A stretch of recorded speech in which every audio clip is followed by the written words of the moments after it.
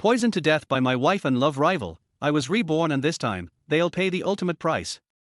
His wife and love rival pulled the plug on his oxygen. Before dying, he discovered the woman he worshipped all his life had conspired with the rival to poison him, turning a simple cough into terminal lung cancer. The two children he adored for 20 years. Not even his. Reborn at 19, he tears off his cold ex-wife's proud mask, unleashing brutal revenge, making the venomous ex and wicked mother-in-law grovel at his feet, sending the scheming love rival to prison, and watching as the blood-sucking father-in-law fights for survival behind bars. Chapter 1, the simp gets his oxygen cut. Reborn, he flips the table. What did you just say? Neither the son nor daughter are mine. On the hospital bed, a middle-aged man hooked up to countless monitors and breathing through an oxygen tube widened his eyes in disbelief. A graceful middle-aged woman in a blue silk chapao glanced down at her wrist, where a jade bracelet sparkled next to the green oxygen tube she held tightly. Her face was cold, her voice even colder. Ji Jun, I want you to die knowing the truth. For all these years, I, Duan Yujie, never saw you as a husband. You were a simp from the start, always have been. Why would I have children with a simp? The son and daughter are both Peng Bo's. They have nothing to do with you. And your illness? It progressed because I poisoned you. With that, her delicate, ring-adorned fingers began to tighten around the oxygen tube. Why? As the oxygen was cut off, Ji Jun began gasping violently, raising a trembling hand to point at the woman he had pampered for 30 years, even gone to jail for 4. No wonder a minor cold had turned into terminal lung cancer. It was this venomous woman who had been poisoning him. That's the price for those 13 nights you got with Yujie. A man in a doctor's coat walked into the room, his suit and glasses giving him a cultured yet sinister look. This man, Peng Bo, the father of Duan Yujie's children, used to be the vice president of the province's top hospital before he was imprisoned for corruption. Upon release, Ji Jun had used countless connections to get him a doctor's post here. Peng Bo wrapped an arm around Duan Yujie's waist and sneered at Ji Jun. I should really thank you. If it weren't for you, I wouldn't have been able to finish high school, study abroad, or become a doctor. I wouldn't have been able to prescribe you meds that accelerated your infection. I couldn't have killed you with my own hands. Thanks for raising my kids. Thanks for their wealth. Rest in peace now. I'll enjoy your wife, your kids, and your fortune. He joined Duan Yujie in squeezing the oxygen tube. She looked at him with love. Did you show the DNA results to Yang Yang and Yuan Yuan? I did. They've accepted me as their father and fully support our decision. Now we can finally enjoy the life this simp paid for. Peng Bo, I've waited for this moment so long. They embraced passionately like a pair of demons. Ji Jun glared at them, veins bulging. He wanted to kill them both on the spot, but with the oxygen cut off, his strength was draining fast. He couldn't even sit up. He tried to shout, to scream the truth to the world, but like a fish out of water, he could only make a pitiful hissing sound. The world faded to black. Ji Jun. Wake up. I won't let you die. A familiar voice rang in his ears. Meng Dai. The woman who always helped him in secret, never said she loved him but proved it with her life. Memories flooded his mind, how she endured humiliation in silence, loved him selflessly, waited for him faithfully. She was the one who truly loved him. Regret consumed him. If only he could go back. Meng Dai, if there's a next life, I'll spend it repaying you. Darkness swallowed him whole. Ji Jun. What are you doing? Pay up already. An impatient voice jerked Ji Jun awake. He looked around, confused by the noisy crowd and bright lights. Wasn't I dead? His eyes landed on a banner on the wall. 15 days of hard study, turn your life around. This was half a month before the college entrance exam in his extra year of high school. Slap. Someone patted him on the shoulder. Ji Jun, Yujie's waiting. Why aren't you paying? He turned around instinctively. A short, chubby girl glared at him. Beside her stood a tall, graceful girl in a white floral dress, her long hair tied with a butterfly ribbon, fair-skinned, pink-lipped, stunning. Duan Yujie. 19-year-old Duan Yujie. I've been reborn. Move if you're not paying. Don't block me. She shot him a look of disgust. Back then, Ji Jun had fallen in love with her at first sight on their first day of school. Upon learning she was his classmate, he was overjoyed and thus began 30 years of simping. His family was relatively well off. While other students survived on 200-300 yuan a month, he got 500 from his parents and more from doting relatives. But he scrimped and saved, spending everything on Du and Yujie. Because of him, she became the best dressed, best fed, and most envied girl in school. Even when she failed her exams by 70 points and repeated a year, he deliberately flunked just to stay with her and be her wallet. Thinking about everything she did in the following 30 years, Ji Jun clenched his fists in fury. But he forced himself to calm down. He had been given a second life for revenge. And also for gratitude. As a wandering spirit before reincarnating, he learned the truth about Meng Dai's silent love, and how much his hardworking parents and burdened sisters had sacrificed for him. Killing Du and Yujie would be quick, but torture, slow and public, would be better. He gave her a cold smile. Fine. You pay. Then stepped aside, revealing her true self to the world. This was just the beginning. Chapter 2, Still Playing Cold with Me. A slap and then punishment. Yesterday's mock exam, Du and Yujie ranked 10th in the entire grade. Her 5 best friends begged her to treat them, so she ordered 7 or 8 of the best dishes from the cafeteria. As usual, Ji Jun came over to pay the bill. But today, somehow, he suddenly spaced out. The classmates behind started impatiently urging, which embarrassed Du and Yujie. Her friend Yang Liping reminded her. But unexpectedly, this simp actually went against the norm and refused to pay. What's going on? Are you getting food or not? If not, don't block the window. The classmates behind pushed again. Du and Yujie was instantly furious, snapping at Ji Jun coldly, what's wrong with you? If you're not paying, step aside and don't block me. Ji Jun sneered. You pay? Let me see how you pay. He stepped aside about a meter from the window. Am I not out of your way now? Hurry up, the classmates behind are getting impatient.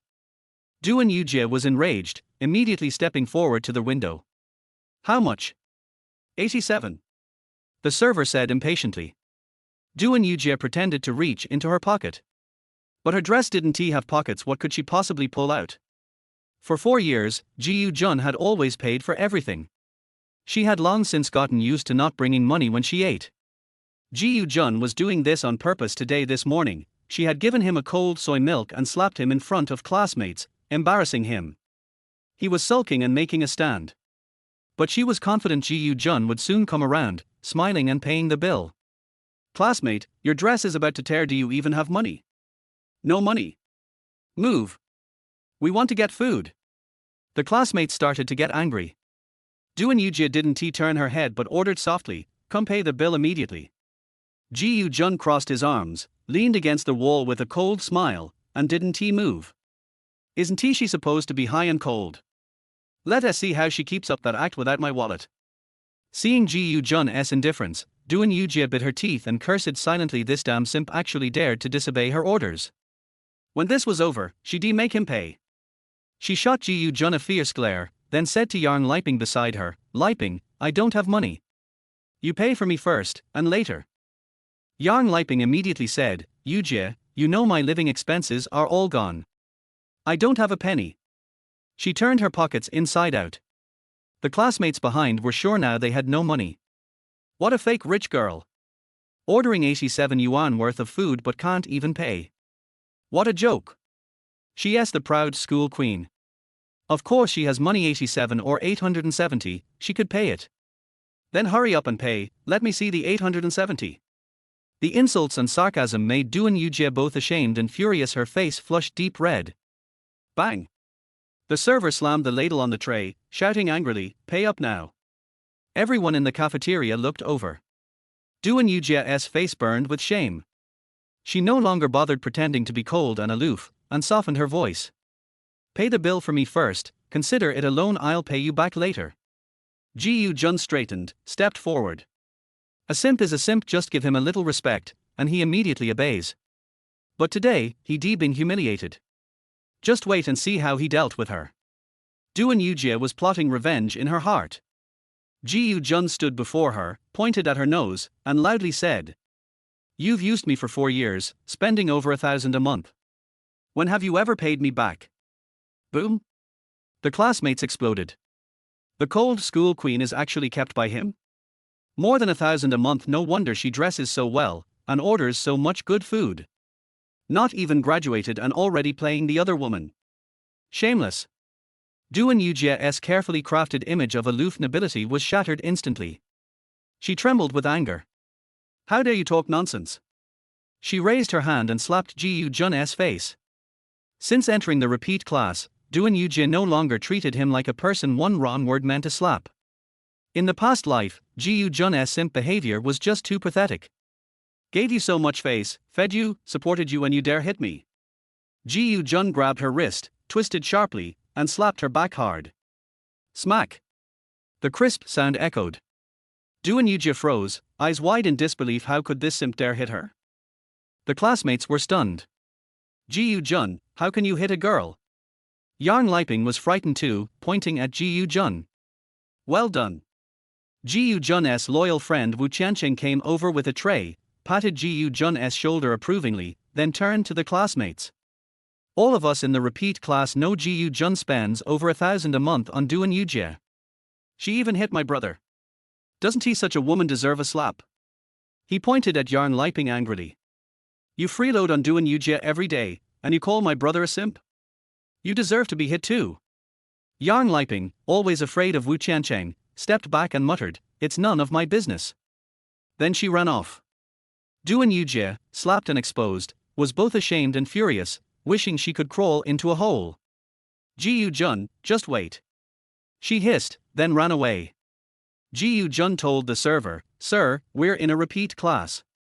Someone take the college exam and will leave today. If you don't get your money today, you might never see it. This wasn't like later years. Especially in this poor county, many hopeless students wouldn't waste their registration fees, they simply skipped the exam. Repeat class students didn't even wait for a diploma, they just packed up and went home. The server immediately shouted angrily. Stop. Don't think you can eat for free and run. I'll report this to the dean and mark it on your file. Duan Yujie froze. If that got on her record, she probably wouldn't get into university. Sir, don't listen to him. I'm definitely taking the exam. I was 10th in the grade yesterday. The server ignored her and coldly ordered. Stand here. Send your classmates to get the money. If there is none, have your homeroom teacher come pick you up. Duan Yujie was pushed aside by the window, her face red, head down, trembling as she accepted everyone's public punishment. Chapter 3, Talking to me about generosity. Sorry, I'm tired of playing with you. Look, our cool school beauty wanted to eat a free meal, but was caught by the chef. Doesn't she have a dog to pay for her business? What happened today? That idiot spent more than $1,000 a month on Duan Yujie for 4 years, but got nothing in return. Today, he suddenly stopped. Usually she is as proud as a peacock with its tail spread out. She used to be using other people's money, but now others won't let her use it, and her butt is exposed. Every sarcastic remark and every look made Duan Yujie so ashamed and angry that she wished she could find a hole to crawl into. It's all because of that damn lickspittle. I'm going to kill you. Another food window. Ji Jun took out a green 100 yuan note and said to Wu Qianqing, Brother, I'm treating you today. Order whatever you want. Really? Wu Qianqing was surprised and unconvinced. Ji Jun said seriously, it's better to raise you, the most loyal friend of mankind, than to raise that ungrateful wolf. Wu Qianqing looked up to the sky and sighed, oh my god, I have raised this rebellious son for 4 years, and he finally knows how to repay his parents. For the past 4 years, Ji Jun paid the bills for Duan Yujie, and Duan Yujie went to eat with her girlfriends and did not allow him to eat with them. In order to save money, he always ate at Wu Qianqing's table. He patted Wu Qianqing's shoulder fiercely, from now on, your foster father will support you. Wu Qianqing, the rebellious son, was not going to be polite to him. He asked for 2 pig's trotters, for chicken legs, and 8 boiled eggs in one breath, and ran away with them. Ji Jun paid 33 and went over to sit down. It's so satisfying. Wu Qianqing grabbed the pig's trotter and ate it with big mouthfuls, saying vaguely, Master Jun, you are too good to me. I will go through fire and water for you in the future. This is my true brother. And Wu Qianqing actually did it as a joke. When Ji Jun was doing business, he once needed to pay for goods and found that the money in his card was missing. He quickly called Duan Yujie, and Duan Yujie said that she used it for her mother's plastic surgery. This was money their family had borrowed from everywhere, and he had told Duan Yujie not to touch it. Before he could say anything, Duan Yujie started to get angry and demanded a divorce, which scared him so much that he dared not say anything. Unable to pay, the shipper dragged Ji Yu-jun directly to the police station and sued him for fraud. After Wu Qianqing found out, he stole their house deed without telling his wife and borrowed money at high interest rates to redeem Ji Yu-jun. Because of this, Wu Qianqing's virtuous wife went back to her parents' home for more than half a year out of spite. Even though she was such a good brother, Duan Yujie kept saying bad things about him, and even said that Wu Qianqing molested her after drinking, causing her to become enemies with him. In my previous life, I was so blind and heartless, how could I believe the lies of that vicious woman? Ji Yu-jun pushed the other pig's trotter over and said, "Eat it. I want you to get sick of eating all of this." Wu Qianqing was about to say something when Yang Liping and Xu Caixia came over. Duan Yujie called them over to discuss countermeasures. "We can't come in person, so we have to ask outside help to come in. Just when I was worrying about how to increase the severity of punishment, here it comes to me. Ji Yu-jun, can't you be more generous?" Xu Caixia said dissatisfiedly. "Generous?" Ji Yu-jun patted his belly and said, "My belly is very big. I will show you how to eat a chicken in 3 bites." As he said that, he picked up the chicken leg and took a big bite. Xu Caixia, "Okay, stop pretending. Yujie said she shouldn't have hit you this morning. Yang Liping, you too, you knew she was having her period, how could you let the soy milk get cold? It's not her fault." Bang! Ji Yu-jun slammed the table and shouted, "What's wrong with your period? If you are being kept, you must be prepared to be kept. You haven't watched the video, and you haven't read the book. Is there only one way to serve your master?" All the students' eyes immediately focused on him. Fuck, is it that exciting? No wonder he's so willing to spend money, so this is the case. What a bullshit cool school beauty, it turns out she's doing this behind the scenes, it's really disgusting. School beauty, can I support you for 3 days? Duan Yujie was so angry that her whole body was shaking. How come this dog, who only knew how to obey orders and smile even when being beaten, has turned into a vicious wolf that bites without stopping today? Or it will directly ruin my reputation. If people really believed it, how would I be able to face people in the future? Ji Yu-jun, if you keep talking nonsense, Ji Yu-jun interrupted her directly and asked coldly, "What nonsense did I say?" Duan Yujie, I have nothing to do with you, how can you let everyone misunderstand? If you continue to talk nonsense like this, I will report it to the teacher. Don't. Ji Yu-jun said quickly, "Don't tell the teacher, I won't let anyone misunderstand me." Then he stood up and said loudly to his classmates, "Everyone listen carefully, I solemnly declare that there is nothing between me and Duan Yujie.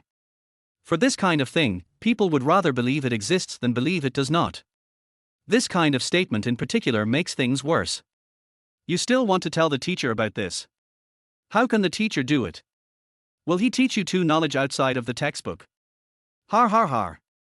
All the male students burst into laughter. The female classmates were full of contempt. Why do you still want to go to school when you are in this state? Wouldn't it be better to go to the karaoke bar directly? You can save yourself a few years of detours. That's right. With this capital, you can make at least 100,000 a year. Duan Yujie was so angry that her eyes went dark and her whole body went limp. She pointed at Ji Yu-jun and shouted, "Ji Yu-jun, you. I. Ji Yu-jun interrupted her directly, "Don't bother with me. I've raised you for 4 years and I'm really tired of you. Don't bother me anymore in the future." Suddenly, the cafeteria was in an uproar again. Fuck, how can I get tired of playing with such a beautiful school beauty? You are still too young, no matter how good the chicken legs are, if you eat them every day for 4 years, anyone will get tired of it. I don't know how much this chicken leg costs, I'll tighten my belt and try to sell it once. Then you have to unbuckle your belt, har har har. The boys laughed, but the girls were unanimous, this woman is disgusting. Being openly despised and talked about by thousands of people, Duan Yujie really wanted to die immediately.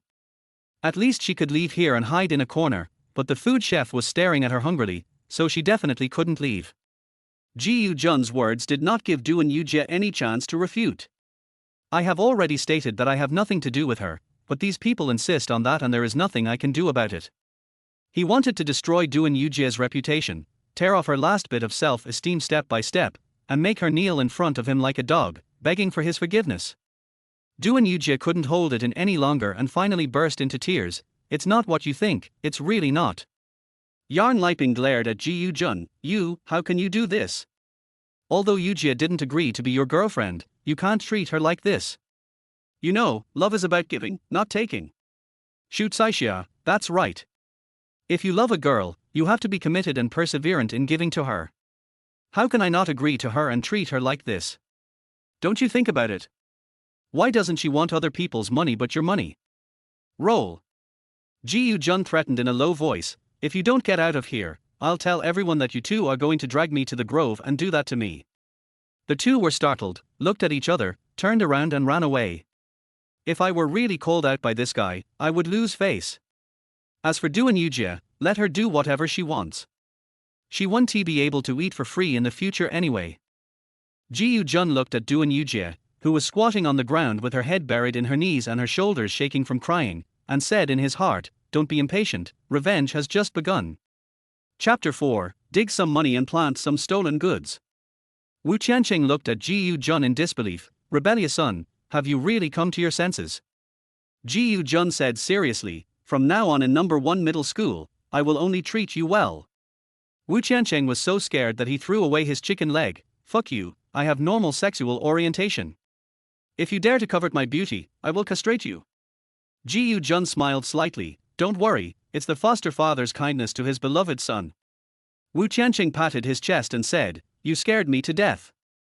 He was very curious, why did you suddenly change? Why are you so cruel to her? How dare you hit her? If I hadn't seen the true face of this vicious woman before I died, I'm afraid I would never have changed in my life.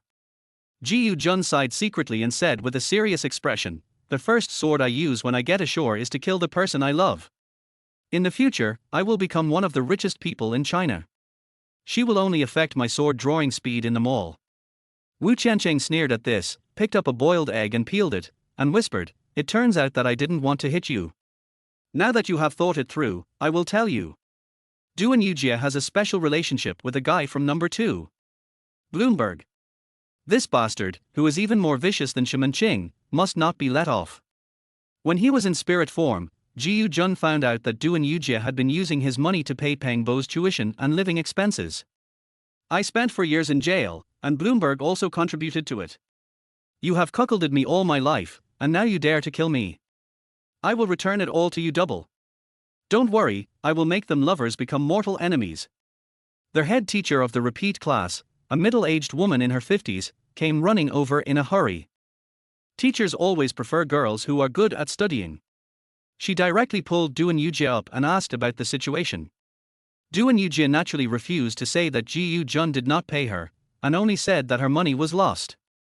The teacher comforted her, paid for her, and taught her to be frugal, as it is not easy for parents to earn money.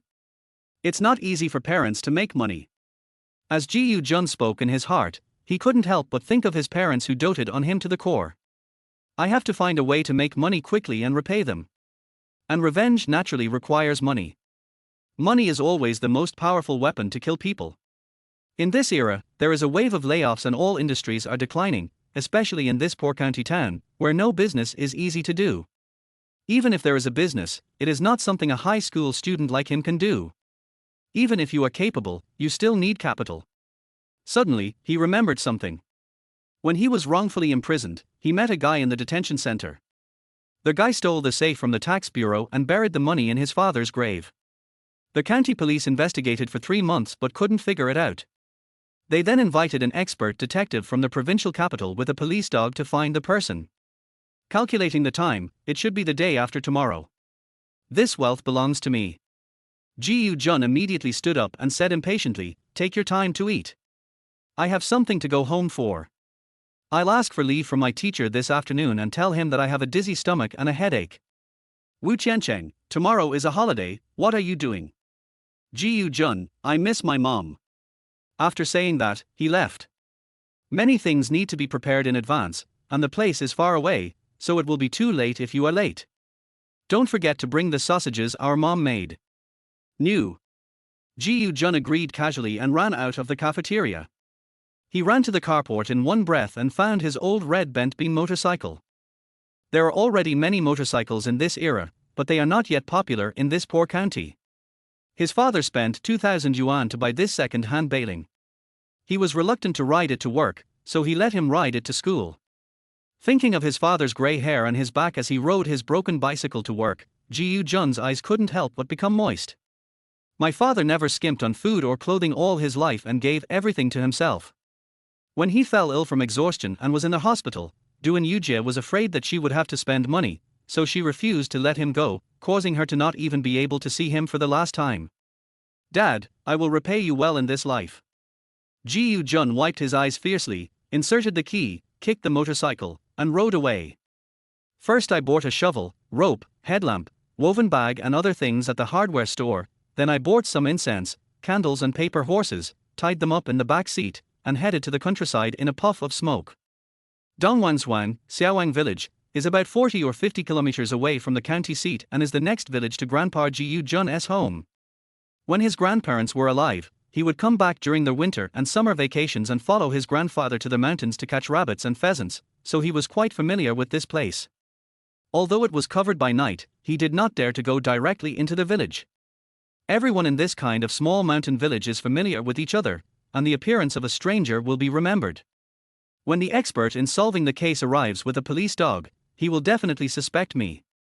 He waited in the small valley outside the village until after midnight, making sure that everyone was asleep, then he pushed the motorcycle quietly into the village.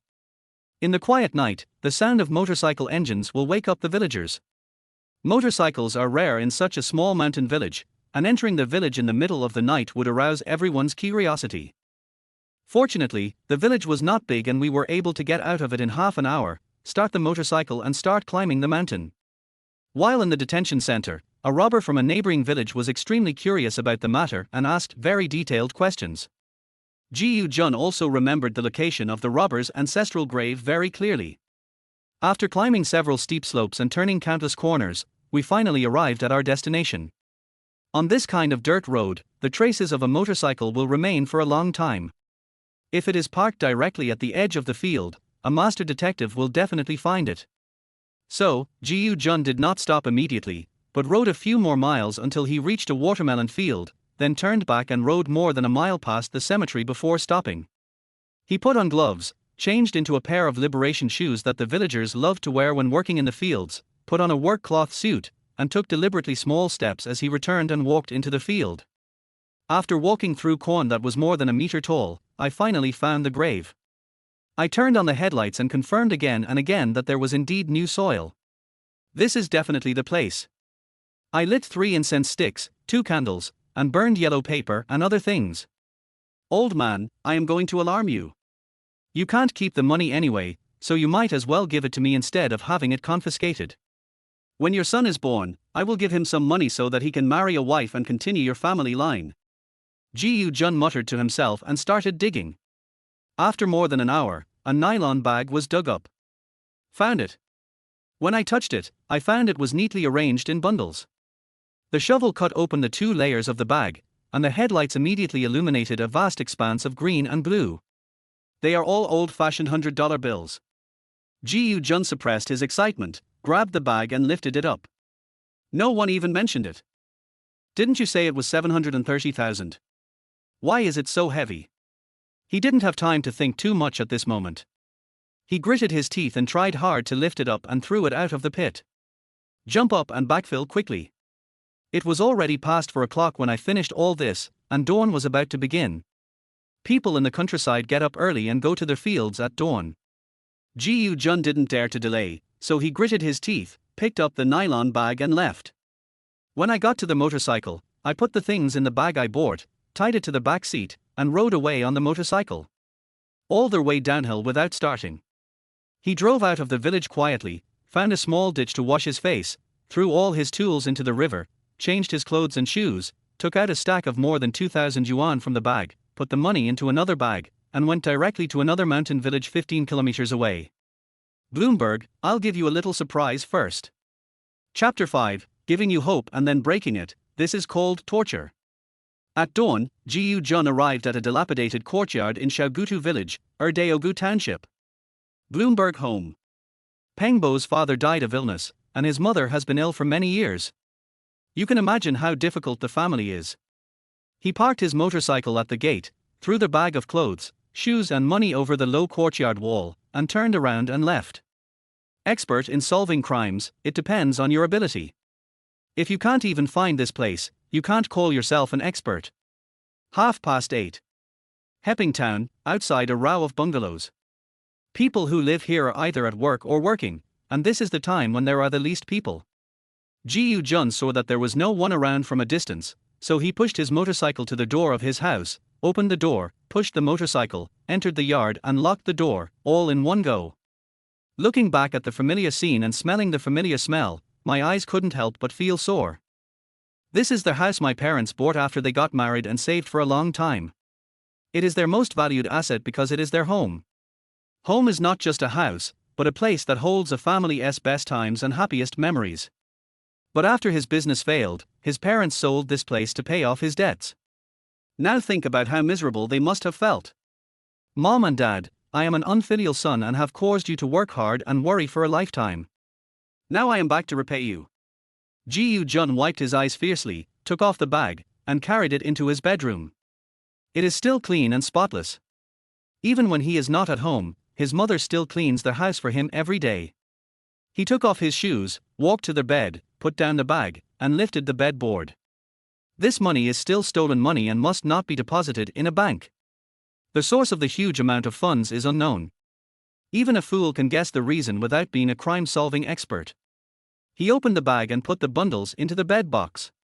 70, 80, 90. Damn, why are there so many? The more Ji Jun counted, the more frightened he became. 107, 108, 200, 201. 2,130,000. No wonder it's so heavy. Why did the birdman say 730,000? Ji Jun was completely confused. Could it be that the people handling the case were corrupt? Or did the tax bureau deliberately underreport? According to normal thinking, shouldn't the tax bureau report more and fill in all the original loopholes? How many unknown secrets are there here? No wonder that guy was gritting his teeth when he talked about 730,000. It turned out that he was not sad that he had worked in vain, but was angry about the disappearance of 1.4 million. I don't care what secrets those people have. I've just made my first pot of gold. In this era, with more than 2 million, he is considered the richest man in this small town. After a while, when everything is cleared, you can work hard and become a billionaire soon. You can repay all those who are good to you and take revenge on all those who have hurt you. Ji Jun carefully restored everything to its original state and rode his motorcycle to school. I just had a day off this afternoon. When my parents came back for lunch at noon and saw me, I had to explain again. Just in time for the end of the second class. When Ji Jun walked into the classroom, his classmates were all preparing their textbooks for this class and ignored him because he often skipped classes. Duan Yujie looked up and saw Ji Jun, her eyes instantly filled with anger. Ji Jun walked to her table, put on his usual flattering smile, and asked in a dog-licking manner, "Yujie, what did you eat in the morning?" Duan Yujie suddenly became even more furious. She didn't have breakfast at all. Not only breakfast, I also missed dinner yesterday. The reason is simple: no money. Those girlfriends who had been eating her meals for a whole year didn't even ask her to go to the cafeteria with them after class. They just took their food bowls and ran away. She couldn't bring herself to rub it on her face, so she could only starve. I am so hungry now, my stomach is burning with pain and I can only drink water to relieve it. It's all this damn liquor's fault. Not only did you make me so angry yesterday, making me completely lose face, but you didn't send me food today, and I'm starving to death. Just wait and see how I'm going to deal with you. Can't clean up. He had finally managed to continue licking, but when he wanted to teach me a lesson and stopped licking again, what should I do? Not only do I have no food to eat these days, but I also have no money to go to college. Not only can I not go up, but Bloomberg can't go up either. Then I have to go out to work with Bloomberg and be a servant for the rest of my life. We must never provoke this lickspittle again. But you can't be too hasty, lest this bootlicker look down on you. She glared at Ji Jun fiercely and said coldly, what do you care? Ji Jun took out a bag from behind him. This is the steamed buns I just bought, Chan Lixiang's.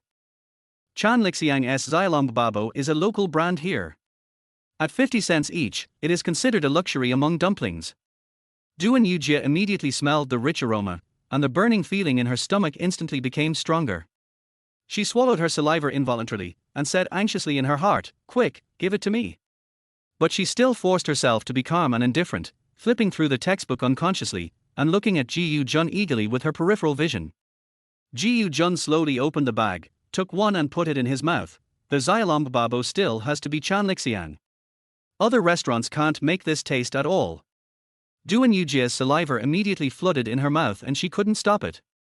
She could only swallow continuously and said to herself, "Okay, as long as you give it to me now and say something to coax me, I will forgive you." But Ji Jun not only did not coax her, he took out another one and threw it into his mouth, sighed and said, "It's a pity that I forgot to bring vinegar, it lacks a bit of taste." "What kind of vinegar do you want?" "That's it. Give it to me quickly." Duan Yujie shouted anxiously in her heart. Yang Liping was very happy when she saw Ji Jun licking Duan Yujie again. Her living expenses had been spent long ago.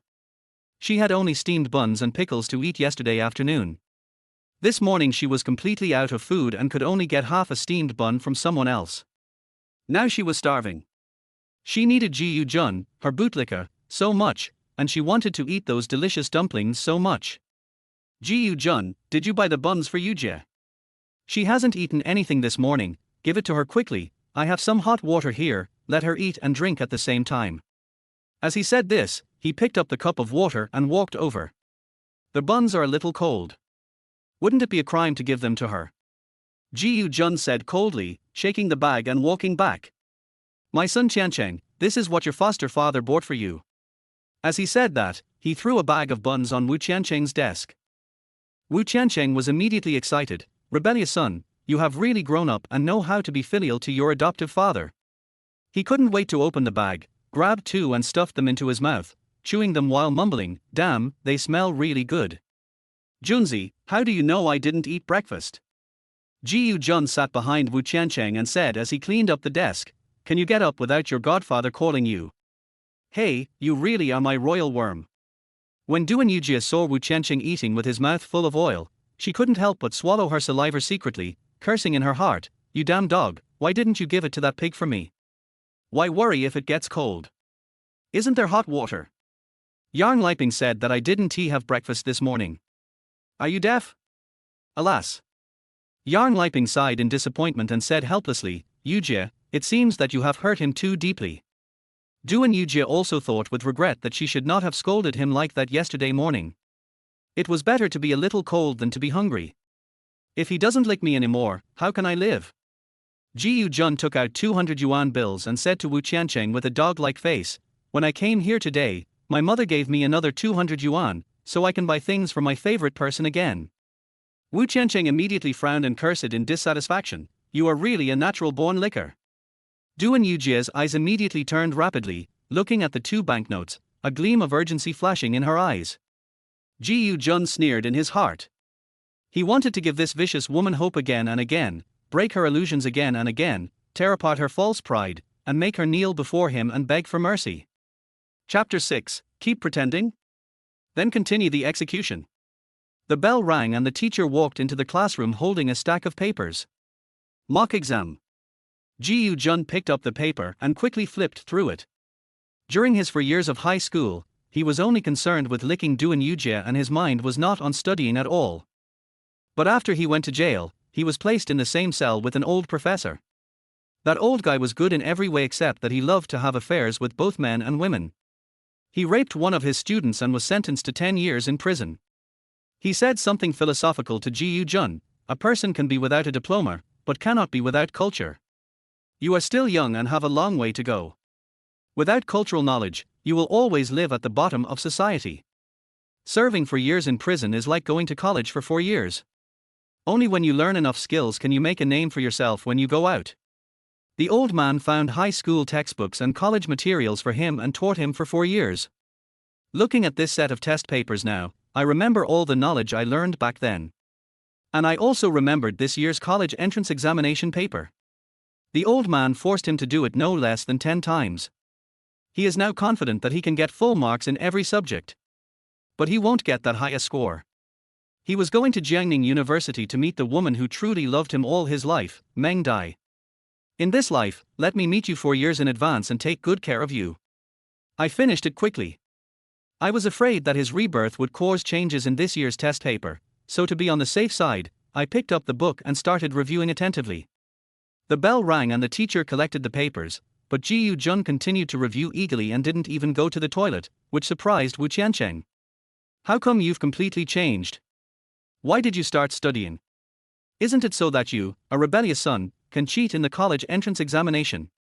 Ji Jun said without raising his head. I'm at least the 10th from the bottom in the repeat class. How can I copy you, the last one? Wu Qiancheng was extremely disdainful, but he didn't bother him anymore. The next section will still be an exam. Finally, the school bell rang at noon. Okay, stop pretending and go buy food for your master. Wu Qiancheng picked up the rice bowl, turned around and said to Ji Jun. Ji Jun raised his head from the sea of questions and saw Duan Yujie slowly packing her things, obviously waiting for him. Yang Liping, Xu Caixia and the others also looked at him expectantly. Ji Jun took out the rice bowl from the table and whispered to Wu Qiancheng, not only will I never lick her again in my life, I will also take revenge on her severely. Please cooperate with me. Wu Qiancheng looked at Ji Jun in disbelief. You. Ji Jun stood up and said loudly, hurry up, today is the day to fry the fried meat. If you are late, the fried meat will get cold, and some people don't dare to eat cold food. HMPH. Duan Yujie snorted. A dog licker is a dog licker. Isn't this just thinking about himself? However, I can't let him spend all the 200 today. I have to ask him for 1500.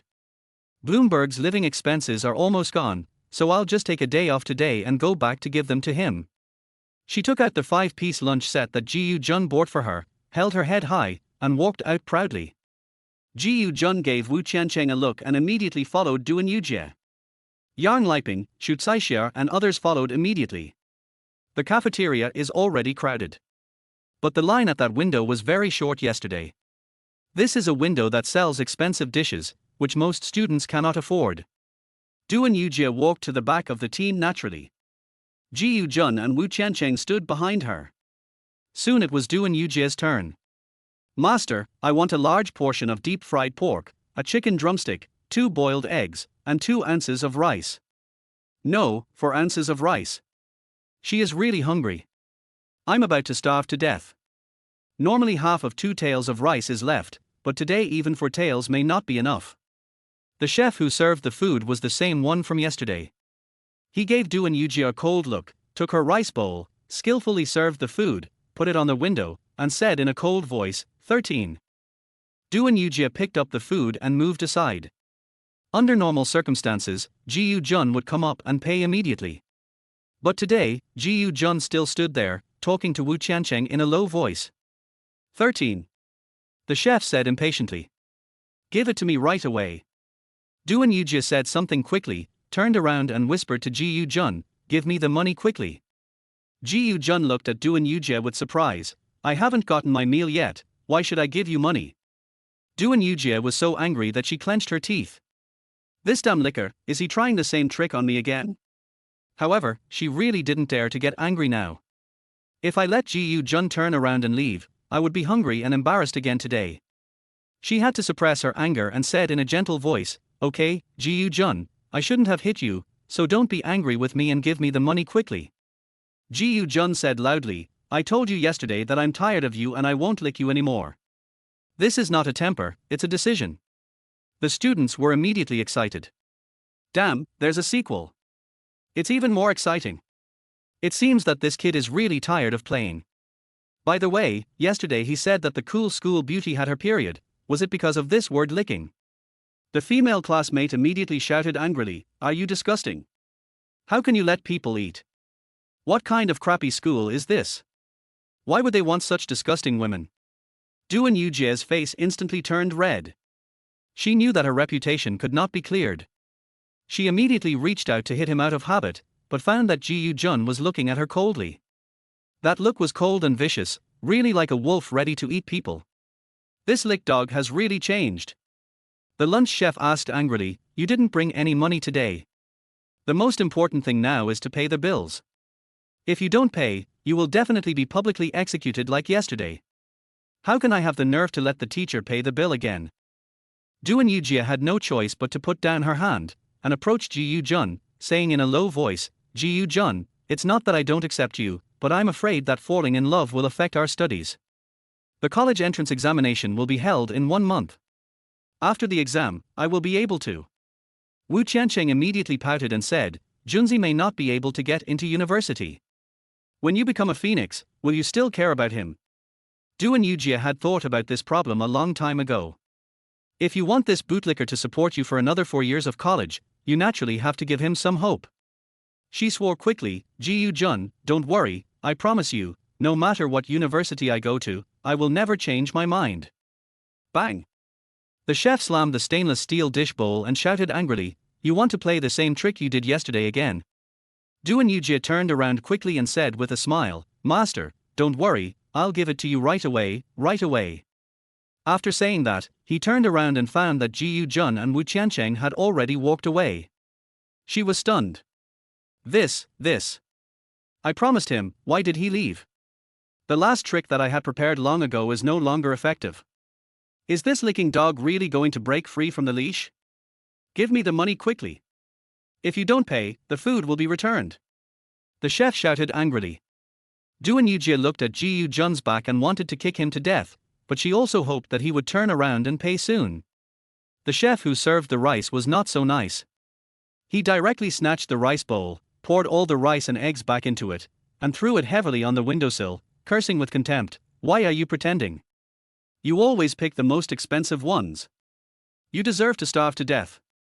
The rice bowls and basins fell to the ground with a clang and rolled to Doon Yujia's feet. Endless feeling of humiliation instantly overwhelmed her. After yesterday's humiliation, she was in a state of excitement and anger, and a little dazed the whole time, so she felt less humiliated. And today, she was once again publicly executed by everyone. The added humiliation made her wish she could die immediately. A male classmate with a wretched appearance walked up to Doon Yujia, smiled disgustingly, and whispered, "I'll give you 13 yuan, can you also let me?" Chapter 7 Pretending to be noble? Then I won to be polite. Roll. Doon Yujia was so angry that her vision went dark. This disgusting guy really thinks I'm a prostitute. The man was immediately angry and said with disdain, "You are tired of being played by others, why are you pretending to be noble with me?" "You? What did you say?" Doon Yujia pointed at the man and shouted angrily. Naturally, the man didn't dare to make a big fuss, so he stopped talking and just turned and left. But the sharp gazes of the male classmates and the contemptuous and disgusted looks of the female classmates made her feel as if she was naked and being whipped by everyone with the most vicious whip, completely shattering the aloof and noble image that she had carefully maintained. She looked for help at the girlfriends who followed her and were about to enjoy the greasy meat, hoping that they could prove her innocence. But not only did they not speak up for her, they immediately backed away, clearly trying to distance themselves from her, as if she really was that kind of person and being with her would ruin their reputation. Are you stupid? She can't use it now, but you still spend 13 on her? Wouldn't it be better to buy a roast chicken? You know nothing. This kind of chicken tastes better than that kind of roast chicken. Saucy chicken, that's a great word. Har har har. The sudden burst of laughter made Doon Yujia burst into tears of grievance. Her eyes became completely blurred and she ran out with her head lowered. He ran to the grove and kicked a tree fiercely. "You damn licker, you made people laugh at me like that, I'm going to kill you." But after being hit a few times, he squatted on the ground and started crying. Without Ji Yu-jun's wallet, how could she hold on for the last month? Most importantly, how would she pay for college? No, we still have to find a way to tie up this licking dog. But I have used all my last tricks and he still refuses to continue to be my bootlicker. What should I do? Why not give him something sweet on the way home today? But that would be sorry for Bloomberg. At this moment, Wu Qiancheng came over with a bag in his left hand and a pig's trotter in his right hand, chewing on it. "Doon Yujia, Ji Yu-jun asked me to ask you, are you really not going to eat lunch?" Doon Yujia suddenly felt happy. That licker regretted it. He has been licking me for so long, how can he change overnight? I've already given him promises and hope, so why shouldn't I continue licking him quickly? He was afraid that I would beat him, so he didn't dare to come in person and asked Wu Qianqing to bring the chicken leg. Duan Yujie looked at the 2 hot chicken legs in the bag and secretly swallowed her saliva. Now she was so hungry that she wanted to just grab the bag and eat. But he knew that Ji Yujun must be hiding somewhere watching him, and he didn't want to be looked down upon by him, lest he get too aggressive. If he dares to hit me now, how can I control myself in the future? She stood up, wiped her eyes, put on a lofty expression, and said angrily, "Tell him that he doesn't need to care if I starve to death. From now on." "Good." Wu Qianqing didn't wait for her to say anything, he just agreed and turned away. Duan Yujie immediately widened her eyes and looked at Wu Qianqing's back in disbelief. "Are you stupid? Someone asked you to bring me food, why didn't you just put it down and leave?" Gurgle. There was a noise in my stomach. The burning sensation made her extremely miserable. In the face of hunger, dignity is not that important. Seeing Wu Qianqing walking further and further away, she hurriedly shouted, "Wu Qianqing, didn't Ji Yujun ask you to bring me food?" Wu Qianqing turned around and said, "You don't let him take care of it, but he still sends you chicken feathers." Duan Yujie no longer dared to pretend and quickly said, "I was just angry with him, can't you see that?" Wu Qianqing threw away the pig's trotter bone, grabbed a chicken leg, took a fierce bite, and said vaguely, "I'm stupid and can't see it." "Luckily you don't want it, otherwise I wouldn't be able to enjoy it." "You." Duan Yujie's eyes turned black with anger, but in order to avoid going hungry in the future and to have money to go to college, she could only swallow her anger and say, "Okay, tell him that I'm not angry with him anymore, and I'm willing to make peace with him." "Now should I be given the other chicken leg?" "No." Wu Qianqing agreed casually and turned away. "Gone? Leaving now? My aunt's chicken leg was also taken away?" "Wu Qianqing!" Duan Yujie shouted angrily. Wu Qianqing pretended not to hear and quickened his pace. Duan Yujie was suddenly angry and anxious. "I wanted to chase him and ask for the chicken leg, but I couldn't save my face. But if I don't chase him, I'll starve to death." Hesitating for a moment, he watched Wu Qianqing take out another chicken leg and bite it hard. "Wu Qianqing, you damn thing, that's mice." She regretted it so much in her heart, why didn't she just come over? There are classes and tests in the afternoon. Duan Yujie was so hungry that her eyes turned black and she had no intention of doing the questions. The get out of class was finally over. She kept looking at Ji Yujun out of the corner of her eye, hoping that he would come over and ask about the chicken legs and buy her something to eat. Ji Yujun didn't even raise his head, still immersed in the sea of questions, which made her more anxious, and she wanted to go over and slap those damn guys. Didn't Wu Qianqing convey the message? Such an important thing, but he ate it with chicken legs. It's possible. That guy kept persuading Ji Yujun not to lick him. Damn you, I won't forgive you. No matter how much you curse, you still have to get things done. The get out of class was just over, so she called Yarn Liping and whispered some instructions to her. Yarn Liping walked over to Ji Yujun and knocked on the table. Ji Yujun looked up and asked impatiently, "What?" Yarn Liping whispered, "Ji Yujun, Yujie has forgiven you and wants to reconcile with you, why are you still like this?" Ji Yujun asked Wu Qianqing to perform the act of sending chicken legs to give Duan Yujie hope so that she could move on to the next scene. Now the actors come on stage.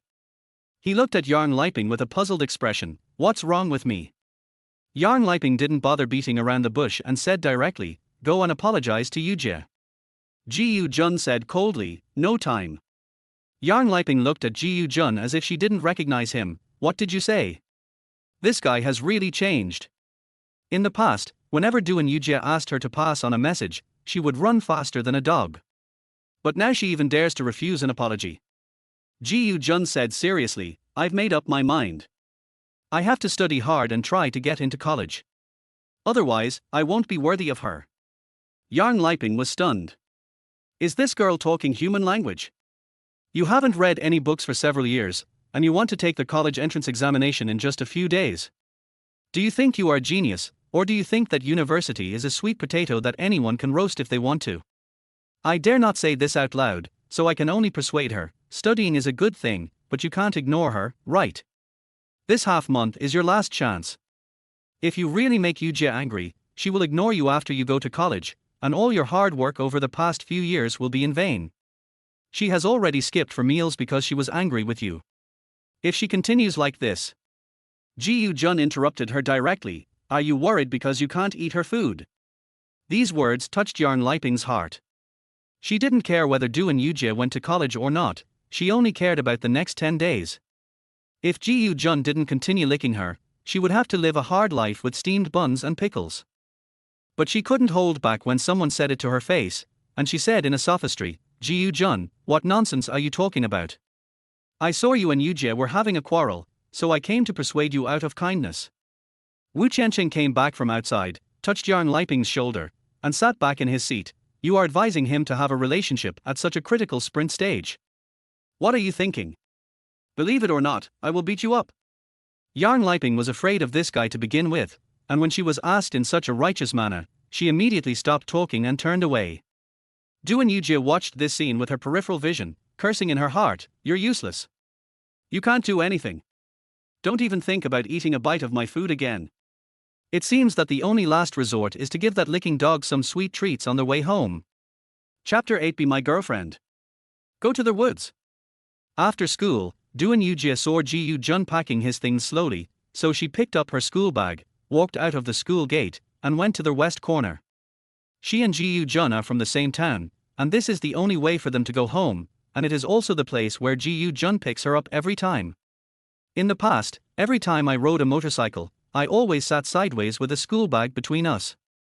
Today, when we rode together, the school bag was no longer in between us, and I hugged his waist. As long as you give him this little bit of sweetness, the dog will definitely be excited immediately and will agree to everything you say. He probably hasn't spent the $200 he has on him yet, so he has to take it all and keep some money for himself. Otherwise, I'll meet that bootlicker again and really starve myself to death. Her classmates rode their bicycles past her in groups. Yujie, why haven't you left yet? I saw Ji Jun's car is gone.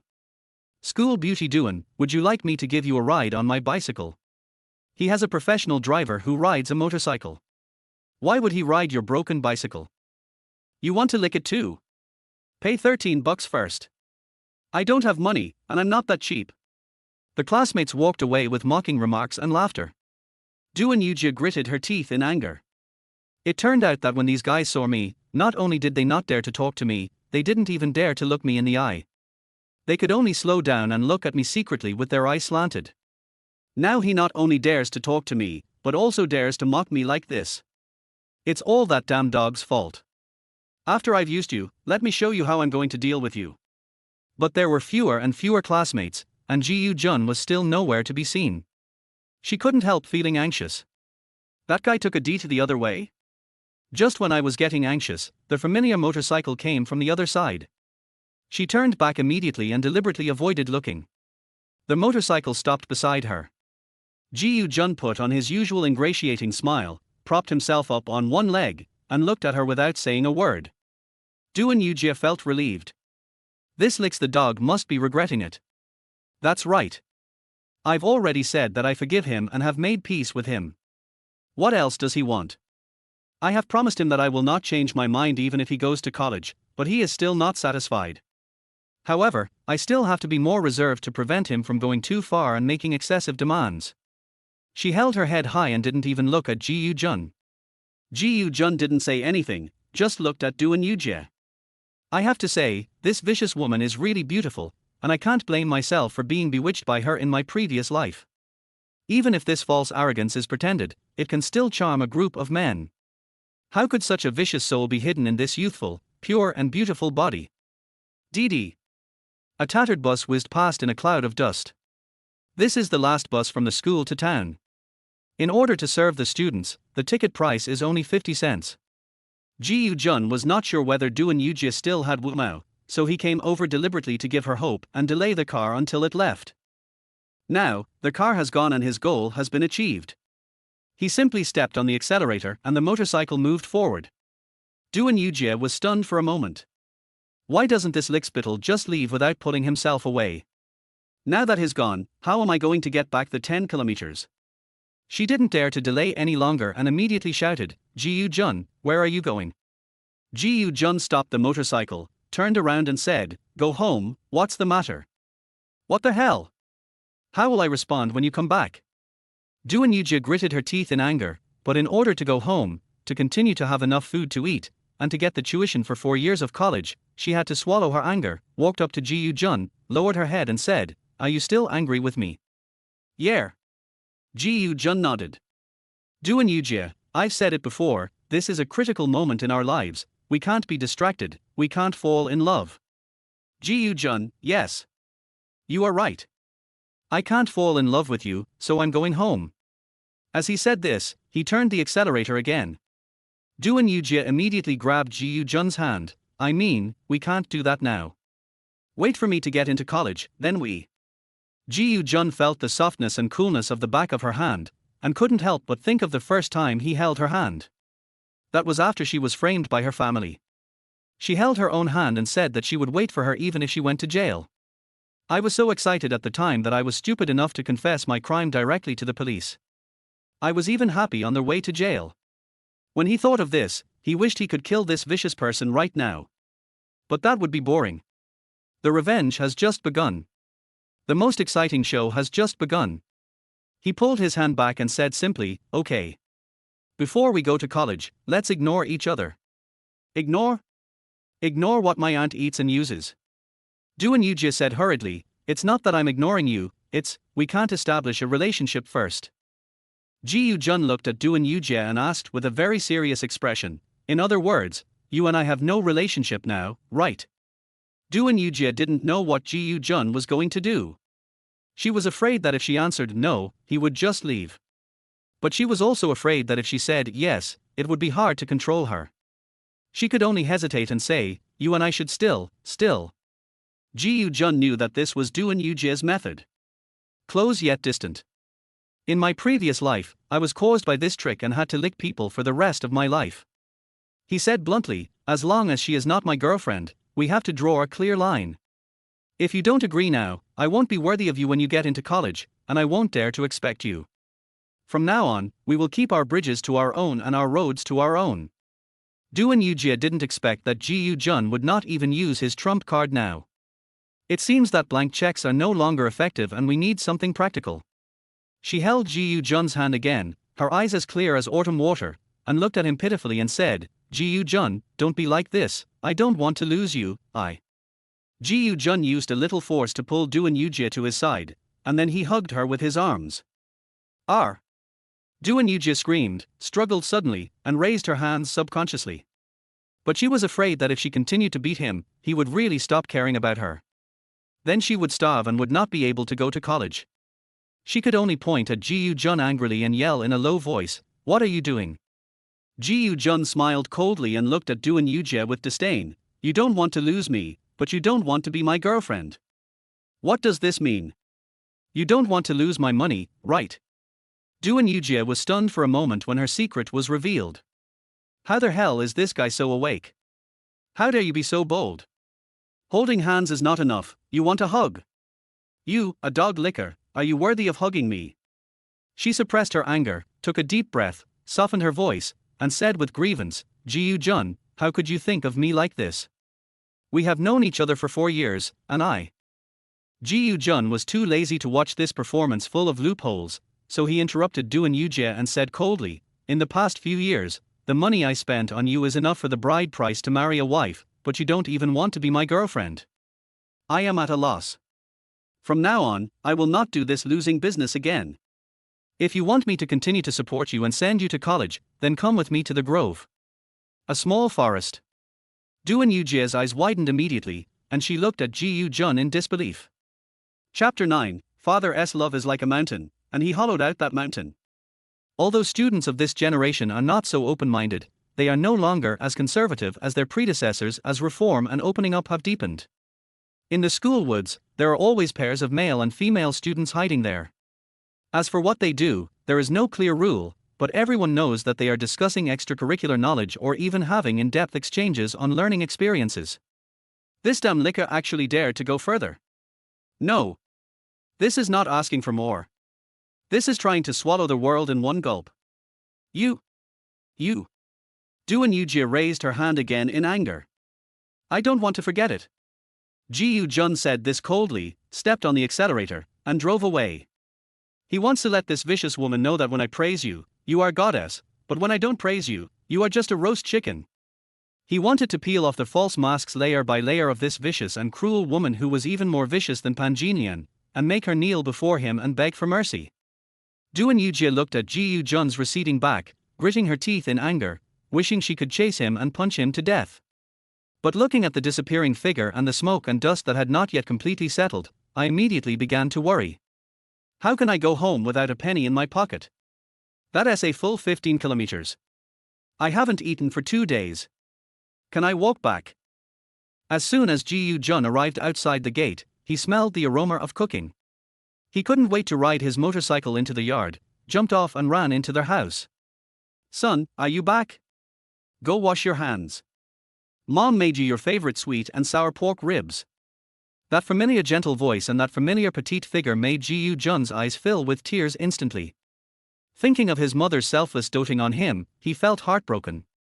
In the previous life, after my father died, my mother lived alone in that shabby and small rental house, holding the photo album and thinking about him. She had always loved Face, but after his business failed, she wiped her face and went out to pick up scraps. Every time she came home, she gave him the thick stack of change she had saved. Later, when he fell ill, he was unwilling to see a doctor. One snowy night, he died silently on his way back from picking up scraps. When he came back to take care of his mother's funeral, he found a stack of change and a letter on the bedboard that was propped up with bricks. Son, I may not be able to survive and can't help you anymore. I'll leave this money for you to buy a cotton coat. Your cotton coat is torn. I'm incompetent and couldn't take good care of you. You must take good care of yourself in the future. Mom! Ji Jun cried out, then rushed over and hugged his mother from behind. Mom, in this life, your son will compensate you well and never let you suffer any grievances. I will let you enjoy happiness, happiness that you never dared to imagine in your previous life. My mother was startled and asked quickly, Son, what's wrong? What happened? Who bullied you? Tell me quickly and I will go find him for you. Ji Jun thought of his mother's death in his previous life, and his heart suddenly felt even more painful. Women are weak by nature, but they become strong when they become mothers. My petite and fragile mother has fought for me all her life. I really can't imagine how painful and helpless my mother felt struggling in the snow, and how worried she was about her son. He cried and said, Mom, I miss you. Seeing Ji Jun's tearful face, the mother became even more anxious. Hurry up, tell me, what happened? Ji Jun was afraid of scaring his mother, so he quickly forced a smile and said with a thick nasal voice, Mom, I just miss you. My mother still didn't believe it. Nonsense, you have lived in the school for several years, and every time you come back you are hungry, why today? Ji Jun wiped his tears and said with a smile, I had a dream yesterday. I dreamed that you and my father were gone. I woke up crying. Tears welled up again as she spoke. I really regretted it after I woke up. I felt that I was so unfilial and made you worry so much. I was in a hurry to come back today, and when I saw you, I couldn't help it. The mother was relieved, raised her hand to wipe Ji Jun's tears, and said with a smile, Silly son, is a dream worth this? Don't worry, dreams are the opposite of what they actually are. Especially when children dream of their parents' death, it means they will have their parents live longer. Ji Jun looked at his mother and said very seriously, Mom, you promise me that you and my dad will never die. Silly son, aren't we old demons? I don't care.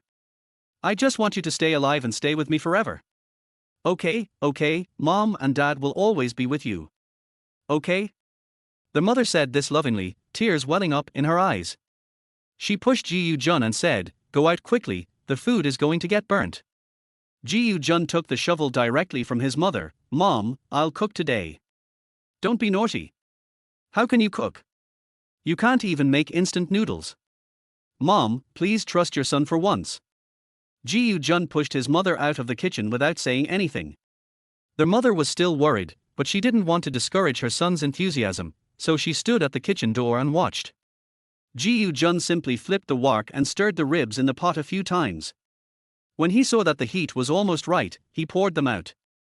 My mother said anxiously, Son, this needs to be sweet and sour, it can't be taken out of the pot yet. I know. I learned a new method from the master chef in our school. I'll show you how to do it today. Gu Jun spoke casually as he skillfully scrubbed the pot, poured oil, boiled sugar, added starch, and added some white vinegar. The ribs were put back into the pot again, and the pot was flipped skillfully. A plate of sweet and sour ribs with good color, aroma and taste came out of the pot, which stunned my mother. Son, when did you learn to cook? I learned it in the school cafeteria. Gu Jun lied casually and continued to cook the next dish. In his previous life, he had to serve Duan Yujie every day. Duan Yujie is a picky eater, and she has already mastered his cooking skills to perfection. Mom's eyes widened as she looked at Gu Jun and asked, "You don't study at school every day, but go to the cafeteria to learn how to cook." Gu Jun, your son is so smart, does he still need to learn every day? When I went to the cafeteria to get food, I thought it was fun to watch the chef cooking, so I just watched for a few days and decided to give it a try today. My mother still didn't believe it, but seemed to have thought of something and didn't say anything more. Soon, 4 dishes and 1 soup were cooked and served on the table. There was a familiar clanging sound outside. Dad's broken bicycle. So delicious. Are you frying ribs for your son? Following their voice, my tall and strong father, still as charming as ever, came back. Thinking of his father's skinny appearance lying on the hospital bed, Gu Jun couldn't help but feel heartbroken. My dad now weighs at least 180 kilograms. My father lying on the hospital bed weighs less than 100 pounds. How much pain and suffering did he endure because of this unfilial son? But I couldn't even see him for the last time. Even though he was so unfilial, before he died he still asked his 4 sisters to take good care of himself for him. Father's love is like a mountain. This mountain was completely hollowed out and collapsed by myself. Dad. Gu Jun hurried over, squatted down to get his slippers, hiding his unstoppable tears. Dad, in this life, I want to turn your mountain into a mountain of gold. The golden mountain that never falls. Chapter 10, the son wants to support his parents, but they are no longer there. Dad was extremely surprised. What happened to you today, kid? My mother smiled and said, your son has grown up and knows how to care for us. Gu Jun waited for his father to take off his shoes, then put on his slippers and said with a thick nasal voice, Dad, I was ignorant before and made you and my mom worry. From now on, I will be filial to you. The father was a little confused. Wife, your son is. Mother, my son had a dream that we were all dead. He cried all night. Now he has grown up and knows how to be filial. Well, come over here and take a look at the meal your son prepared for us. Dad walked over and saw the delicious 4 dishes and 1 soup. He couldn't believe it. This kid. Gu Jun secretly wiped away his tears and walked into the kitchen to get the dishes. Dad looked at Mom and whispered, what's wrong with my son? Why? Mom, didn't I tell you? He had a dream. Dad, a dream can. Mom, they say that people grow up in an instant. Maybe that dream made him realize the pain of wanting to take care of his parents, but they are no longer around. He grew up overnight. As expected of a teacher, my mother's explanation is so apt. However, in his previous life, he was completely conquered by Duan Yujie. Even though his father died, he was still forced by Duan Yujie not to take his mother to live with them, and he never showed filial piety to them for a single day. Really? Dad said happily, that would be great. It would be worth it for me to die once. This is fatherly love. Selfless, strong, broad and boundless. Children will hesitate to die for their fathers. A father would die for his son without any hesitation or complaint. Only when you have children will you know the kindness of your parents. In my previous life, I raised children for that couple, and I truly felt the love a father had for his selfless children. My son Yang has kidney failure, and I really want to transplant a kidney to him. When several sisters tried to dissuade him privately, he scolded them. If it weren't for the mismatch, the surgery would have been done long ago. But what in return? What he got in return was that his son, whom he had raised for 22 years, and his daughter, whom he had raised for 18 years, happily called someone else their dad, and he also agreed to let that couple kill him. I am so stupid. Why didn't I think that those 2 bastards were not my children? That kind of revenge cannot be taken, because I might not let those 2 heartless people come into this world.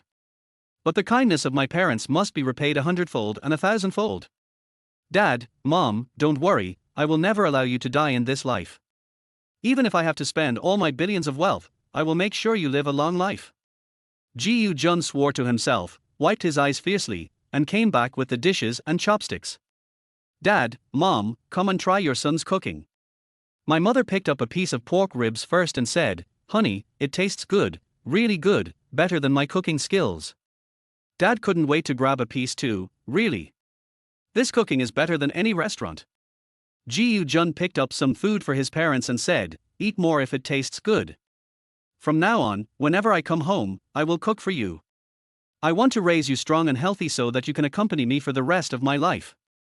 The father was moved and said, wife, your son has really grown up. Their mother secretly wiped the corner of her eyes and said, I said my son must be filial, but those people said that doting on a child is disobedient. I wonder if they will say that again in the future. Mom, those people are right. Think about all the things you, a rebellious son, have done. You really deserve to be shot. However, that was all in the past life. In this life, your son will make sure you hold your heads high in front of everyone. Dad, son, you should eat quickly too. Okay. Ji Jun agreed and continued to pick up meat for his parents. My father is the workshop director of the screw factory in the town. With his excellent skills, he avoided the wave of layoffs. My mother is a primary school teacher in the town. The two of them earn nearly 3,000 yuan, which makes the neighbors around them envious. But when he was not at home, his mother was reluctant to buy meat.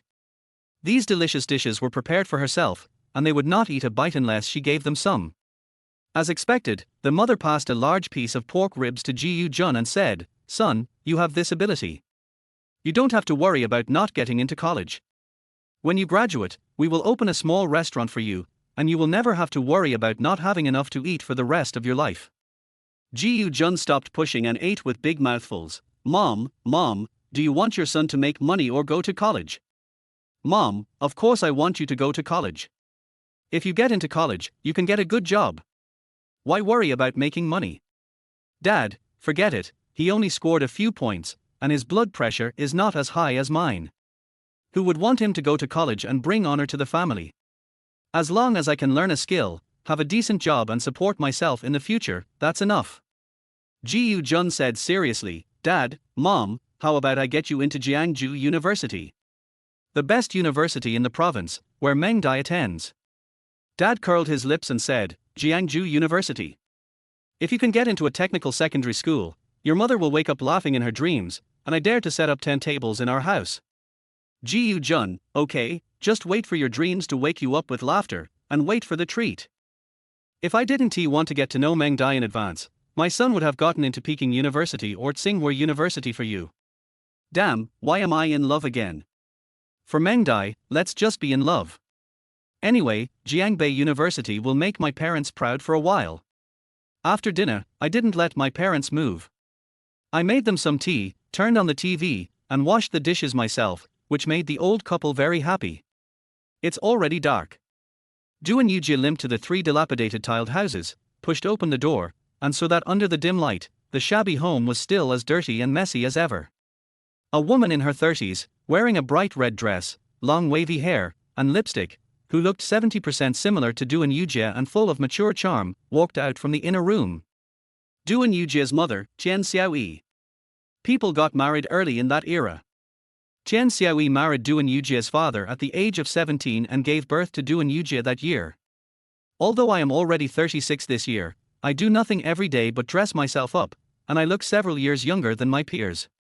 Why did you come back so late? Duan Yujie walked all the way back.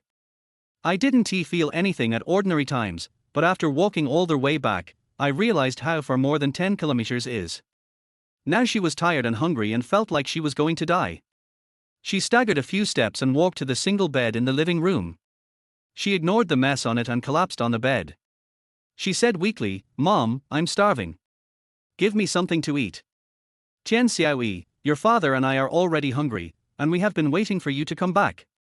Then he stretched out his hand and said, Give Mom some money, I'll go buy some meat, and we'll have twice cooked pork. Bring me a bottle of wine. A man's voice came from the inner room. Duan Yujie's father, Duan Jiqian, was a well-known lazy and gluttonous person. The couple spent their days like a glutton. If they had money, they would spend it all in a day. If they had no money, they would steal and cheat everywhere. They had long been hated by everyone. There is no rice or food at home today, so we are waiting for our daughter to bring back money for food.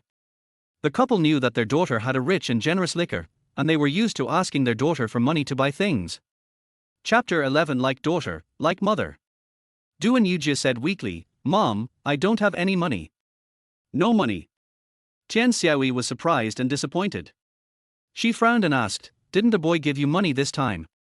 Du and Yujia thought about what happened in the past 2 days and felt wronged, tears welling up in her eyes. "Why are you crying?" As Chen Xiaoyi was talking, she noticed that her daughter was covered in dust, her hair was disheveled, and her face was pale. She was immediately shocked. "Yujia, you were." Du and Yujia thought of Ji Yu-jun's attitude towards her and felt even more aggrieved. She turned around and started crying. "Jiqiang, come and see, your daughter has been raped by that boy." "What?" A 40-year-old man wearing only a vest and shorts, with messy long hair and a full beard ran out. Du and Jiqiang. When he saw his daughter's appearance, he immediately confirmed that his wife's guess was true. Although he is not a thing, he is a father after all. It is true that a daughter is a father's weakness and a father is a daughter's armor. Du and Jiqiang was immediately furious and gritted his teeth and said, "If you dare to bully my daughter, I will chop you into pieces."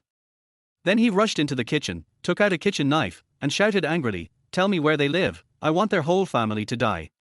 As expected of a couple, Chen Xiaoyi was also quite aggressive. She pulled Du and Yujia up and said angrily, "Stop crying. Get up and take us to his house." Seeing her parents were about to make trouble, Du and Yujia cried and said, "Mom, it's not what you want." Chen Xiaoyi said anxiously, "My little ancestor, what exactly is it? Tell me quickly." Du and Yujia, he didn't even send me back today." Chen Xiaoyi was surprised and frowned. She asked cautiously, "Then what about this dirt on your body?" Du and Yujia, "I walked back, but the road was too dark and I fell into a pit." Chen Xiaoyi looked at Du and Jiqiang. Du and Jiqiang put down the kitchen knife, looked at Du and Yujia, and said in a calm voice, "Yujia, don't be afraid, Dad doesn't kill people. Tell me, has he done any harm to you?"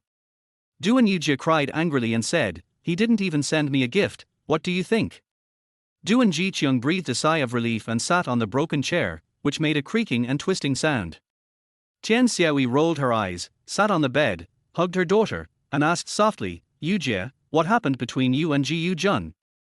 Why didn't he give you money when he was fine? Why didn't he even give it to you?" Du and Yujia could no longer suppress her grievances and choked with sobs. "The soy milk he bought for me was cold, so I slapped him in the classroom, and he got mad and refused to pay for me, making so many people laugh at me." Listening to Du and Yujia's crying, Chen Xiaoyi frowned and looked at Du and Jiqiang. Du and Jiqiang lowered his head and smoked without saying a word. It was unknown what he was thinking. Chen Xiaoyi wiped Du and Yujia's tears and said softly, "Yujia, Mom thinks you are too kind to him. When a man chases a woman, it's like a dog chasing a rabbit. If the rabbit runs too fast, the dog will stop chasing after a while. You can't just beat him. You have to stop from time to time and give him some sweet treats, so that." Du and Jiqiang threw his cigarette butt to the ground and angrily yelled at Chen Xiaoyi, "What the hell are you talking about? Is there any mother who teaches her daughter to sell?" Chen Xiaoyi was stunned at first, then she angrily scolded, "I am teaching my daughter how to behave in society, you bitch." Du and Jiqiang stood up suddenly, pointed at Chen Xiaoyi and cursed, "You are still educated. Did you seduce a man while I was away?" Chen Xiaoyi also stood up and pointed at Du and Jiqiang, "Are you speaking with conscience? I have been following you without food or drink, and I have been guarding these 3 shabby houses for you. Do you still dare to doubt me? If I seduce a man, will I be left with nothing and wait for my daughter to come back with money to buy rice? If you dare to doubt me again, I will seduce a man and let you open a hat shop." Du and Jiqiang didn't dare to doubt his wife anymore, but he still said angrily, "You can't teach our daughter bad things. My daughter wants to go to college and become a high-ranking official. Chen Xiaoyi, your mother only cares about eating well, but you can't get a dime back. How can your daughter go to college? Forget about going to college. My daughter hasn't eaten for 2 days. Why don't you bring the money back to buy rice and meat so that she can have a full meal?" Du and Jiqiang gritted his teeth and said, "Okay, wait for me, I'll find a way to buy you some chicken and meat. After saying that, he turned and walked out. Duan Yujie was no longer surprised by her parents' quarrels. Looking at this broken and impoverished home, she shed tears silently, but her hatred for Ji Yu-jun grew even stronger. You have to pay the bill for me, send me back today, and give me the 200 yuan. Our family is having a happy meal now, so why should my parents quarrel?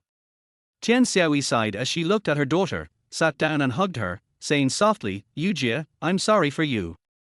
I found you an incompetent father who can't give you a good life. But remember, Mom is a steady and upright person. She is definitely not the kind of womanizer. Your dad is the only man in her life. Mom, you don't have to tell me, I know. Tian Xiaoyi does love to dress up and looks very charming, but that is just vanity in her nature. She is not the kind of woman who would risk her life for the sake of others. She has remained a virgin for this lazy guy all these years. Yujie, Mom knows you have ambitions and that you can get into college, but your dad can't get the money back and can't pay for your tuition and living expenses. How are you going to go to college? Have you thought about it? Duan Yujie sighed helplessly, her eyes full of sorrow. She has always wanted to rely on the dedication of Ji Yu-jun, the dog who licks her ass.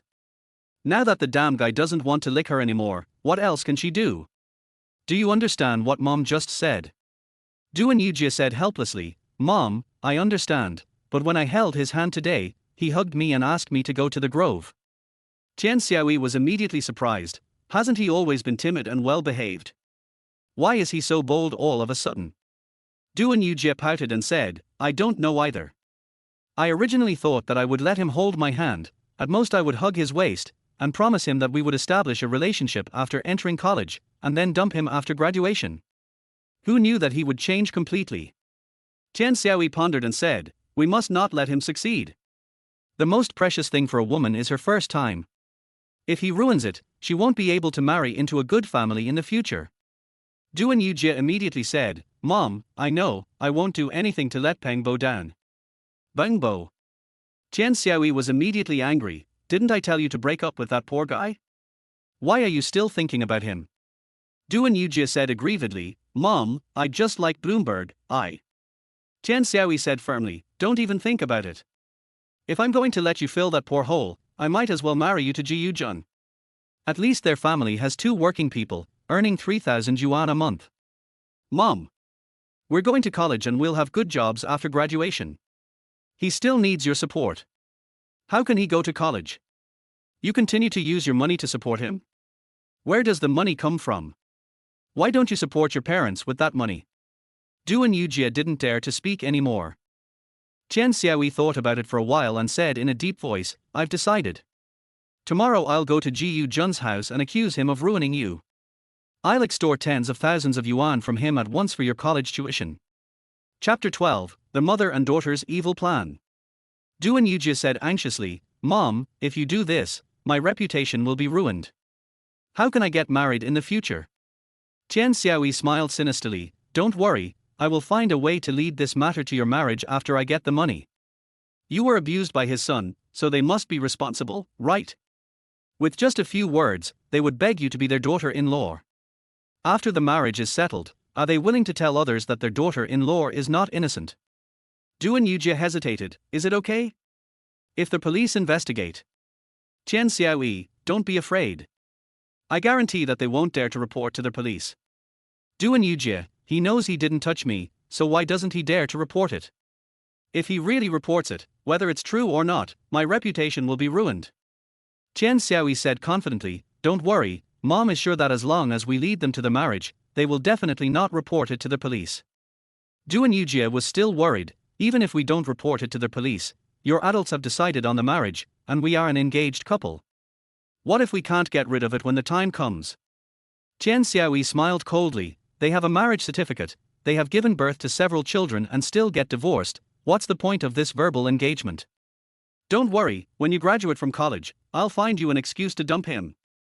Duan Yujie wondered, would Peng Bo be angry if he knew? Would he ignore me again? Seeing her daughter was silent, Tian Xiaoyi immediately comforted her, no matter if that boy is angry with you or not, this matter has become official after we adults have said it, and his parents have to provide food and clothing for their future daughter-in-law. When the time comes, I'll let them take 2,000 a month. You'll use 500 for school, and your dad and I will use 1,000. The 500 will be saved. When Duan Yujie heard this allocation, she didn't bother to think about anything else and said hurriedly, I want 1,000 a month. I have to leave 500 for Bloomberg's living expenses. Okay. Chen Xiaoyi agreed, and the mother and daughter began to plan how to get more money from the GU family. After much discussion, a vicious plan was perfected. But Duan Jiqiang hadn't come back yet, and Duan Yujie was already so hungry that she couldn't stand it anymore. Chen Xiaoyi took out the last bit of corn flour and cooked a pot of porridge. Their mother and daughter drank 2 large bowls each and still felt unsatisfied, but there was nothing left at home, so they could only go to bed. Bloomberg home. Peng Bo, who is tall and thin and wears glasses, has the temperament of a weak scholar. No wonder he can win the heart of Duan Yujie. He was looking at a stack of money on the kang, with an expression of surprise and confusion on his face. Mom, did you really pick it up in the yard? A middle-aged woman with a sickly face whispered excitedly, I got up this morning and went to the toilet, and I saw a bag in the yard. I brought it back and found these. I don't know how they got there. Peng Bo thought for a moment and said, who could have given it to us? Mom doesn't know either. I went around the village on purpose a few times, but I didn't hear anyone say that anything was lost. Then you are not from our village. Then do we dare to use this money? Peng Bo immediately said, the things in our hospital are ours, why can't we use them? But if someone comes to find me? We didn't see anyone coming. Mom still thinks. Mom, don't worry about the money. We didn't steal it. We found it in our own yard. What's the problem? Anyway, we didn't see anyone coming. I guarantee it will be fine. What about this dress? You can't wear this dress. I'll bury it in the small garden in the backyard. The woman was relieved after hearing what her son said. With this money, you can have your registration fee and living expenses. I just don't know how much you still need for university tuition. Don't let it happen that you really pass the exam and still have no money to go. Peng Bo smiled and said, Mom, you should pay this money back to my uncle. My dad borrowed 3,000 yuan for medical treatment and funeral. He has asked for hundreds of times. Give him 2,000 yuan first, and he will stop nagging you. Duan Yujie will pay for my registration fee, living expenses and tuition fees. Son, I always feel that it's not good for you to use a girl's money. Peng Bo smiled proudly, Mom, she wants me to use her, I have no choice but to use her. She will be my woman sooner or later, so I should use her. The woman frowned and said, Son, I heard that their family is not a decent one. His father is a thief and a gambler. His mother puts on makeup all day long, and their family lives in a mess. They say you can catch a pig by its mother, and you can't get a good sparrow from a snake's nest. With such parents, I'm afraid this girl's temperament is unstable. She spends money on you so lavishly. I'm afraid she's not a stable girl. I'm afraid she won't be able to live a simple life in the future. Peng Bo, Mom, don't worry. If I graduate from college, I will definitely not marry her. My wife must come from an official family, otherwise our family will never be able to get rid of poverty in the next life. But if I fail the exam, I must have a woman to leave a successor for our family, right? With our family's situation, who would be willing to marry into our family? She is chasing me, I have a way to make her family not ask for the bride price. The woman said, Son, I am illiterate and don't understand those great principles, but I know that people should act according to their conscience. You? Peng Bo was immediately furious, how much can conscience be sold for? Can it keep me fed and pay my tuition? You and my father have lived by your conscience all your life, what kind of life have you led? If you could earn 1,000 yuan a month, I would have a good conscience and be an upright person, but if I had a good conscience, I would have starved to death in school long ago. I will use my conscience to eradicate the poverty in my family and become a superior person respected by everyone. The woman's eyes were still full of worry and she wanted to say something, but her lips moved and she couldn't speak. Okay, you cook, I'll bury the clothes and send money to my uncle. Peng Bo said, grabbed his bag and walked out. The next morning, just after daybreak, Jiu Jun got up and quietly walked into the yard. He not only learned cultural knowledge in prison, but also learned real internal martial arts from another seriously injured prisoner in the cell. When the guy came home and saw that his wife was cheating on him, he beat the adulterer to death with 2 punches and was sentenced to 15 years in prison. When he found out that he was also deceived by a woman and was sent to jail, she offered to teach him boxing so that he could go out and take revenge. Although I didn't come out for revenge, practicing boxing became a habit for me. In my previous life, I could beat 4 or 5 strong men with my bare hands. If Duanyujia hadn't poisoned him, with his physical condition, he would have no problem living to 80 or 90 years old. Although this is the first time I've practiced it in my life, it's just like riding a bike or swimming. Once you learn it, it becomes an instinct. After only half an hour of practice, my boxing skills were completely back, and I even had a sense of energy. In my previous life, I had to practice for 3 years to have this sense of chi. An hour later, it had recovered 80% to 90% of its power from its previous life. A good blacksmith must be strong himself. Whether it is revenge or gratitude, one must be strong. Chapter 13. Do you know what your son did to my daughter? It was completely light outside. Ji Jun finished his practice and went to the kitchen to start cooking. As soon as my parents got up, Ji Jun said in the kitchen, "Mom and Dad, wash up quickly, breakfast is ready." The couple was extremely surprised and quickly ran to the kitchen door. They looked at the steaming millet and pumpkin porridge in the pot, the fried steamed bread slices, and the sizzling eggs in the pan. Their eyes widened. "What time did you get up? Why are you up so early?" Ji Jun smiled and said, "I got up early and studied for a while, so I'll make breakfast for you." As he spoke, he scooped up rice soup, put in fried eggs, arranged steamed buns, served pickles, and also placed the chopsticks in place. "Hurry up and wash your face and brush your teeth, it will be cold soon." The couple looked at each other, both eyes full of surprise. The two of them analyzed it in bed last night and concluded that their son was just frightened by a dream. Filial piety is probably a fleeting enthusiasm that will disappear after he wakes up from a sleep. Unexpectedly, my son was even more filial when he woke up in the morning. After they washed up, they sat down to eat. "This omelette smells really good.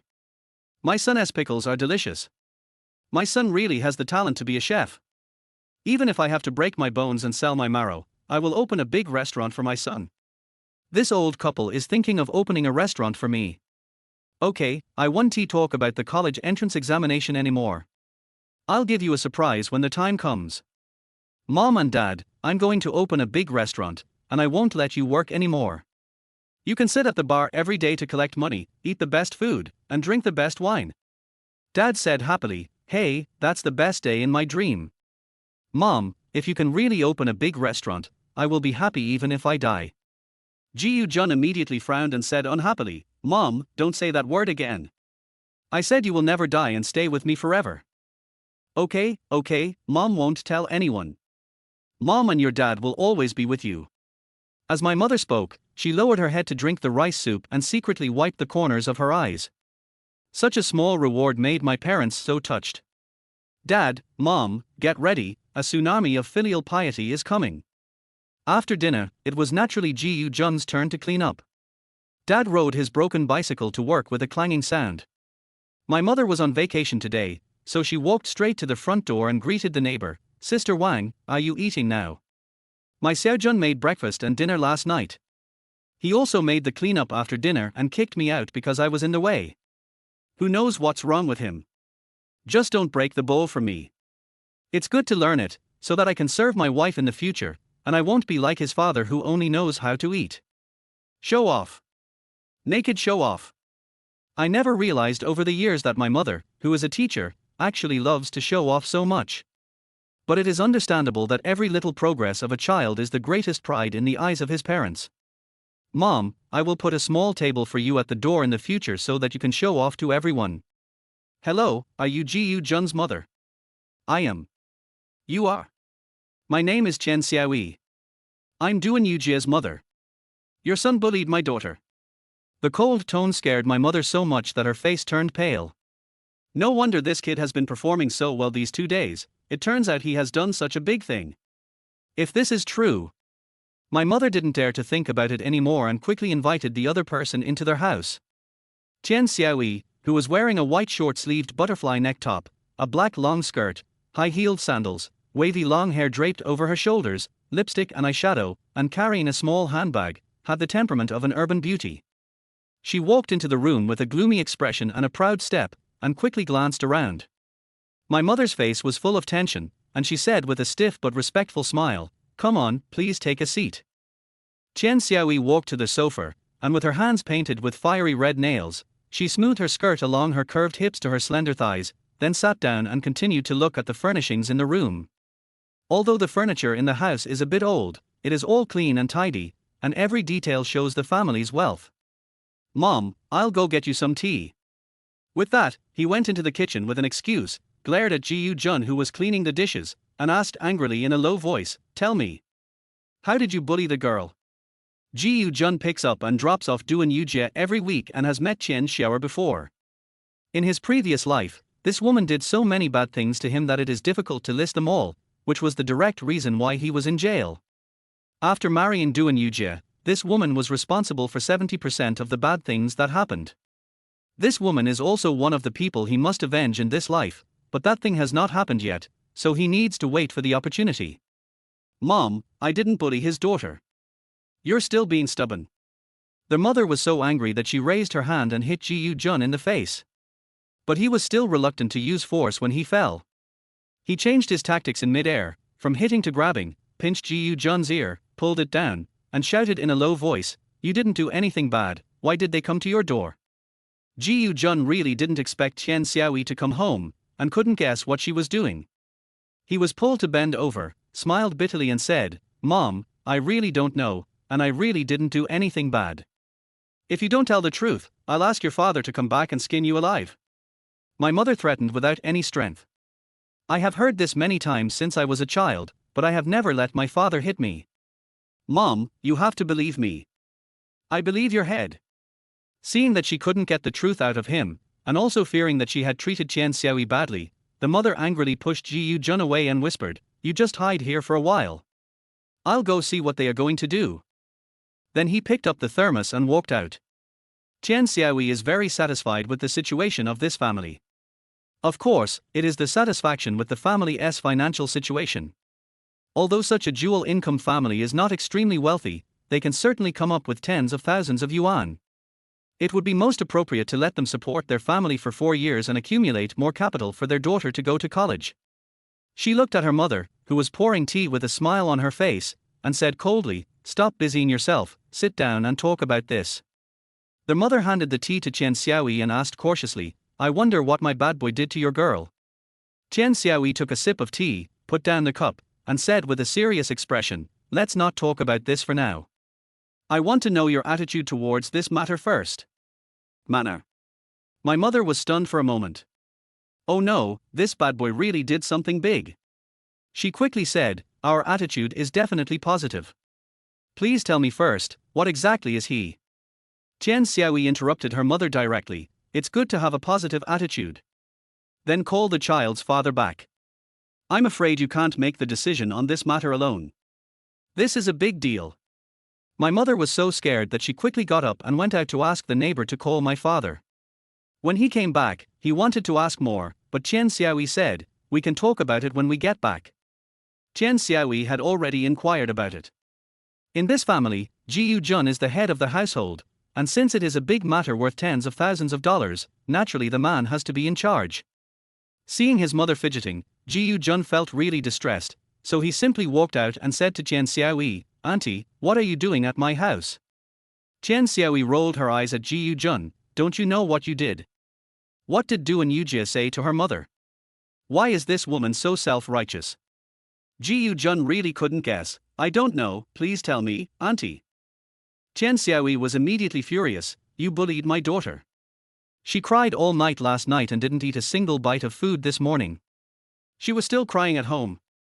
Tell me yourself, what did you do? Cry? I've spoiled you like a princess in the past few years.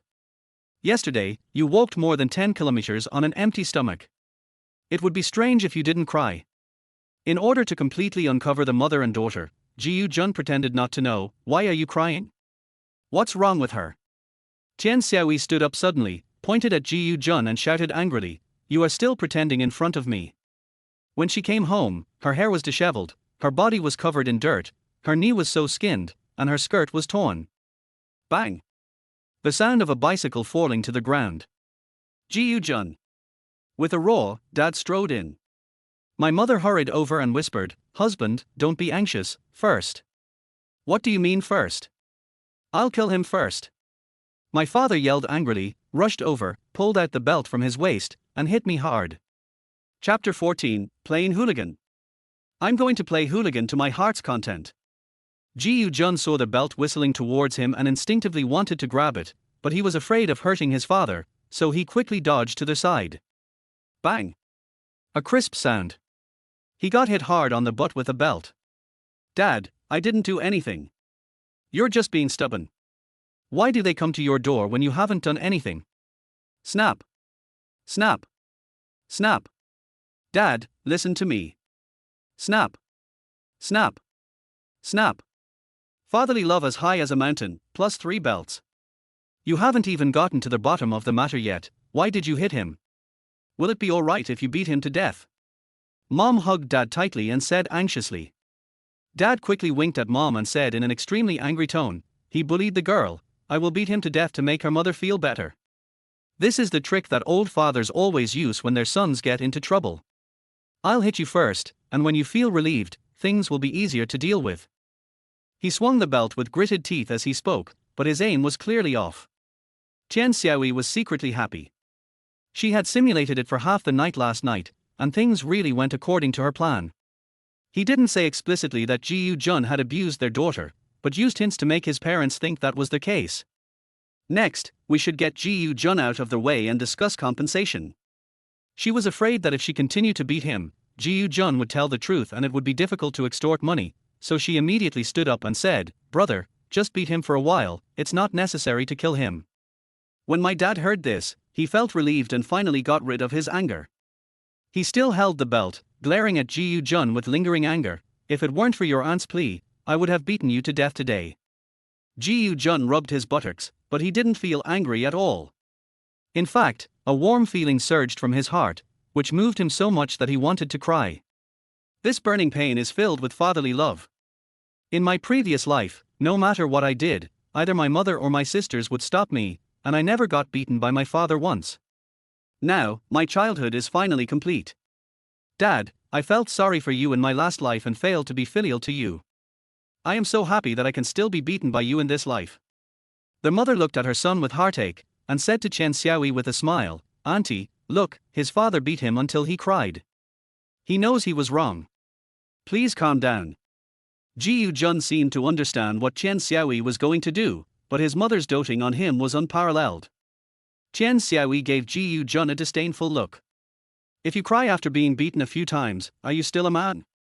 No wonder my Yujie doesn't like him. Okay, sit down and talk. He said this coldly and sat down again. Dad also sat down with a smile on his face and asked cautiously, Aunt, what did this bad boy do to your girl? Snort. Chen Xiaoyi snorted coldly, crossed her arms, crossed her legs, and said coldly, he is being a hooligan to me Yujie, I will go to the police station to sue him. Being a hooligan? Of course you have to play, and you have to play enough. But I haven't even started playing yet, why are you suing me? Is Duan Yujie framing me? Or is this woman trying to extort money? My parents were so frightened that their faces turned pale. They quickly said, No, Aunt, let's discuss this matter. Let's not alert the police. The male protagonist said coldly, Dad, Mom, let's go to the police station with her. I want to see how you can talk nonsense in front of the police. Duan Yujie was immediately furious, look at your son's attitude. I have nothing more to say to your family. I'm going to the police station now. The mother quickly grabbed Chen Xiaoyi and said, Don't be anxious, sister. We can talk about anything. He is still young. Don't argue with him. The father raised his finger and pointed at the male protagonist, threatening him with his eyes that he would be beaten with a belt if he didn't obey. Humph. Chen Xiaoyi was finally calmed down. She snorted again, glared at the male protagonist fiercely, and said angrily, I want to beat him to death when I see him. Let him go out, let our adults talk. Although Ji Jun didn't know what conspiracy this mother and daughter had, he was sure what this woman was going to do, and immediately said, I'm the person involved. What else can you say if I leave? When the father heard this, he immediately grabbed the male protagonist, pulled him out of the house, and whispered, You idiot, it's a good thing that they can talk now. If you really go to the police station, The male protagonist said loudly, "Dad, I really didn't do anything. I just went to the Public Security Bureau." The father immediately got angry. "You are still being stubborn with me.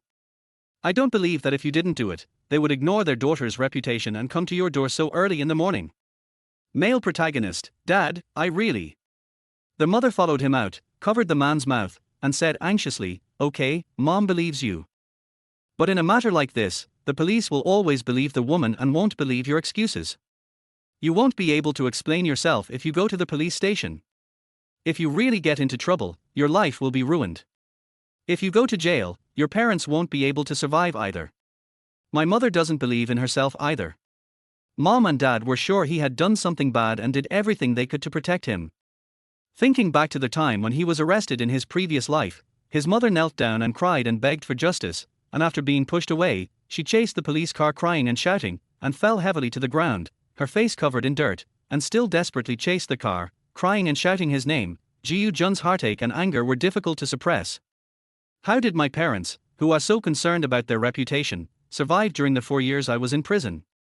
I had originally planned to wait for that incident to happen, so that Chen Xiaoyi would be disgraced and punished by society, but now I suddenly feel that doing so would be too easy on this woman. She and her daughter have bullied me and my parents all my life. I can't let her get away with it. I have to put her together with her daughter and torture her slowly to vent my hatred." An evil yet satisfying revenge plan instantly took shape in my mind.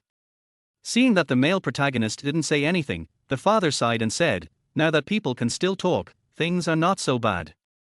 Then she ordered the male protagonist, "Go to your Uncle Lee's restaurant right away and get some good dishes."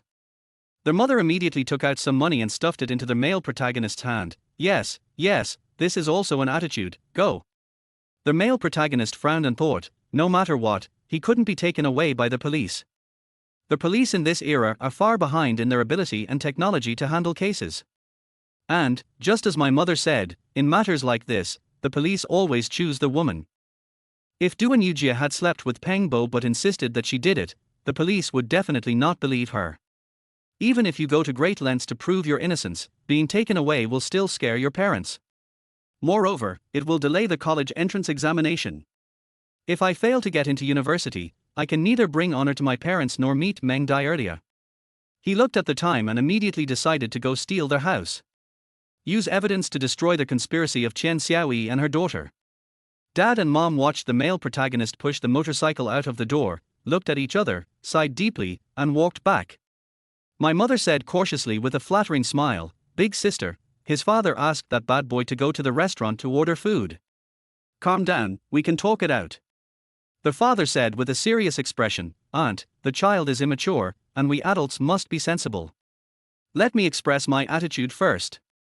We will actively deal with this matter and will definitely satisfy you." When Chen Xiaoyi heard this, she was immediately delighted. "It's done." She made a helpless expression and said angrily, "If I wasn't afraid of ruining my Yujia's reputation, if my Yujia hadn't cried and refused to let me, I wouldn't be sitting in your house now, I'd be sitting in the Public Security Bureau." When my parents heard this, they immediately breathed a sigh of relief. This indicates that you want to settle the matter privately. That's easy. Chapter 15, If you extort money from me, I will steal your house. My mother quickly said, "Big sister, what you said is absolutely right. The most precious thing for a girl is her reputation. You must not act on impulse and ruin her life." Chen Xiaoyi said angrily, "My innocent daughter was bullied by your son, you can't just let it go like this, right?" "Dad, of course not." "Aunt, tell me, how can we compensate the child?" "That's really great. It went smoother than expected." Chen Xiaoyi suppressed her inner joy and said coldly, 50,000. "What?" My mother was immediately shocked. In this era, the bride price for marrying a wife is only about 20,000 or 30,000 yuan. In this poor place, 50,000 yuan is a large sum of money. Although the couple earned nearly 3,000 yuan a month, they had many children and their son had high expenses, so they only saved more than 10,000 yuan. "Aunt, we don't have that much money, is that possible?" Chen Xiaoyi was immediately furious, "My good daughter was ruined by your son.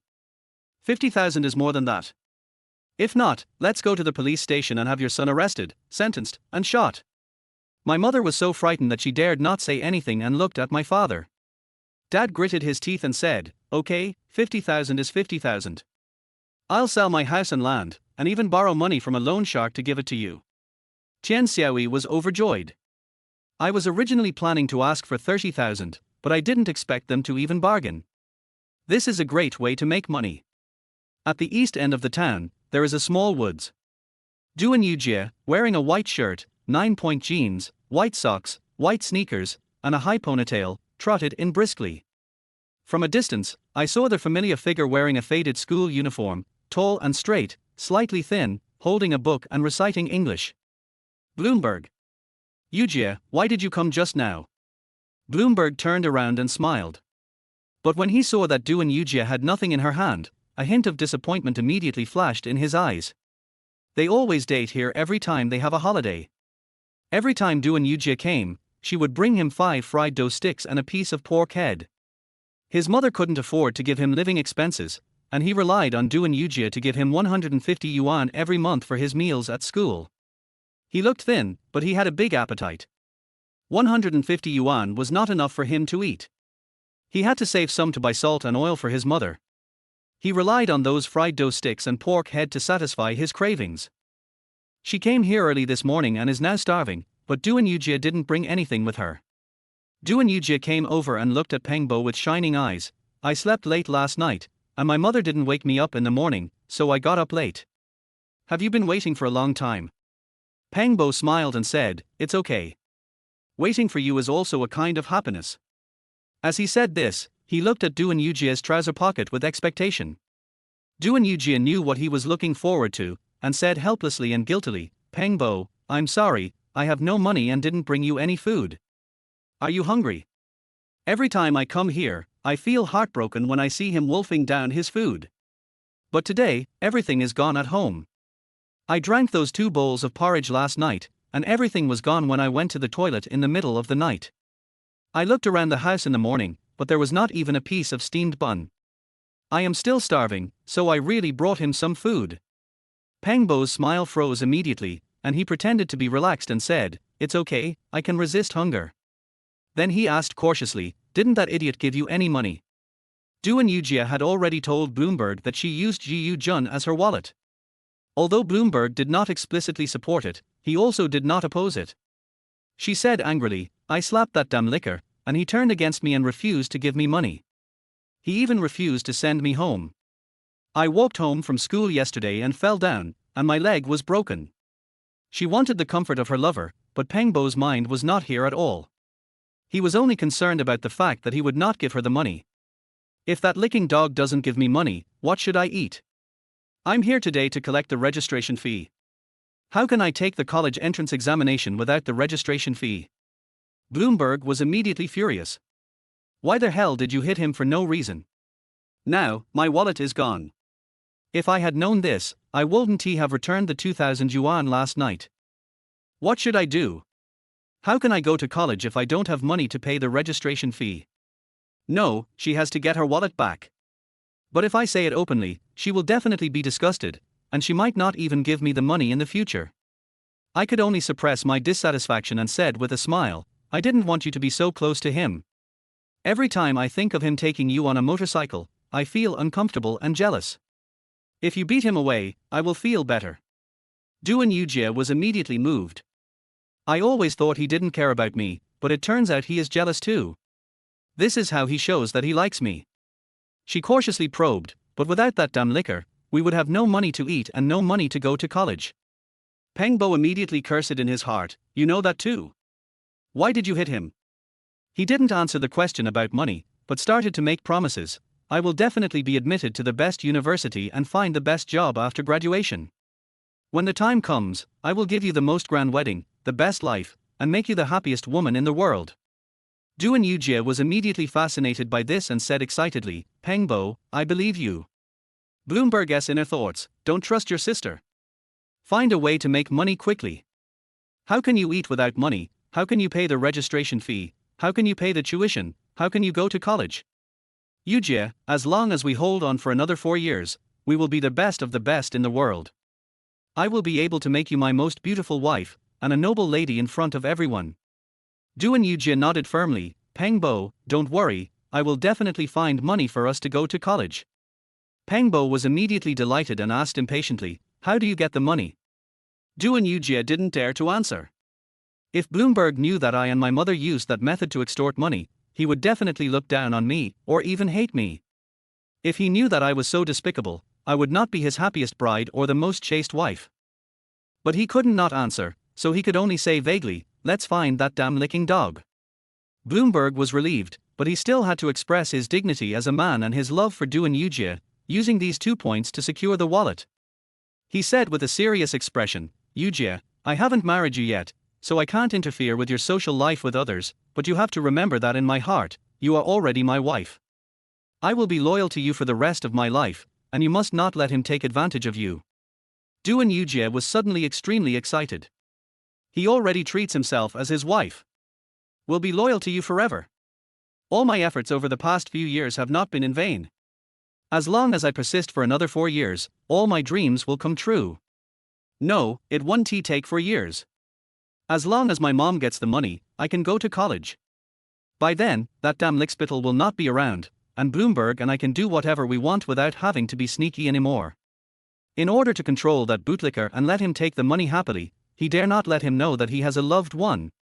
Bloomberg is really wronged. She immediately said, don't worry, I will never let him take advantage of me. Mine, everything I have is yours. She lowered her head shyly and slowly took Pengbo's hand. Bloomberg thought, if there is nothing to eat, then eating a person will do. He immediately put his arms around Duan Yujie's waist. What are you doing here? An angry voice came. Chapter 16, Take you to the Public Security Bureau. The two were startled and turned back quickly. Ji Jun stood beside a big tree, looking at the two of them with anger. Before that, he would bring breakfast to Duan Yujie every week during the holidays, which of course was fried dough sticks and pork head. Duan Yujie took it and came here, saying that she wanted to recite English in the morning and didn't let him follow. Only after he became a spirit did he realize that the girl was actually learning English. When Duan Yujie saw that it was Ji Jun, she instinctively looked disgusted and asked angrily, what are you doing here? Ji Jun immediately began to plan to steal their house. He looked at the two with angry eyes and shouted, I'm here to catch the adulterer. Duan Yujie was immediately furious, watch your mouth. Pengbo was afraid that Ji Jun would stop flattering Duan Yujie, and his dream of going to college would be completely shattered. He quickly said, Ji Jun, you misunderstood. I came here to learn English and happened to meet Duan Yujie, so we talked a few words. Ji Jun had been hiding behind a tree and heard everything they said clearly. He knew that Bloomberg, this vicious and poisonous snake, was still thinking about his money. He shouted loudly, you two bastards, you still want to deceive me. Duan Yujie, you and him are having a blast here, but you let your mother go to my house and use your worthless body to blackmail me for money. You are so cruel. Duan Yujie was going to keep it a secret from Pengbo, but Ji Jun told her directly. She was immediately anxious and angry, her face completely red, pointing at Ji Jun and shouting, Ji Jun, if you keep talking nonsense, I will. Ji Jun, look at your mother's 13 spices. Come on, follow me to the police station and let them check to see how many people have slept with you. As he said this, he went over to pull Duan Yujie. Get lost. Duan Yujie had already roared to the sky with anger, and suddenly threw away her hand and hit Ji Jun in the face. Ji Jun simply waved his hand to block it, and then slapped him. Bang! A crisp sound. Duan Yujie took a step back after being beaten, covered her face and looked at Pengbo, crying and saying, Pengbo, he hit me. Bloomberg already understood the way to make money that Duan Yujie had just mentioned. It turns out that she had been slept with by this dog and was using this to blackmail him. However, he didn't care. As long as he was given money to go to college, he could sleep with whoever he wanted. The only pity is that I couldn't get the first time with this school beauty. His brain was working at full speed, calculating the pros and cons. Ji Jun suspected that he had slept with Duan Yujie. If he didn't prove his innocence, this guy would definitely not give him the money. Who would give that much money to a piece of junk? Moreover, he had to take this opportunity to express his true feelings to Duan Yujie, otherwise, it would be useless if she didn't give the money to him. He immediately stepped forward, pointed at Ji Jun and shouted, Duan Yujie and I are pure. What right do you have to hit her? The second sentence seems to be speaking up for Duan Yujie, but combined with the first sentence, the meaning is very clear. I admit that Doon Yujie is your woman, there is nothing going on between us, you called the wrong number. Ji Yoo-jun could naturally hear it, and immediately showed an even more furious expression, pointing at Doon Yujie and cursing. I have raised her for 4 years, she eats and wears everything I wear, she has long been considered my woman, do you have to mind if I beat her? If you dare to sleep with my woman, I will beat you to death. As he said that, he suddenly raised his leg and kicked out. Bloomberg groaned, flew backwards, hit the tree hard, and fell heavily to the ground. He curled up like a shrimp and twitched continuously. Ji Yoo-jun used all his strength in this kick. This damn guy not only cuckolded him all his life, but also killed him with his own hands. Ji Yoo-jun wished he could just beat this sinister and vicious snake to death. But he couldn't kill him, and he wanted to keep him alive to torture him slowly, so he kicked him in the stomach. With his skills, if the leg was 5 inches higher, this vicious poisonous snake would have been killed at least with 3 broken ribs. Pengbo. Doon Yujie was immediately distressed. Without caring about anything else, she ran over crying and asked worriedly, "Are you okay?" Pengbo held his stomach, unable to even scream out in pain, tears, snot and saliva all flowed. Doon Yujie turned around and glared at Ji Yoo-jun. If you dare to hit him, I will never let you go. Ji Yoo-jun smiled coldly. Are you not done with me? That's great. I'll take you to the police station and have them examine you too. Once it's proven that he slept with you, I'll sue you for extortion and sentence you to several years in prison. Doon Yujie is still pure and naturally not afraid that Bloomberg will be wrongly accused. But he was afraid that his mother would know that he was still with Bloomberg. If my mom knew about this, she would definitely ask my dad to break Bloomberg's legs. Seeing Ji Yoo-jun coming to pull her, she immediately opened Ji Yoo-jun's hand and said angrily, "Get out of here, I won't go." Ji Yoo-jun, this is not up to you. You two adulterers are living a dissolute life, and you are trying to frame me and blackmail me. I will send you both to jail. Then he kicked Pengbo hard on the butt. Stop pretending to be dead, get up and follow me to the police station. Bloomberg has confirmed that Doon Yujie was really slept with by Ji Yoo-jun. If this is the case, you absolutely cannot go to the Public Security Bureau. I have never slept with Doon Yujie, but Doon Yujie is no longer pure. Is it possible to find out who has slept with her? If Ji Yoo-jun insists that he has slept with her, can the police prove it for him? If the police can't even prove it, will Ji Yoo-jun still be willing to give the money? If Doon Yujie's fierce mother thought that he had slept with her daughter and prevented her from extorting money from Ji Yoo-jun, wouldn't that put her own home in ruins? He endured the severe pain in his abdomen, looked up at Ji Yoo-jun, and said weakly, "Ji Yoo-jun, believe me, Doon Yujie and I really have nothing." Ji Yoo-jun cursed directly, "You are lying to the devil.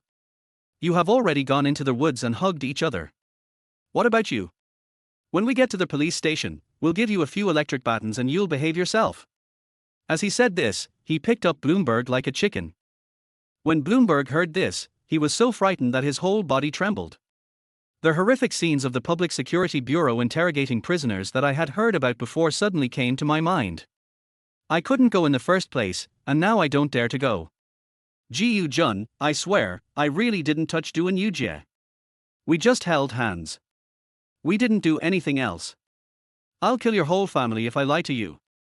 Then he turned around and glared at Doon Yujie. Doon Yujie, please say something.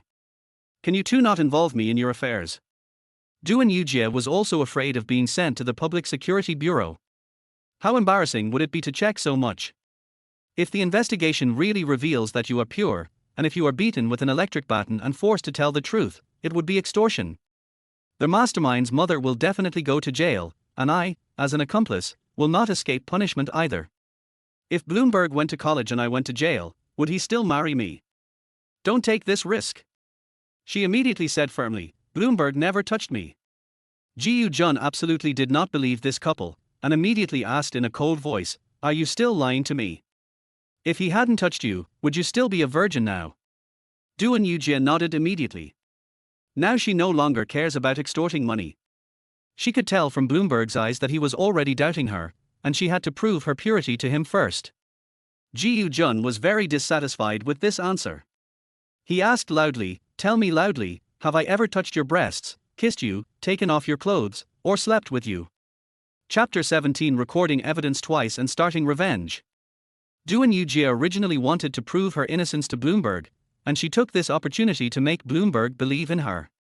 She looked at Ji Yu-jun with disgust and said coldly, "Go and dream about your future." Ji Yu-jun said angrily, "If you don't explain clearly, I will take you to the Public Security Bureau and ask the police to prove my innocence." As he said this, he was about to pull Duan Yujie. Duan Yujie dodged for a moment, took a step back, and said angrily, "You have never touched me, kissed me, or done that to me. Get out of here." Then he turned to Peng Bo and said, "Peng Bo, believe me, I am still pure." Although Bloomberg was insidious and vicious, the incident happened suddenly and he didn't know what to do. He didn't know whether Duan Yujie was lying to him, and he didn't know whether the mother-daughter plan could continue. But he was sure of one thing: staying here would not only be unhelpful, but would also have a counterproductive effect and might even implicate himself. He looked at Duan Yujie and said expressionlessly, "This is a matter between the two of you. You can handle it between yourselves. I will not interfere."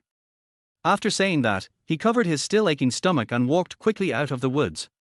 Duan Yujie immediately chased after him and said again, "Peng Bo, you have to believe me, I really." Peng Bo turned around and glanced at Ji Yu-jun, who was glaring at him. He thought that the situation was urgent and he couldn't pretend anymore, otherwise everything would be over. He stopped and simply stopped pretending. He whispered to Duan Yujie, "Yujie, don't emphasize. Of course I believe you. But I don't have the ability now. I can't support you or protect you, but I really love you with all my heart. When we graduate from college and have good jobs, I will ruthlessly avenge you and make him pay 1,000 times the price for what he did today." With a helpless and lonely expression, he said, "But have you ever thought about it? If we can't get money from him, how can we go to college? How can we live a good life?" Duan Yujie looked at Peng Bo and said hesitantly, if I were to have a fake engagement with him, you would." Bloomberg immediately said, "It's fake, it's not true, why would I care? As long as you have me in your heart, I won't care even if you are really engaged. Even if you two are married, as long as I graduate from college and have a good job, I will come back immediately to ask you to divorce me, marry you with the most grand wedding, and make you my most beautiful wife and the happiest woman in the world." Duan Yujie was immediately moved and said, "As long as you don't care, I will do everything I can to trap this licking dog and make him serve as our wallet to support our college education." Peng Bo was delighted and forced a worried expression, "But, we have been discovered, he will still." Duan Yujie smiled confidently, "Don't worry, I have a way." Then he emphasized, "Also, even if we are engaged, I will never let him take advantage of me. If it wasn't to prove it to you, I wouldn't have said that just now. Is it rape if you don't sleep? I resisted fiercely and escaped from the clutches of the devil. The bruises my mother gave me from pinching me are the best proof. Not a penny less of the money that should be extorted must be paid. Not only do we want to extort the money, we also want him to pay us 2,000 a month. Have you talked enough? Come home with me and explain everything to me, and tell your mother to get lost." Ji Yu-jun shouted loudly. Peng Bo gave Duan Yujie a look and strode away. Duan Yujie turned around and walked back, looking at Ji Yu-jun and said, "Peng Bo and I are friends, why are you crazy? I have to stick to this point first and then cooperate with my mother's plan. I just don't believe it." How could his mother not believe it after seeing the bruises on his body? And he dared to go to the police station. "First, I will ask your family to pay me 30,000 yuan in compensation. Then, I will use the excuse that I am too ashamed to marry to make a verbal marriage contract with you. I will let your family support our family and let Bloomberg and I go to college." Ji Yu-jun didn't respond. Instead, he smiled coldly, took out a palm-sized Sony recorder from behind him, and pressed a button. This thing is not rare in this era, but not everyone can afford it. However, Uncle Lee's restaurant has one. Uncle Lee loves singing very much. He records his own songs on tapes and plays them for customers when there are many people at noon, enjoying their false and polite compliments. When Ji Yu-jun went to order food, he borrowed it by force. He knew Duan Yujie and her daughter too well. They would do anything for money. If he is determined to extort money today and I just don't give it to him, Chen Xiaoyi might really go to the police station. With this evidence, Chen Xiaoyi no longer dared to use the police to scare her parents, and she could also collect some of the interest first. The sound of the conversation between the three people came out clearly from the recorder. Duan Yujie was stunned for a moment, and asked hurriedly, You recorded it? What do you want to do?" Ji Jun was very satisfied with the recording. He took out the tape, shook it in front of Duan Yujie, put it in his pocket, and said with a cold smile, "You said with your own mouth that I didn't touch you. It would be useless if I slept with you now, because there is no definite time in the recording." Duan Yujie was stunned. It's true. Even if he was bullied by this damn guy, he had the tape in his hand and the Public Security Bureau couldn't do anything to him. And the small wound caused by my mother's pinching would become evidence of my blackmail. This damn liquor, when did he become so insidious? No, I have to get out of here quickly. I don't want to bother with you. She said this casually and immediately turned around and prepared to run. Ji Jun grabbed Duan Yujie's ponytail and pulled it hard. "R!" Duan Yujie cried out in pain and was pulled into Ji Jun's arms. She waved her fist and shouted angrily, "What are you doing?" Ji Jun grabbed her arm and said coldly, "Aren't you framing me? I will turn the accusation into fact." Duan Yujie was really scared. "No, don't be like this, let's talk it out." Ji Jun, talk nicely. Why didn't you think of talking nicely when you and your mother were plotting to harm me? If you dare to harm others, you must be prepared to be retaliated. Kneel down. Duan Yujie was grabbed by the hair and forced to kneel on the ground. She frowned in pain. Knowing that it was useless to use force, she quickly took out her magic weapon. "Ji Jun, if you dare to do this, I will ignore you again." Ji Jun, I ignored you a long time ago. It was you who kept pestering me and even asked your mother to go to my house to frame and blackmail me. This is the punishment you deserve. Duan Yujie quickly said, No, I'll go back with you and ask my mother to leave." Ji Jun, tell me, who proposed to blackmail me? Duan Yujie didn't dare to hide it anymore, so she said honestly, "It's my mother." "Why?" "I want to ask your family for some money so that I can go to college." "How much?" "My mom said at least 30,000. You're so cruel." "I've already said it, can you let me go now?" Ji Jun sneered, let go of Duan Yujie, and took out the recorder. There was actually a tape inside, and it was still recording. He took out the tape, put it in his pocket, and said to Duan Yujie, "This is more evidence. I'm going to the police station to report the case and have both you and your daughter arrested. Extorting 30,000 is a huge amount. Sentencing each of you to 10 years is enough." Duan Yujie immediately turned pale with fright. Damn it, how come he has this trick? The recording just now can only prove that he did not rape her. But with this, it would be evidence of my and my mother's guilt. If he were to go to the Public Security Bureau, his life would be over. She hurriedly grabbed Ji Jun's arm and said, "Please, don't do this. Please forgive us this time." "Save you? You wish." Ji Jun suddenly pushed Duan Yujie away. Duan Yujie hurriedly grabbed Ji Jun again. "Ji Jun, I won't dare to provoke you again in the future. Let's forget it this time. I beg you." Ji Jun, all right. I've spent more than 30,000 yuan on you in the past 4 years. Plus this time you framed me, give me a total of 50,000 yuan and I'll let you go. We'll keep our distance from each other in the future. Duan Yujie said pitifully, "Ji Jun, you know I have no money. Even if I had money, I wouldn't." Ji Jun smiled coldly, "No money." As he said this, he looked Duan Yujie up and down. Under the speckled sunlight, her fair skin glowed with a faint jade-like light, making her delicate and pure little face and youthful and energetic body appear dreamy and hazy. She was indeed the woman who had fascinated him all his life. Just the youthful beauty of her made his heart skip a beat when he saw her now. Unfortunately, this beautiful body at the top of my heart actually contains such an evil soul. If you don't have money, then you can only pay it back with what you have. Chapter 18 Goddess. Kneel down. Duan Yujie had seen through Ji Jun's thoughts a long time ago, but she still couldn't help but get angry after hearing it. She immediately took a step back and said angrily, "A toad wants to eat swan meat. You're dreaming." Ji Jun smiled coldly, "Then go to jail with your mother and be a swan." After saying that, he turned and left. Duan Yujie was so frightened that she trembled all over. She quickly chased after Ji Jun and grabbed him. "Ji Jun, don't do this, I beg you." "Ji Jun, is this the attitude of asking for help? This damn licks the dog, he is really unreasonable. Wait till this is over, and then I'll show you how I'm going to kill you." Duan Yujie cursed in her heart, suppressed her anger and asked, "Then what do you want me to do?" Ji Jun ordered coldly, kneel down. Duan Yujia gritted her teeth and knelt down. Is it done? This is just the beginning. Ji Jun said as he took a step forward. Duan Yujia crossed her arms over her chest, leaned back to avoid it, and pleaded with a terrified face, please, don't do this, I'm having my period, you know. Ji Jun, aunt? Even if your biological mother comes, it's useless. If you don't obey, I will take your mother to the police station right now. Duan Yujia hesitated, then said with a hardened heart, then you have to give me the recording. Ji Jun, you don't have the right to negotiate now. Duan Yujia made the second best choice, you have to promise that you won't sue us. Ji Jun, that depends on your attitude.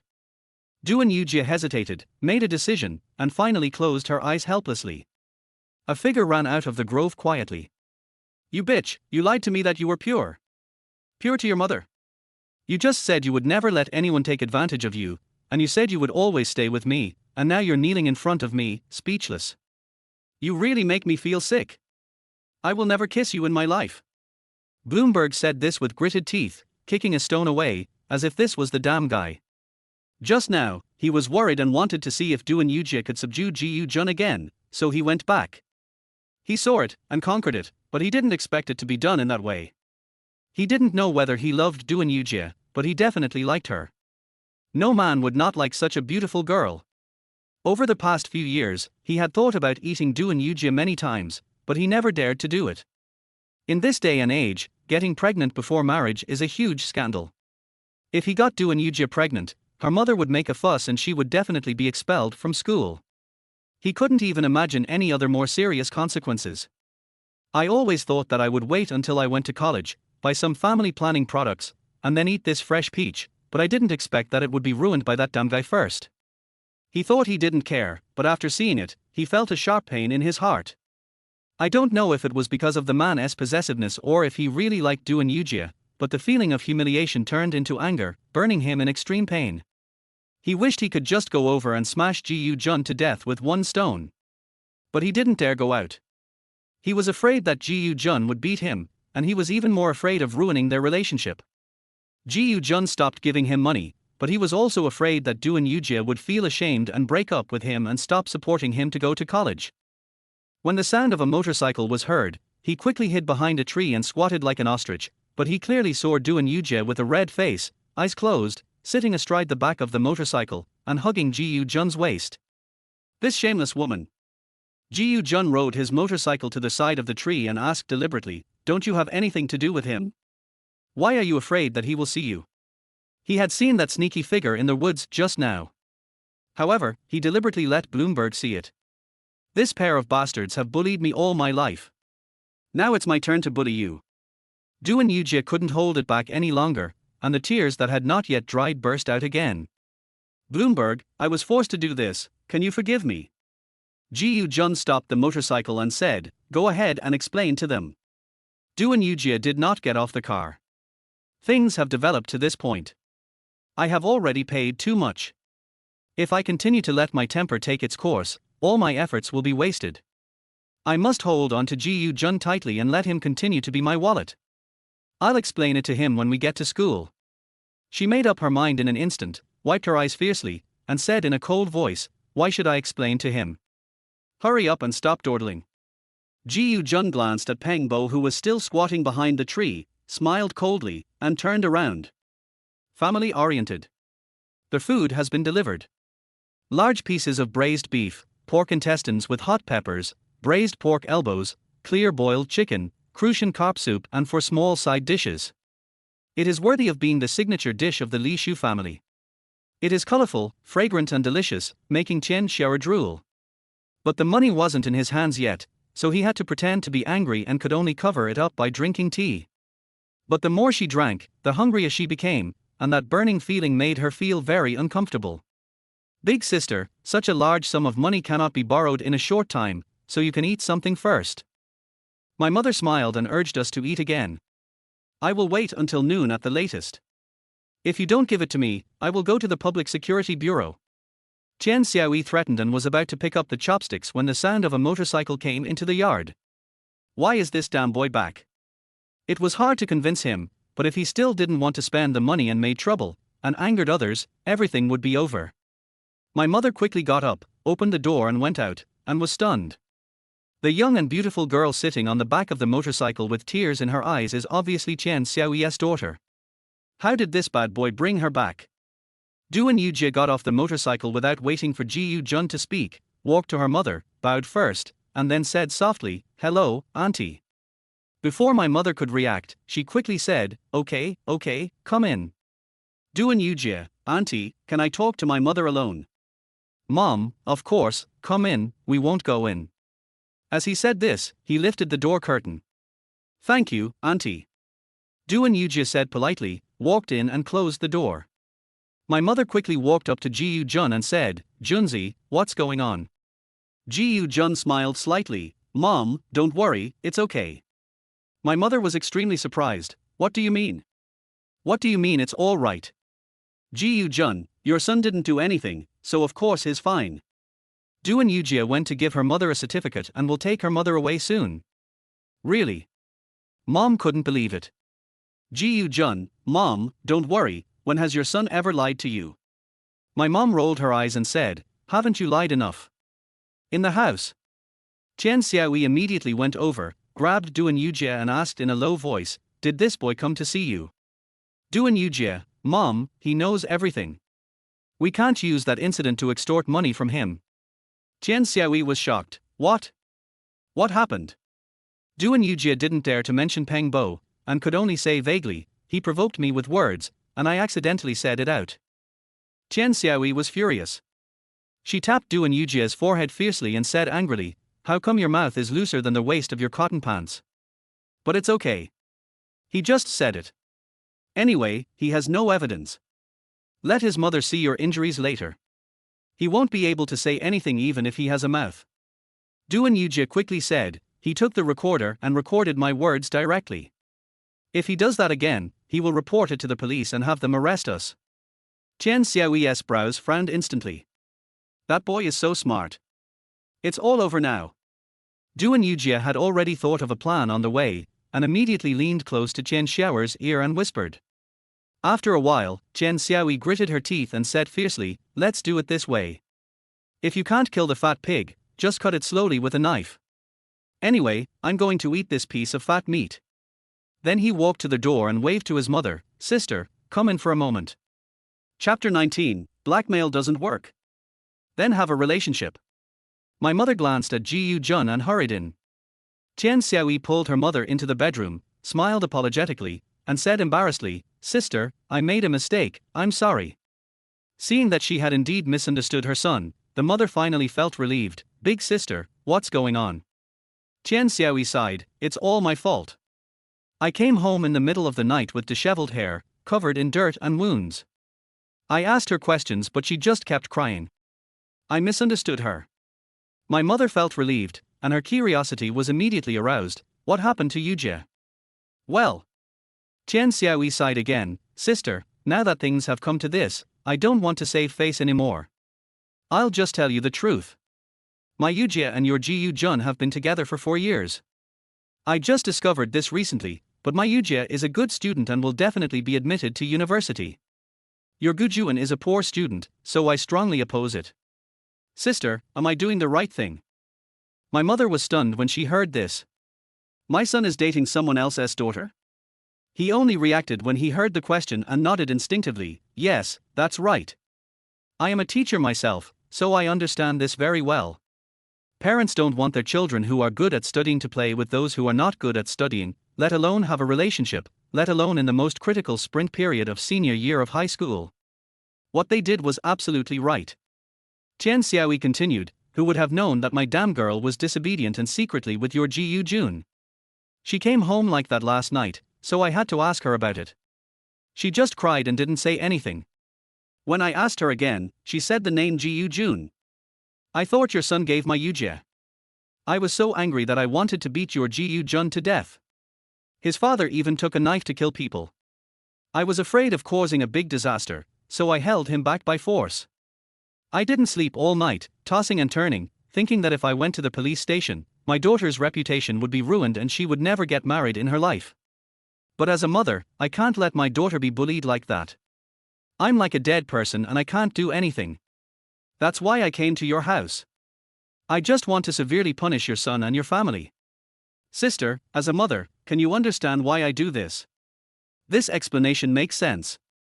It is well known that when girls are bullied, they are mostly afraid of having their reputations ruined and being pointed at, so they are unwilling to tell the truth. My mother is a protective person and she has 4 daughters. How could she not understand something like this? How could I not get angry when my beautiful and innocent daughter was bullied? When he came, he didn't make any noise or trouble, he didn't even break a cup. He just sat there and talked about things in a very upright manner. His quality is so high that it is really rare to see someone like him. She said from the bottom of her heart, I understand. I understand. If it were me, I would definitely go even further than you did. Tian Xiaoyi, your son went to my house and said that I was making a scene at your house. My daughter was afraid that I might cause trouble, so she quickly followed your son and told me what happened. The day before yesterday morning, your child brought soy milk to my Yujie. I don't know how it got cold. My Yujie had her period and couldn't drink cold drinks, so she complained to your Gujuan. Your Gujuan got angry and didn't even eat with her. He slapped my Yujie in the face in front of so many classmates in the cafeteria. My Yujie is weak in character and doesn't dare to provoke your Ji Jun. She was so angry that she cried for 2 days and 1 night and didn't eat 5 meals. He said angrily, after school yesterday afternoon, my Yujie wanted to go home with your Gujuan, and your Gujuan asked my Yujie to go to the woods with him. Sister, my Yujie is having her period. Even if she is dating your Ji Jun, you can't let him do whatever he wants, right? My Yujie refused to go, and your Ji Jun got angry and said he would ignore her in the future, so he left my Yujie behind and came back by himself. She started to cry as she spoke. My poor Yujie ran back from school crying alone. It was dark on the road and she fell several times, her legs were all broken. This completely closed the story of how her daughter was hurt, cried and refused to tell the truth, and she got angry and went to the GU family.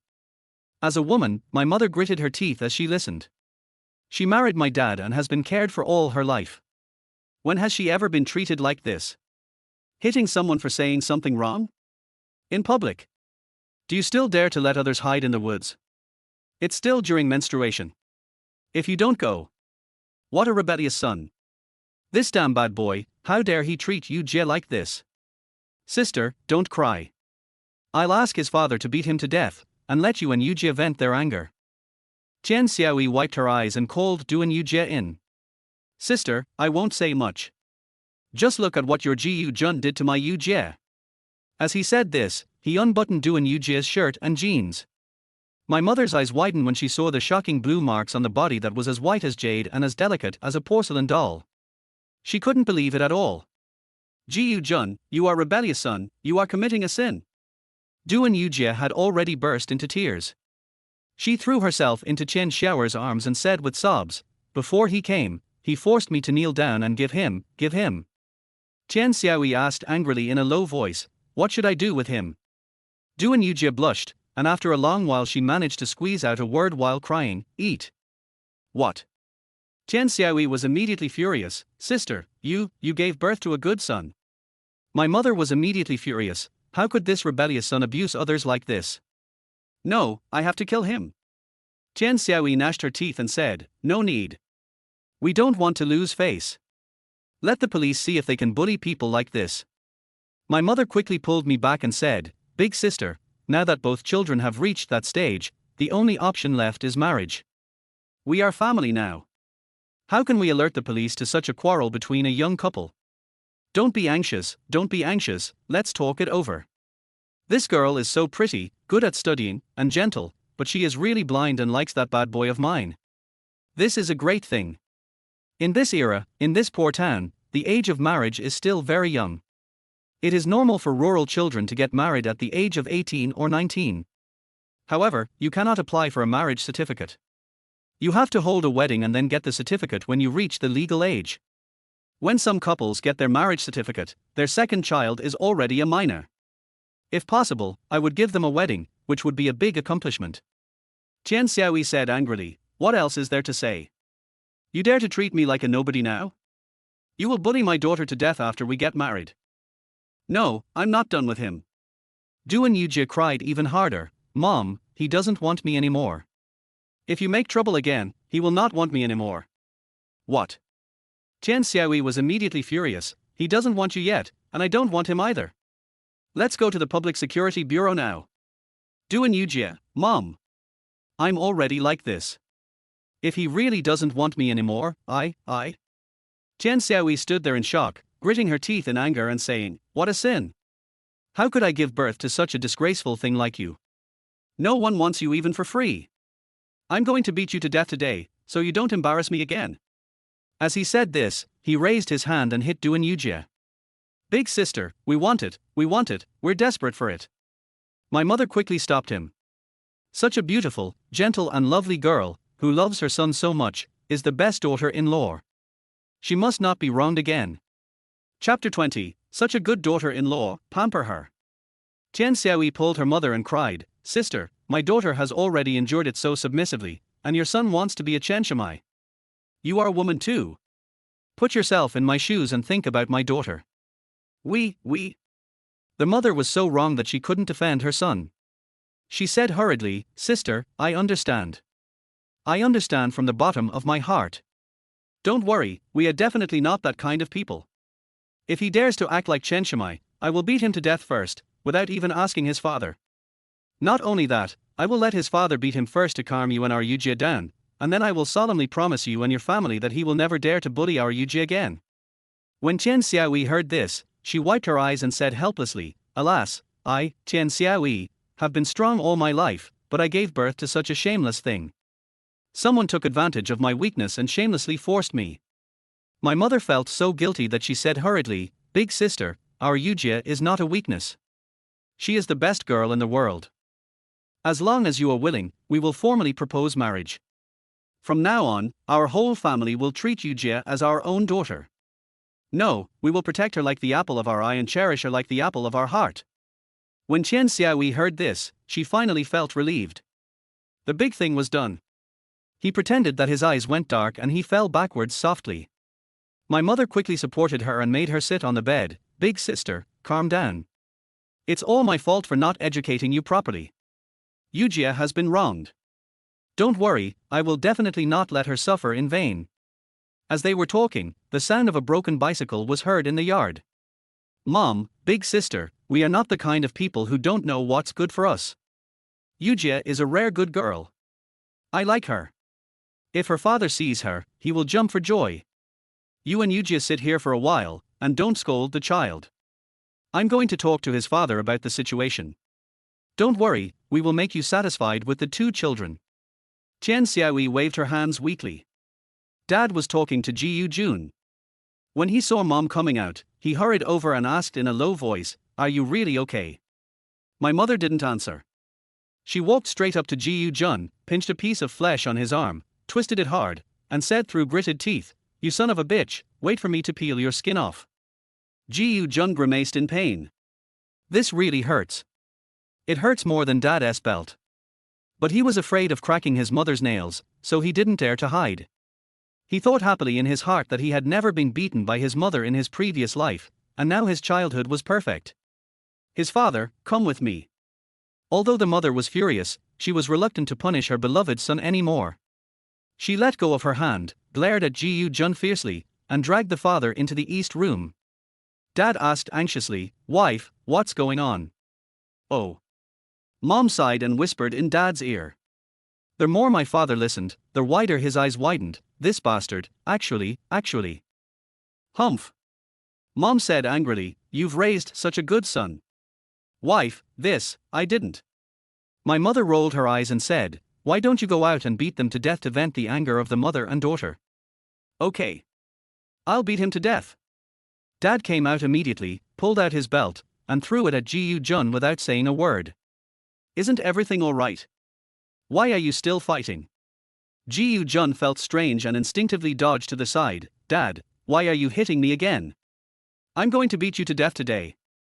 Dad roared and chased after him, but accidentally bumped into their bicycle. His knee hurt so much that he couldn't help but bend over and frown. Ji Yujun felt distressed and hurried over to support him. "Dad, if you want to fight, just tell me. No need to chase. What will happen to you if he falls?" This time, my dad was not moved by the filial piety.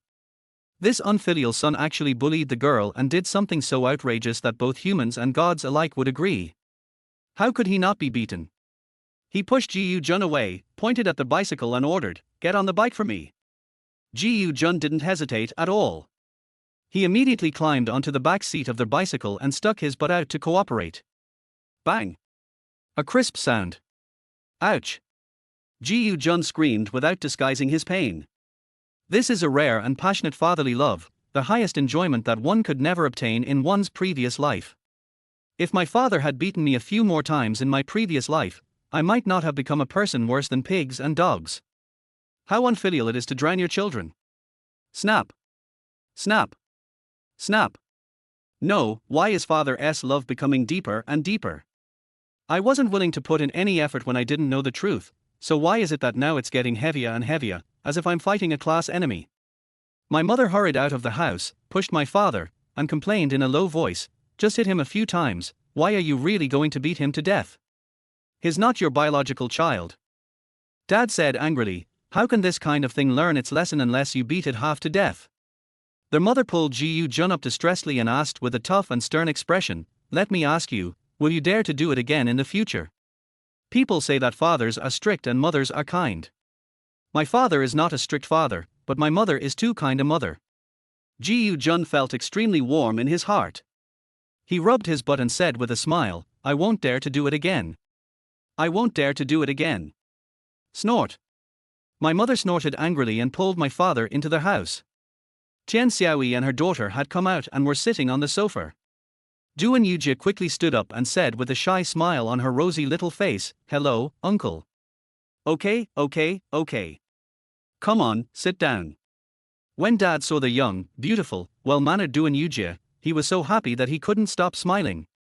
"This pig that I raised at home actually dug up such a juicy cabbage, which really makes me proud. If neighbors and colleagues knew about this, wouldn't they be envious to death? It is said that no one knows a son better than his father. How come I didn't realize that my son has this ability in all these years? Uncle, aunt, my mother and I have caused you trouble." Duan Yujie said this and bowed slightly. It is true that when a father-in-law sees his daughter-in-law, his hands and feet are in sync. My dad panicked and wanted to bow back immediately. My mother quickly grabbed him, rolled her eyes at my father, asked him to sit down, and said angrily, "Look at the daughter raised by the eldest sister, and look at the son you raised." Really? The father had no place to put his hands and feet. He smiled foolishly and said, yes, our son is really not good enough. We are marrying up. Tian Xiaoyi said proudly, "Brother, sister, I am not bragging, my daughter's excellence is known to everyone. She is not only gentle and polite, but also a good student. She is always among the top students in the grade. She will definitely be able to get into a good university this time. I have to start laying the groundwork quickly, otherwise it would be a bit abrupt to ask for money later." Real. Dad became even more excited and hurried to pour the tea, but his hands were shaking so much that the tea spilled. "I was just worried about sending my son to the police station, but now I'm sending him to the bridal chamber, and he has such a beautiful, excellent and polite daughter-in-law. It's simply, what is it? What a joyful news! What a joyful news!" My mother was even more happy from the bottom of her heart. She pushed Duan Yujie to sit on the sofa, held her hand and looked her up and down, her eyes couldn't stop looking at her. Duan Yujie lowered her head, made a shy expression, and whispered, "Auntie, don't listen to my mom's nonsense. I only ranked 10th in the whole grade. I still need to work harder. 10th in the entire grade of number 1 middle school. Isn't that an A-level insurance?" My mother couldn't hide her surprise at all. Dad was so excited that he couldn't express it clearly. When he saw Ji Jun coming in, he stood up and kicked him hard. "You stinky boy." Ji Jun was confused. Why was he still fighting? Chapter 21, No one can resist the lethality of green tea. The father looked at his son with approval in his eyes and secretly gave him a thumbs up. "Good son, you really make your father proud. Now I'm going to the factory and I'll have something to brag about to them. What if my son can't get into college? My son can marry a college student. She is still such a beautiful, well-behaved and sensible college student. Lao Wang, Lao Qian, Lao Li, just be jealous." Tian Xiaoyi was so hungry that she couldn't wait any longer, so she said directly, "Since everyone is here, please sit down." Dad pushed Ji Yu Jun to sit on a small stool next to the coffee table and hurriedly called out, "Aunt, Yujie, hurry up, eat first. The food is getting cold. Let's talk while we eat." Mom also took the chopsticks and stuffed them into Duan Yujie's hands. "Yujie, didn't you have breakfast? You must be hungry a long time ago, right? Eat quickly." Tian Xiaoyi put a piece of beef into her mouth, rolled her eyes at Ji Yu Jun, and pouted her red lips and said coquettishly, "She was mad at your son. She didn't just skip breakfast, but she didn't skip breakfast for 2 days." Duan Yujie held the chopsticks, pursed her pink lips, her face full of grievance, as if she could cry at any time. My mother was immediately distressed and said to Ji Yu Jun with great dissatisfaction, "How could you bear to bully such a good girl? And you left her alone and let her walk back. You are really... What is going on? Didn't I make it clear? Why do you still provide meals?"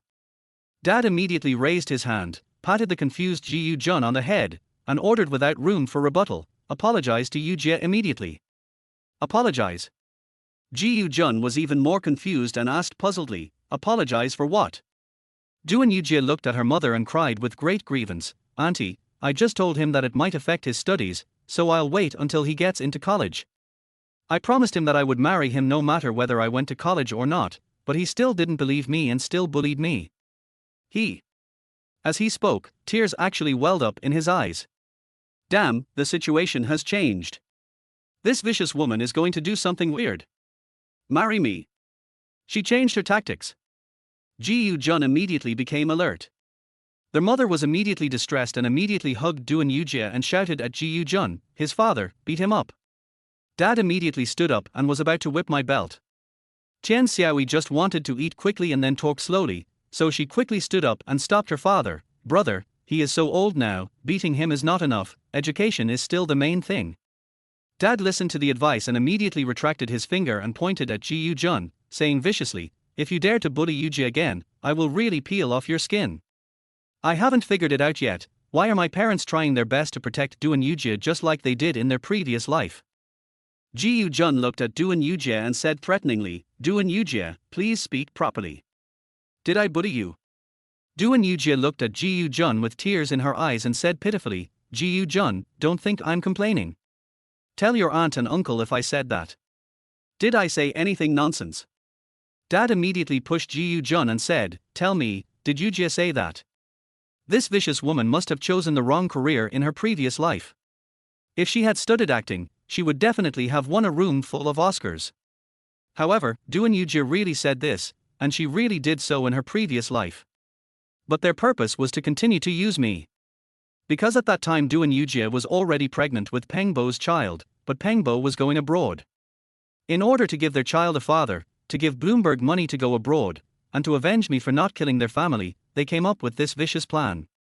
Marry me, let me become a father, and then pay a dowry of 200,000 yuan to let Peng Bo study abroad. When Bloomberg returns from his studies, he will divorce me, and we will get married and reunite as a family of 3. Unexpectedly, while studying abroad, Bloomberg got together with the daughter of a leader and got married abroad. Duan Yujie did not blame the ungrateful Bloomberg, but blamed me instead. Bloomberg doesn't want her because I, her husband, have slept with her several times and made her impure. In my previous life, she was married to me for more than 20 years, but I only let her touch her 13 times. However, she secretly went to see Bloomberg every day and cheated on me. Duan Yujie, you really are the pure and innocent 13 spices. In this life, you're not going to pretend to be a bitch, but just marry me. I want to see how you marry. Ji Yu Jun said coldly, "Yes. So what?" The mother looked at the pitiful Duan Yujie and immediately became angry for the first time at the son she had doted on for half her life. "Ji Yu Jun, how did I educate you? How could you treat a girl who likes you so much like this? You really disappoint me." Dad pretended to whip his belt again and ordered angrily, "Why don't you apologize now?" Without waiting for Ji Yu Jun to speak, Duan Yujie immediately put on a submissive expression and said in a tender voice, "Uncle, aunt, don't be angry. It's all my fault for my bad attitude towards him. He has a stubborn temper, so there's no need to apologize, but you're not allowed to bully me again. Green tea. A typical green tea bitch." But no one can resist the lethality of green tea. Seeing such a sensible daughter-in-law, the mother felt extremely distressed and said from the bottom of her heart, Yujie, it's all auntie's fault that she spoiled him. You must not be so accommodating to him in the future. Beat him when he should be beaten and teach him when he should be taught. From now on, auntie will leave him to you. If he dares to bully you again, tell your auntie and she will ask your uncle to beat him with a belt. Yeah. Du and Yujie nodded obediently. My mother said from the bottom of her heart, this child is so well behaved that it makes me feel distressed. Okay, it's okay, come and eat, you must be starving, right? Du and Yujie smiled shyly and said softly, Auntie, I want to brush my teeth first. I wonder if there is a new toothbrush at home. My mother immediately said, yes, come with me, I'll get it for you. The father admired from the bottom of his heart and said, Aunt, your family has a really good education. He even brushes his teeth before eating. Before he could finish his words, my mother kicked him under the coffee table. Dad looked up at Mom in confusion, and when he saw the fierce look, he instantly understood something. Looking at the blushing face of the future daughter-in-law and the angry look in the future mother-in-law's eyes as she glared at her son, her old face suddenly turned red, and she wished she could find a hole in the ground to crawl into. He could only turn around and slap his son hard to ease the embarrassment. Ji Jun was completely confused. Du and Yujie said all this. Is this gonna end? My parents know about this. If I dare to say no to marriage again, his father's love will no longer be so strong. Even my mother will instantly turn into a Saint Seiya and kill him. I still underestimated this vicious mother and daughter. They will do anything for money. Okay, this is interesting. If I conquer her so quickly, there will be no pleasure in revenge. Chapter 22, Marry You Without Any Dowry. Bathroom. Mom wants to unpack a new toothbrush. Du and Yujie held her mother's hand and said in a soft voice, Auntie, no need. A toothbrush costs more than 10 yuan and is only used once. It's too wasteful. I'll just use Ji Jun's. Just don't tell him, Auntie, or he'll scold me again. This made my mother so happy that she wanted to go out immediately, call all the neighbors together, and show off to them. What does this mean? This is the best daughter-in-law. First, don't mind that your son's toothbrush is dirty. What is this? This is love from the bottom of my heart. Second, know how to live. Even if you know how to save money on a 1.5 yuan toothbrush, you should save it for your in-laws who haven't married yet. Isn't this a daughter-in-law that is hard to find in the world? My Yujie, you have melted my heart. My mother said as she suddenly tore open the toothbrush and quickly squeezed toothpaste on it, don't be so frugal in the future. Our family is rich and we can afford to take care of Yujie. Thank you, Auntie. You are so kind. Du and Yujie took the toothbrush and brushed her teeth. Mom handed me the towel. Du and Yujie wiped her mouth, smiled sweetly, and hugged her mother's arm. Just as she was about to speak, she suddenly frowned. What's wrong? Mom asked quickly. Du and Yujie blushed immediately and whispered, Auntie, Ji Jun is good in every way and I like everything about him, but I just don't want him to pinch and hit me like that again. As long as he doesn't hit me, I'll obey him in everything. My mother immediately thought of the shocking bruises on Du and Yujie's body and felt heartbroken. Although she was a teacher, she didn't know what words to use to express her guilt, so she could only swear, Yujie, don't worry, if he dares to bully you like that again, not only will Auntie let his dad skin him alive, but she will also not want him as her son anymore. Auntie is so nice. Du and Yujie happily kissed her mother on the face. I will definitely be filial to you in the future and make you the happiest mother in the world. My mother was so excited that her eyes were filled with tears. This daughter-in-law is better than all four daughters put together. Those girls have been raised in vain. How many years have they not kissed their mother? Look at my daughter-in-law, she either hugs or kisses her mother-in-law, she is simply the most caring baby. Yujie, don't worry, what I said back then was not just a casual remark. From now on, I will treat you as the apple of my eye and the tip of my heart. From now on, I will only be close to you. You are the one closest to me. Du and Yujie sneered in her heart, Ji Jun, aren't you recording it? Go ahead. Let me take down your mother first and see what effect your recording has. What happened to dating Bloomberg? We were classmates who met by chance. What's wrong with my mother coming to blackmail me? My mother didn't know that. If you have the ability, just show it all to us and see whether your mother believes you or me. If you dare to bully me like that, I will make you bankrupt. She rolled her eyes a few times, hesitated for a while, then lowered her head and said, Auntie, can you do me a favor? My mother didn't have the slightest resistance and immediately said, tell me quickly. As long as I can do it, I will do it for you, even if it means picking the moon from the sky. Duan Yujia stammered, Auntie, I won't let Ji Jun. That's why he always bullies me, but I can't go to college with a big belly, right? As I said this, I raised my head and looked at my mother with pity. Look at that bad boy of yours, look at what he has done to Yujia. My mother immediately said, don't worry, I'll take care of it. If he dares to touch you again, I'll break his legs. Duan Yujia smiled with satisfaction. This is my Maginot line, Ji Jun, I want to see how you break it. If you dare to go too far with me again, I will let your mother kill you. No, the Maginot line doesn't seem to work. Who cares? If he dares to misbehave again, I'll come crying and complain to you.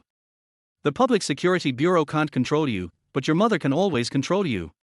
In the living room, none of the three spoke, and the atmosphere was somewhat depressing. Ji Jun was thinking about how to foil the evil plan of the mother and daughter. Qian Xiaoyi sat on the sofa with her arms folded across her chest, wondering if her daughter could win over Ji Jun's mother and thinking about what to do next. Dad just said something wrong. He was too embarrassed to talk to this young and beautiful future mother-in-law who seemed to be a generation younger than him. What a fool I am. Why do I speak without thinking? How will my mother-in-law view me? Disrespecting the elderly. His own son did such an outrageous thing, but he is so shameless. What kind of person is he? The more I thought about it, the more annoyed I became, and I wanted to slap myself hard a few times. My mother brought Yujia out and saw that the three of them were silent, so she quickly called out, Big sister, why don't you move your chopsticks? Eat quickly, the food is getting cold. As he said this, he pulled Duan Yujia to sit down and busied himself with picking up the dishes. My father quickly made an excuse to change the tea leaves, got up and went to the kitchen. After a while, he finally prepared himself and came out to greet the guests. The mother and daughter moved gracefully and reservedly, but they ate very quickly, and soon there was very little food left. Dad asked Ji Jun to order the food again. Qian Xiaoyi put down her chopsticks, waved her hand and said, no need, just eat a couple of bites. If you weren't so angry that you didn't eat breakfast, you shouldn't be so rude to eat at your house for the first time. Duan Yujia also quickly put down her chopsticks and lowered her head shyly like a young wife. My mother quickly said, we are all family, why do we need those rules? The old man said to Qian Xiaoyi with full apology, Aunt, according to the rules, when the in-laws come to visit, there must be at least 8 plates and 8 bowls. This is really a poor hospitality. Qian Xiaoyi, since you all call me in-law, let's not do those empty things. My Yujia is too weak and has been completely held hostage by your Ji Jun. She will inevitably be bullied in the future. That's why I didn't agree with what they were doing. But a girl is no longer under her mother's control. Her calves twist and turn with her thighs. My daughter looks weak, but she has the same temperament as me. She is also stubborn. Once she makes up her mind, even 8 oxen can't pull her back. He has taken a fancy to your Ji Jun, and I can't persuade him, so I can only agree. I just want to ask, what does your family think about their relationship? My mother said hurriedly, agree, our whole family agrees. Dad, such a good daughter, our Ji family is more than happy to have her. Qian Xiaoyi couldn't help but frown secretly. I asked you to give your opinions, why did you just say you agreed? The opinion on marriage is all about money, isn't it? She smiled patiently, in this case, I will tell you the truth. It's not easy for me to raise my daughter to this age. I have spent a lot on her food, clothing, and schooling over the years. As for this betrothal gift. He paused and looked at his mother. Damn, if I can't extort money, I'm going to ask for the bride price. Are you trying to kill the goose that lays the golden eggs and get all the eggs at once? In this day and age, marrying a wife requires a dowry of 30,000 to 40,000 yuan. If you spend it frugally, it is indeed enough for Duan Yujia to go to college. I went to jail in my previous life and didn't give them any money for 4 years. How did Duan Yujia go to college? That vicious woman not only went to college herself, but also paid for Bloomberg to go to college. Where does she get the money? Suddenly, a certain scene he saw after becoming a spirit came to his mind. It turns out that they framed themselves and put themselves in jail just to get $100,000 from the other party. Ji Jun felt a sudden chill in his heart. For the sake of that $100,000, they spent for years in jail. This vicious mother and daughter. I'm going to make your life a living hell. You still want to cheat me of the bride price? I'll make you lose your wife first and then your army. My mother immediately said, Aunt, you say it, and we agree to everything. Qian Xiaoyi smiled with satisfaction. Since elder brother and elder sister are so happy, then our family can't be stingy, lest my daughter be looked down upon by you after she gets married. As long as they can live a good life, I don't want any betrothal gift. What? Mom and Dad were shocked. This mother-in-law is not only beautiful and kind, but also decent and generous, easy to get along with and open-minded. It is said that like mother, like daughter. No wonder Yujie is so well-behaved and sensible. Her son is blessed in this life. Ji Jun immediately became alert. No gift. Could there be some more sinister plan? Chapter 23, Mother and daughter work together to capture parents. Dad quickly said, Aunt, we are touched that you said that. But it's not easy for you to raise such a good daughter. We can't marry Yujie for nothing. We? Qian Xiaoyi immediately frowned and asked unhappily, Brother, do you mean that our family is selling our daughter? Dad quickly put on a smile and said, No, that's not what I meant. I just wanted to express our family's gratitude to your family. Qian Xiaoyi nodded in satisfaction. It can be seen that the elder brothers and sisters are also honest people. I am relieved to leave my Yujie to you. But we are marrying off our daughter, not selling her. I really don't want any betrothal gifts. Mom and Dad looked at each other, both so excited that they couldn't believe it. What good deeds did our Gu family do in our previous life to make such a good thing happen to us? No, let my eldest brother go to the ancestral grave today to see if there is any smoke coming out. Dad rubbed his hands together, couldn't help but laugh and said, Aunt, this isn't something I, the father-in-law, should say, but since we are no longer strangers, I'm just being shameless and saying it. I am satisfied with our Yujie in every way I look at her.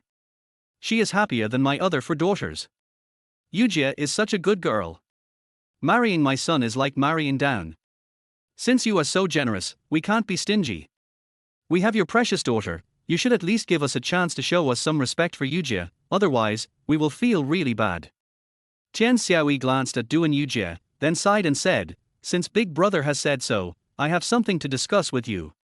My parents quickly said, You tell me. Qian Xiaoyi said with a serious expression, What I mean is that the college entrance examination is coming soon. We don't need a month or two to wait for them to finish the exam and get the scores. If none of them pass, we will arrange for them at the end of the year. I see that your house is also ready-made. You can just do some renovation and buy some new furniture. You have plenty of time. Do you think I'm right? Enlightened. Generous. Considerate. It is really hard to find such good in-laws in the world. My parents nodded quickly, my in-laws are right. Qian Xiaoyi, even if we settle this matter today, Yujie will be considered a member of your family. Am I right? Mom and Dad, of course. Qian Xiaoyi, although we haven't arranged the wedding for them yet, we are like a family now. I will speak frankly if I have anything to say. Yujie's father has not been well these past 2 years, and my family has been living a tight life. It is said that a daughter who is married off is like spilled water. Yujie has become a member of your Gu family. If she is admitted to university and works in the future, she will also earn money for your Gu family. You can take a look at her university tuition and living expenses.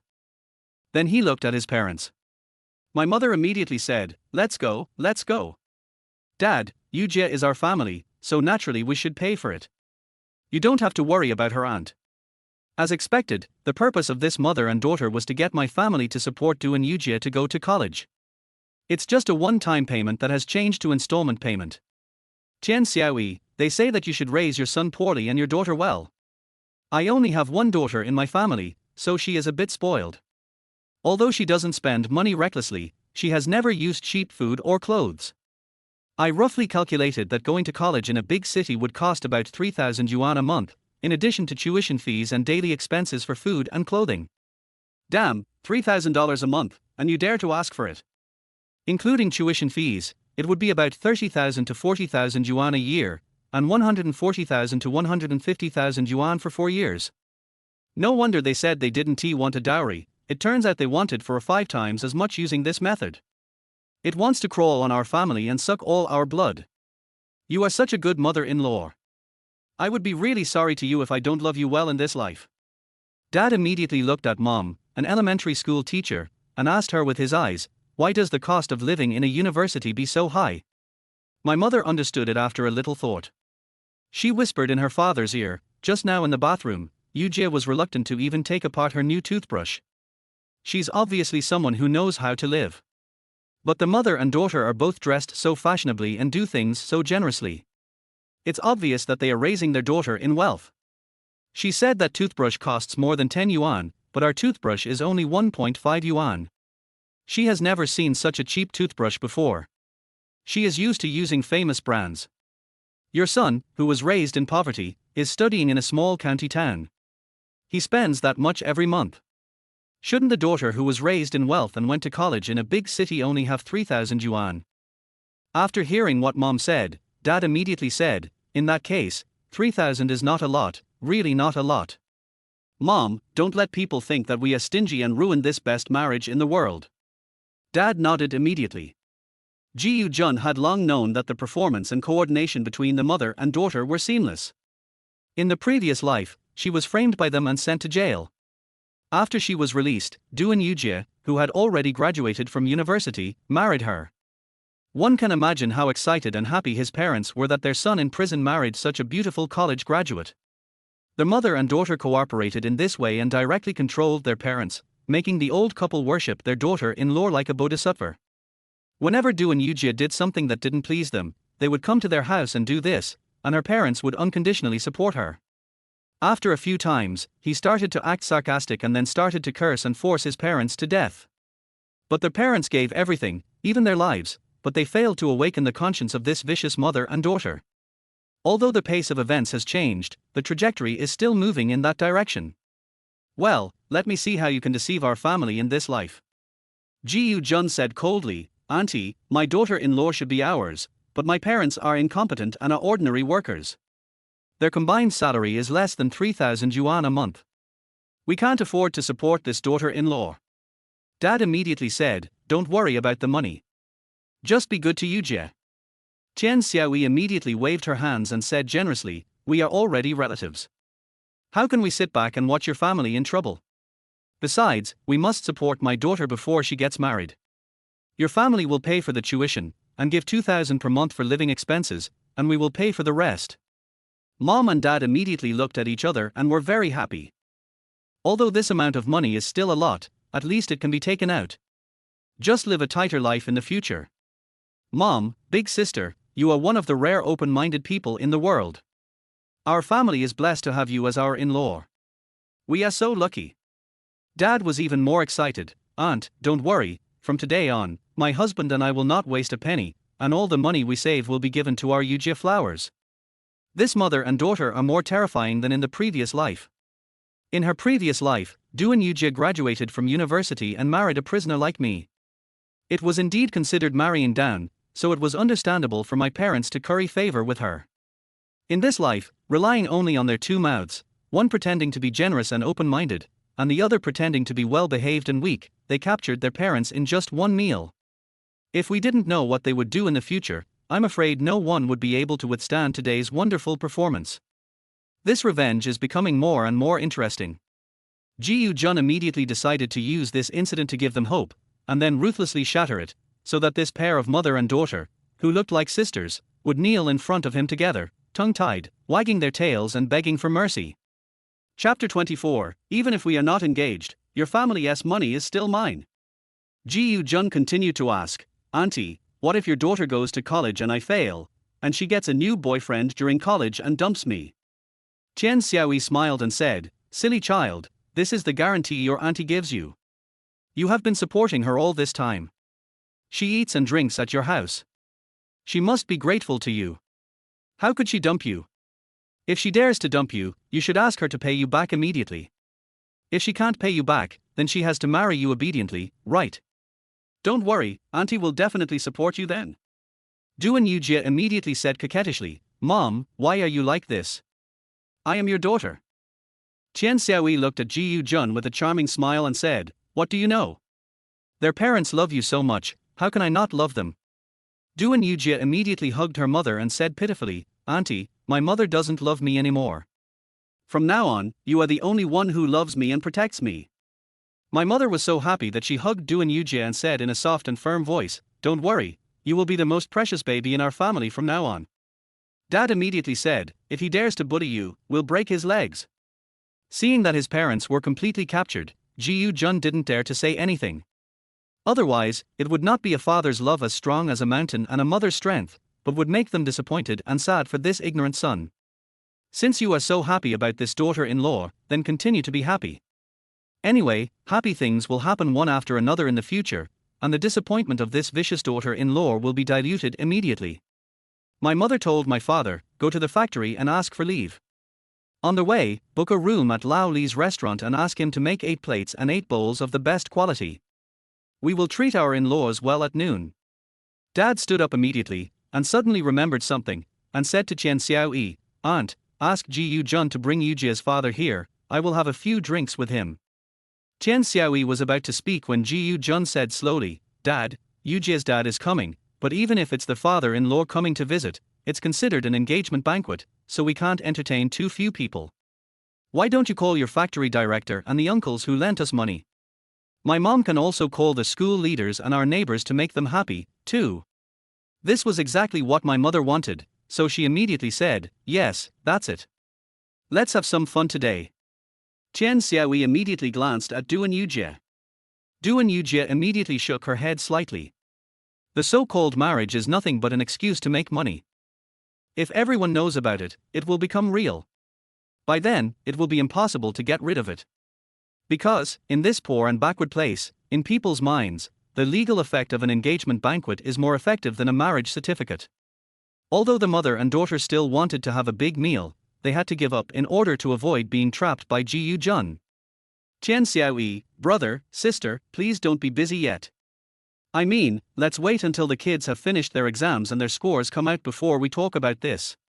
If Yujie doesn't pass the exam, we'll have a grand ceremony, get the kids engaged and get married at the end of the year.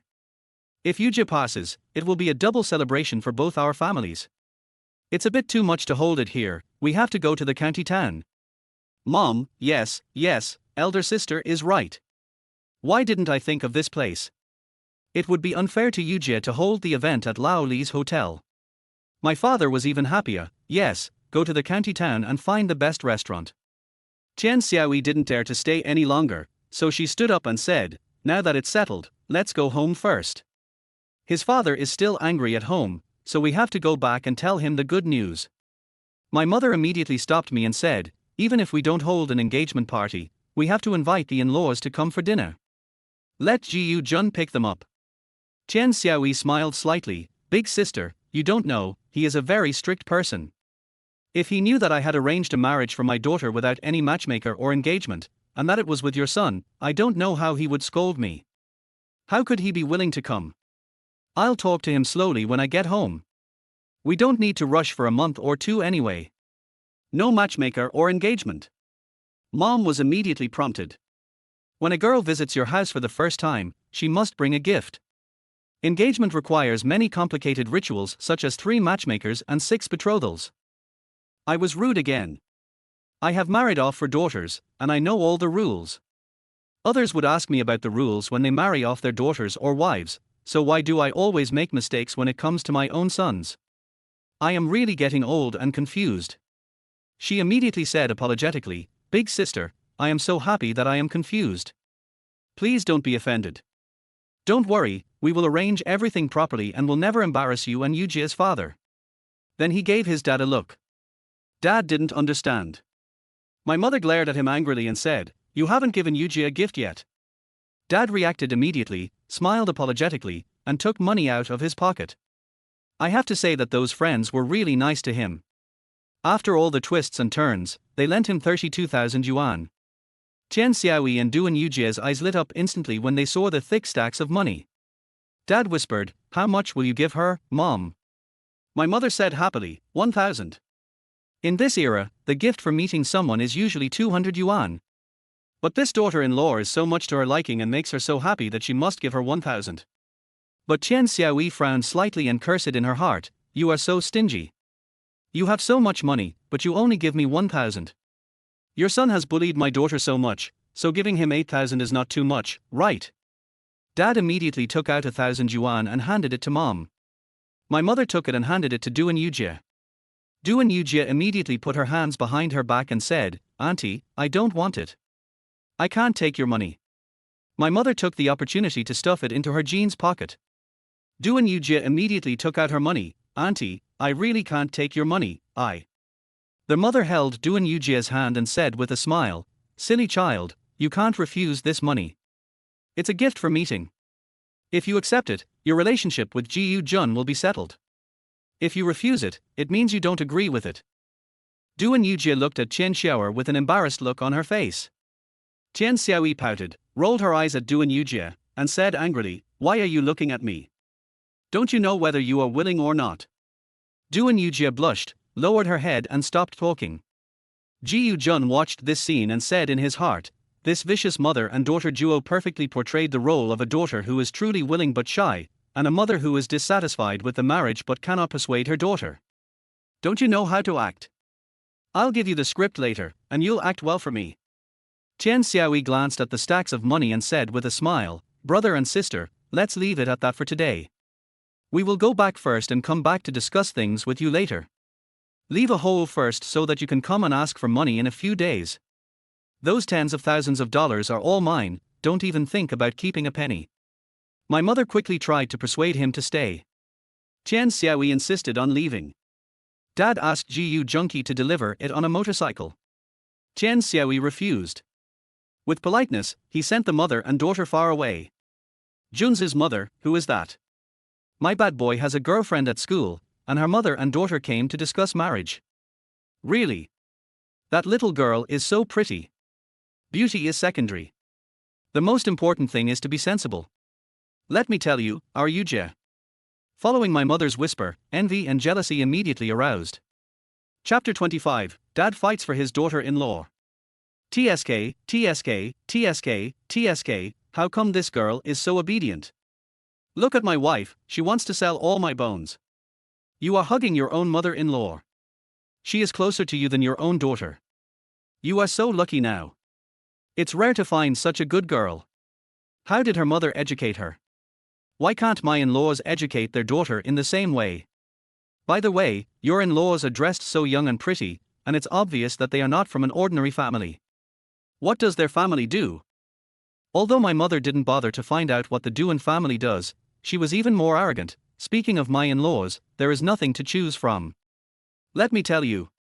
Suddenly, I felt even more envious and jealous. No gift. They are already engaged, and you're still going to take care of the girl after she gets into college. Hurry up and ask his father to go back to the village to check if your ancestral grave is on fire.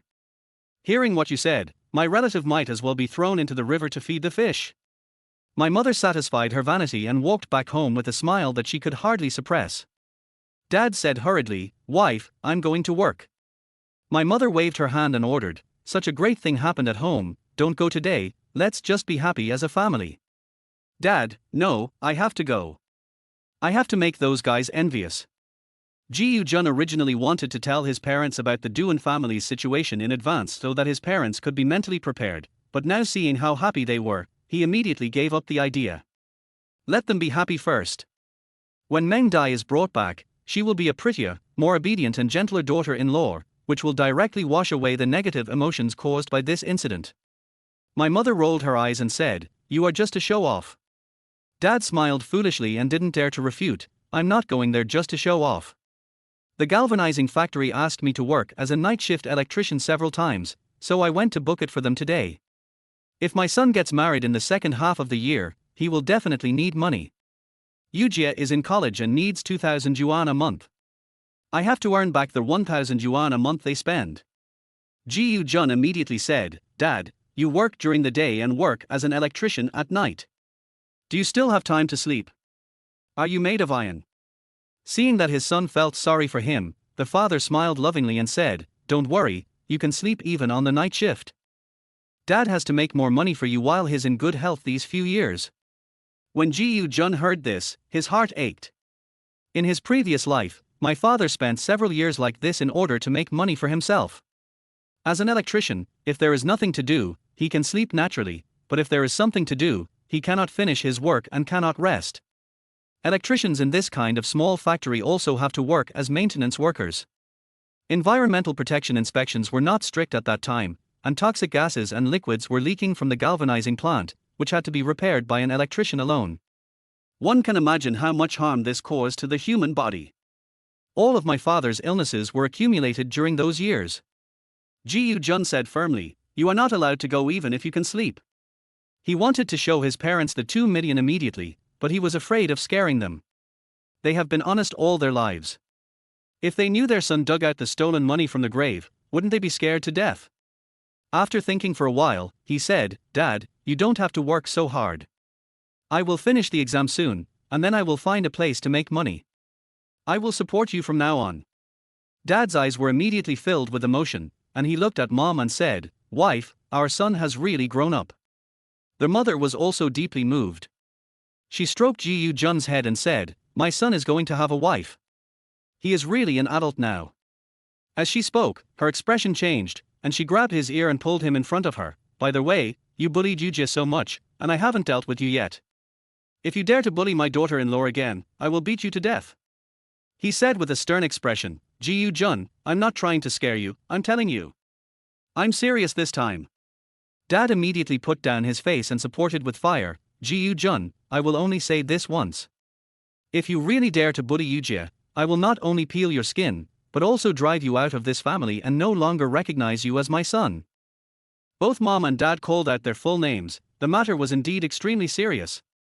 If they really get angry, it's okay to beat myself up. Anyway, I haven't enjoyed enough of fatherly love. But they will definitely be disappointed and sad, which is absolutely not allowed.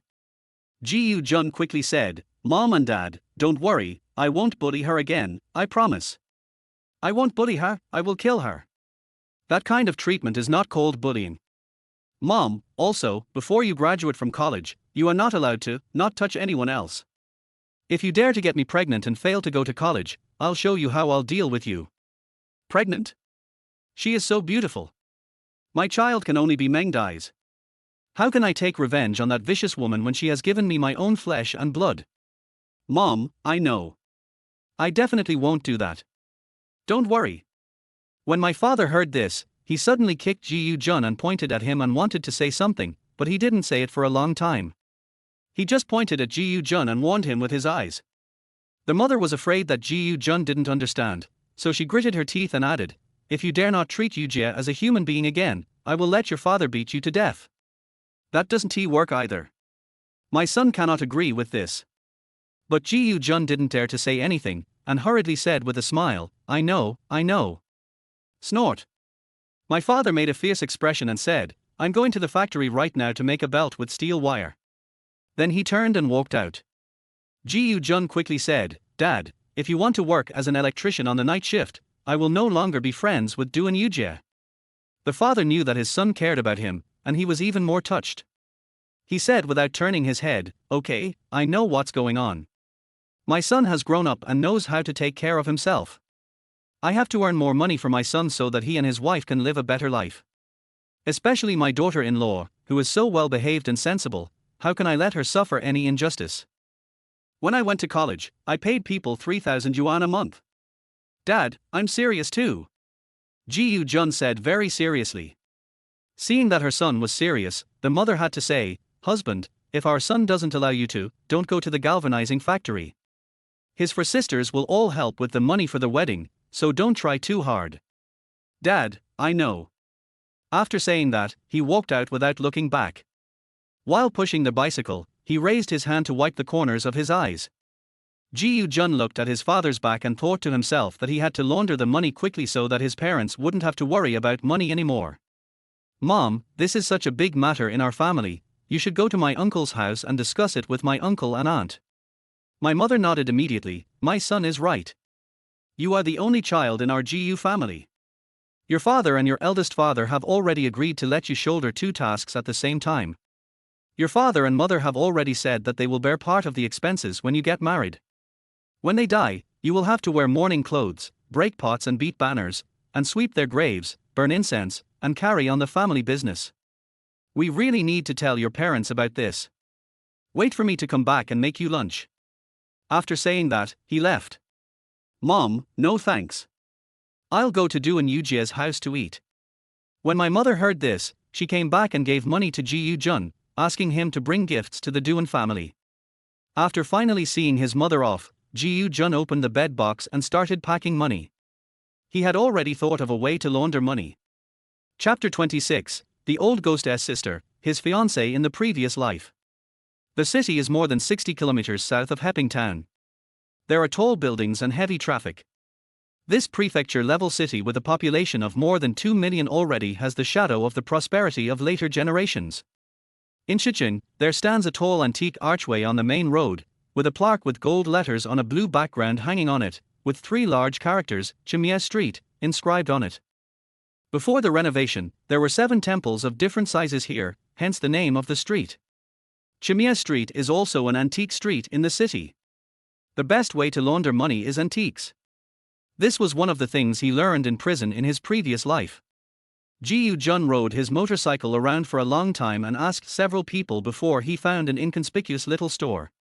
The shop's facade was shabby, with mottled red paint.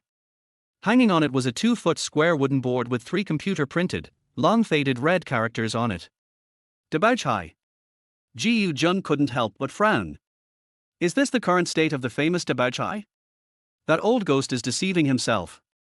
Were all those things you said in prison just nonsense? The old beast said that none of the guys in the trading floor told the truth. Could it be that the old man was really bragging? But now that I'm here, I have to go in and take a look. Ji Yu-jun stopped the motorcycle, pushed the door and walked in. In the slightly dim room, there are 2 rows of antique shelves against the wall, filled with all kinds of fake antiques. At the back of the room is a solid wood tea table that is more than 2 meters long, surrounded by 4 armchairs. The tea on the tea table was still steaming, but there was no one in the room. Anyone there? Ji Yu-jun shouted. Who is it? Following their voice, a woman in her 20s, wearing delicate makeup, cool clothes, and an extremely hot body, so beautiful that it made people's eyes light up, walked out of the door on the side of the shelf. When he saw that it was a young man, he immediately determined that he was not a customer and frowned. Ji Yu-jun also frowned. Why wasn't he at that old ghost? The woman sat down on the chair, drank a sip of tea gracefully, and then asked impatiently, "What do you want?" Ji Yu-jun asked tentatively, "Sister Lily." The woman turned her head immediately, and looked at Ji Yu-jun with a pair of beautiful big eyes full of surprise. "Do you know me? Who are you?" "You've found the right place."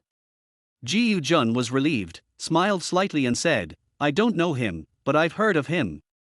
Lily immediately became alert. "What are you going to do?" Ji Yu-jun sat on the chair with his legs crossed, one hand on the armrest, and said, "I want to fuck the old ghost's sister." Lily stood up suddenly, pointed at Ji Yu-jun and shouted angrily, "You are looking for death." Ji Yu-jun was not afraid at all. "Tell the old ghost to come out and see me immediately." Without saying a word, Lily grabbed a ceramic teapot on the tea table and smashed it down on Ji Yu-jun's head. Ji Yu-jun had a relaxed expression as he stretched out his hand, flicked, grabbed, pulled, and yanked. Lily felt a flash before her eyes, and she didn't know what was going on, but she was already sitting in Ji Yu-jun's arms. She was horrified and struggled to ask, what on earth are you going to do?" Ji Yu-jun pinched Lily's chin and said coldly, "I said, I want to fuck the old ghost's sister." The labor prison he went to in his previous life was the famous Wangjuan coal mine. That is not a peaceful place, it is a real dark jungle. Fights in the trading floor are more common than eating and drinking. The most terrifying thing happened after going down the well.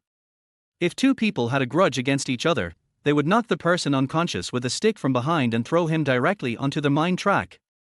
10 minutes later, the person would be a pool of rotten meat mixed with coal slag, and no one would be able to find out anything.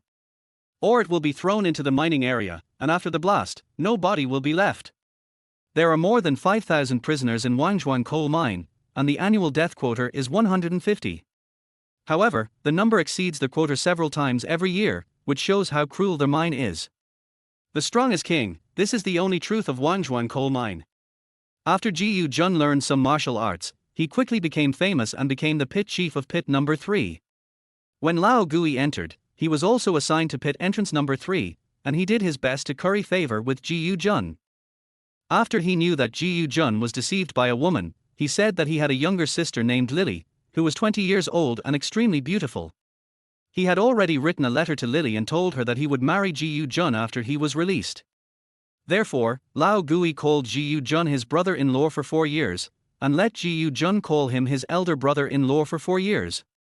Ji Jun naturally thought it was all a joke, but when he saw Lily today, who was beautiful but almost 30 years old, he found that the old man was indeed not telling the truth.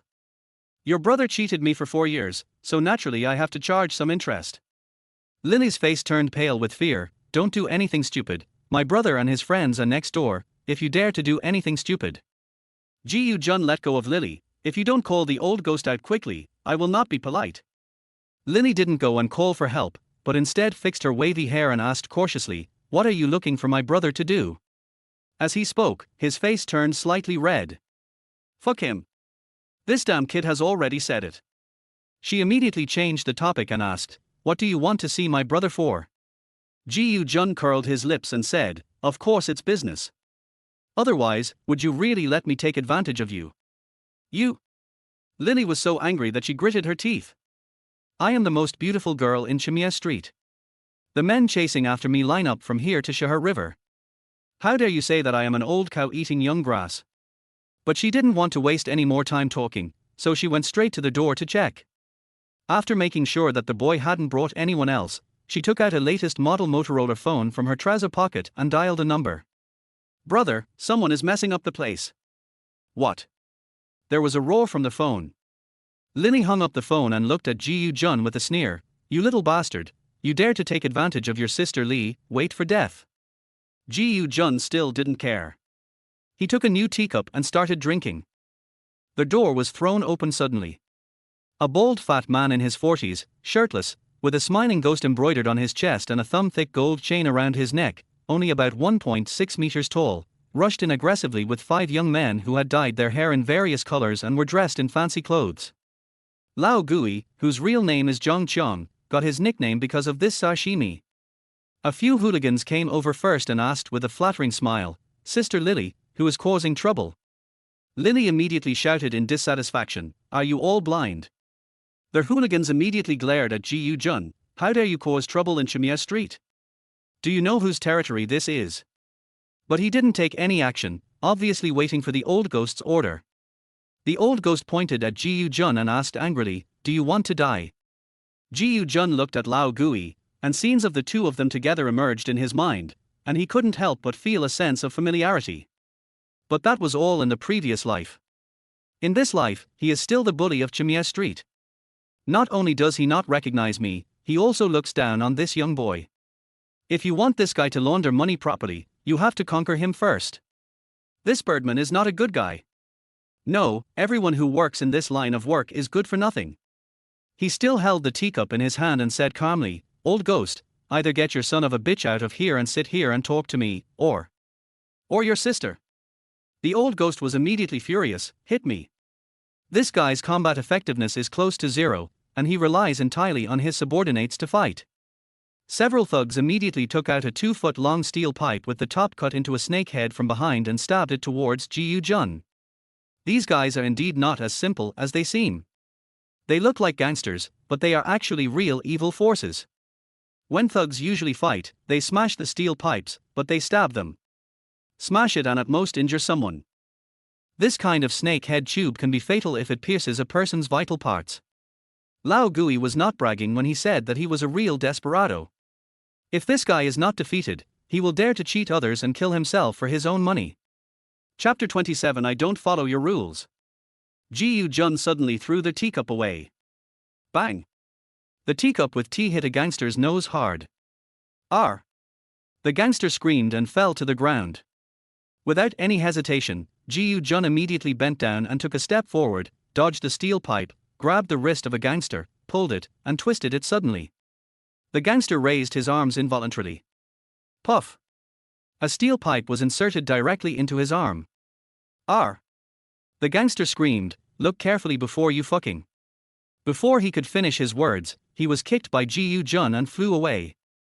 Ji Jun already had a steel pipe in his hand, which he swung out with an afterimage. Ding! Ding!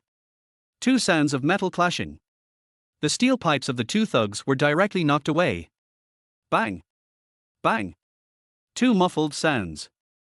The two thugs didn't know what was going on until they suddenly felt a sharp pain on the top of their heads. Their vision went black in an instant and they fell down limply. The thug who was the slowest to act finally reached Ji Jun.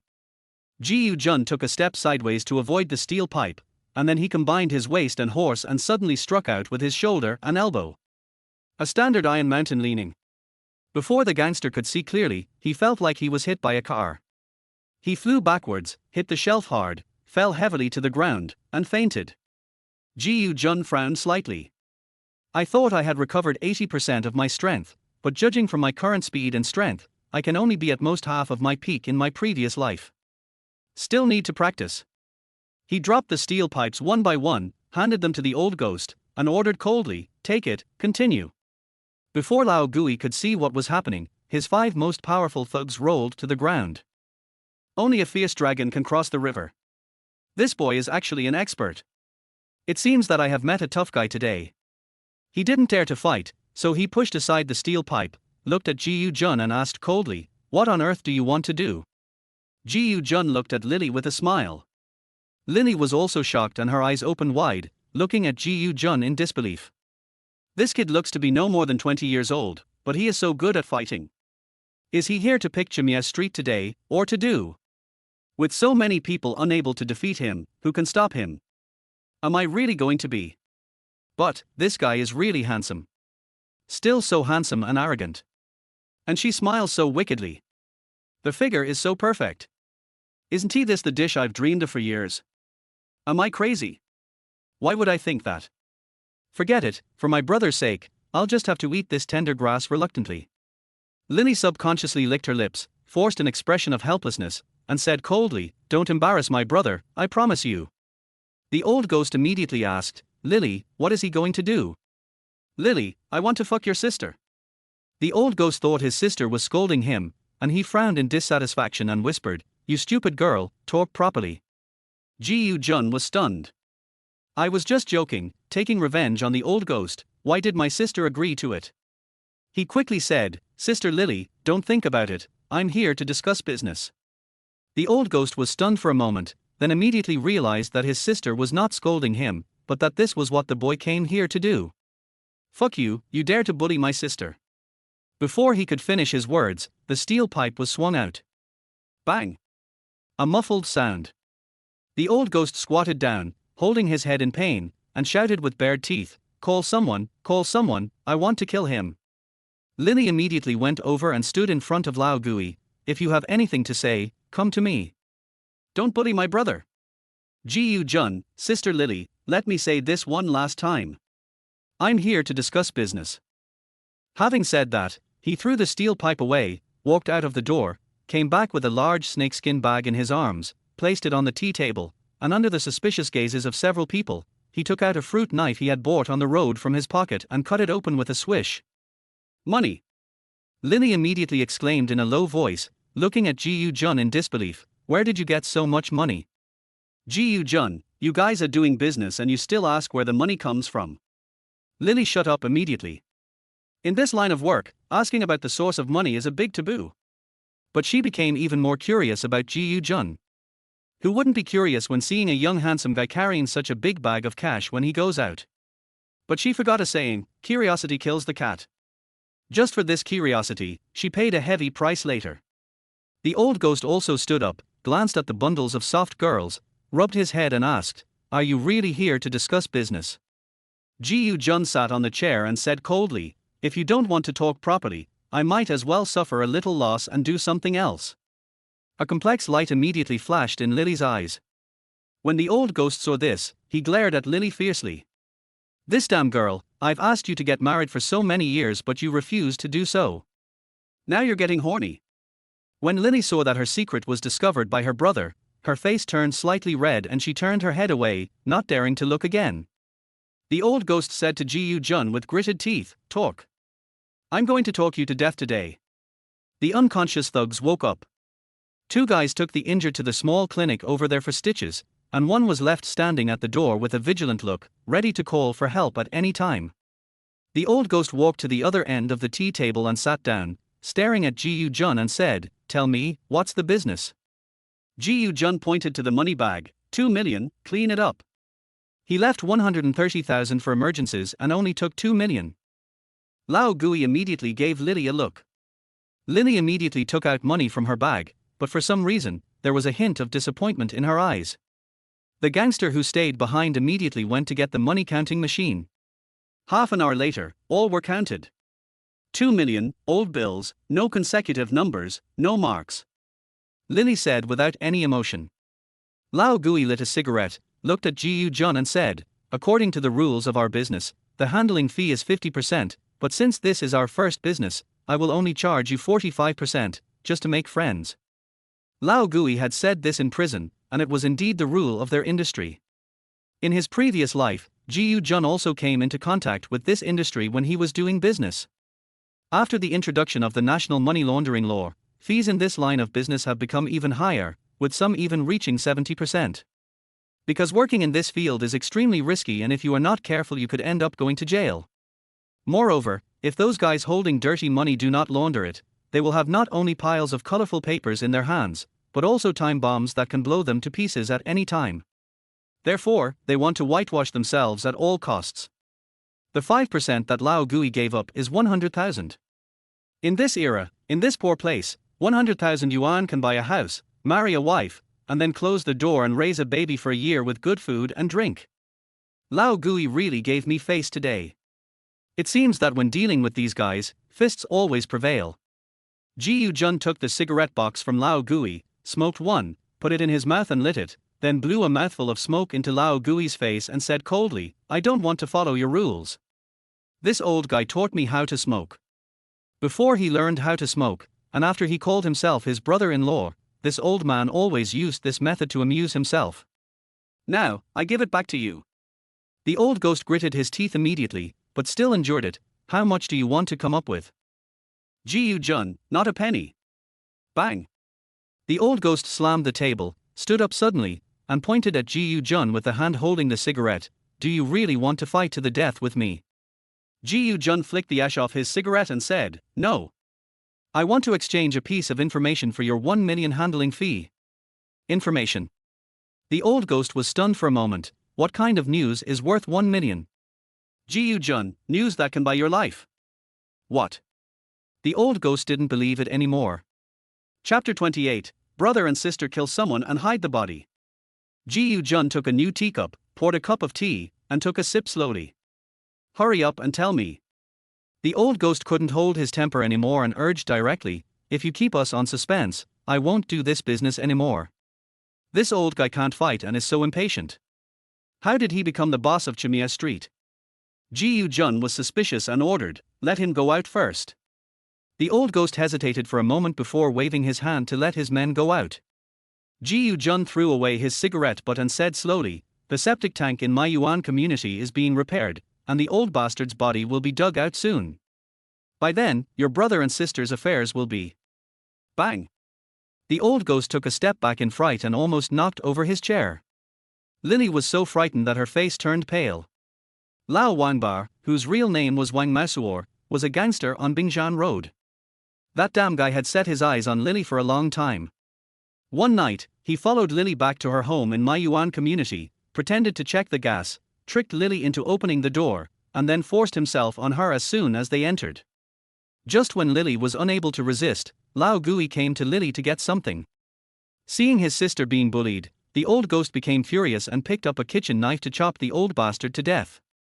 The old bastard's body was thrown into the septic tank of my Yuan community. In his previous life, Lao Gui went to jail because of this incident. In this era, self-defense is difficult to define. He was sentenced to 15 years in prison for killing someone in anger and destroying the body. Before coming, Ji Jun took a look around and saw that the septic tank had been fenced off, so construction should start soon. How did you know? Lini looked at Jiu Jun and asked in a trembling voice. Jiu Jun didn't answer and glanced at Lao Gui's cigarette box. Lini immediately picked up the cigarettes, took out one and handed it to Jiu Jun, then picked up the lighter and lit it. Jiu Jun took a puff and blew the cigarette in Lini's face again. This is not something you should know. However, if you send someone to drive the workers away and take the job away from the property management, this matter can still be covered up. After tonight, you two will have to go to Wangzhuang coal mine to eat boiled cabbage. The old ghost could no longer hold his composure, and immediately ran to the door and ordered his subordinate, hurry up and drive to my Yuan community. Yes. The subordinate agreed and immediately ran to a red Santana, opened the door and started the car. The old man got into the car and sped away without even saying hello. Lini stood at the door, looking outside anxiously, not knowing what she was thinking. Jiu Jun knew that Lao Gui would not be back for a while, so he went out directly, went to the public telephone booth, and called his father's factory. Uncle Hu, I'm Jiu Jun. I have something to talk to my dad about. How lucky are you, kid? How could you cheat such a good girl? Uncle Hu, the factory office director, is one of my father's best friends. This is just my dad bragging to others. Uncle Hu, why do you think I'm so bad, just like my dad? Not bad, not bad. Well, let's not waste the phone bill. Tell me what you want to talk to your dad about. Let my dad answer the phone. Okay, hang up first, I'll call you back later. I'll call back in 5 minutes.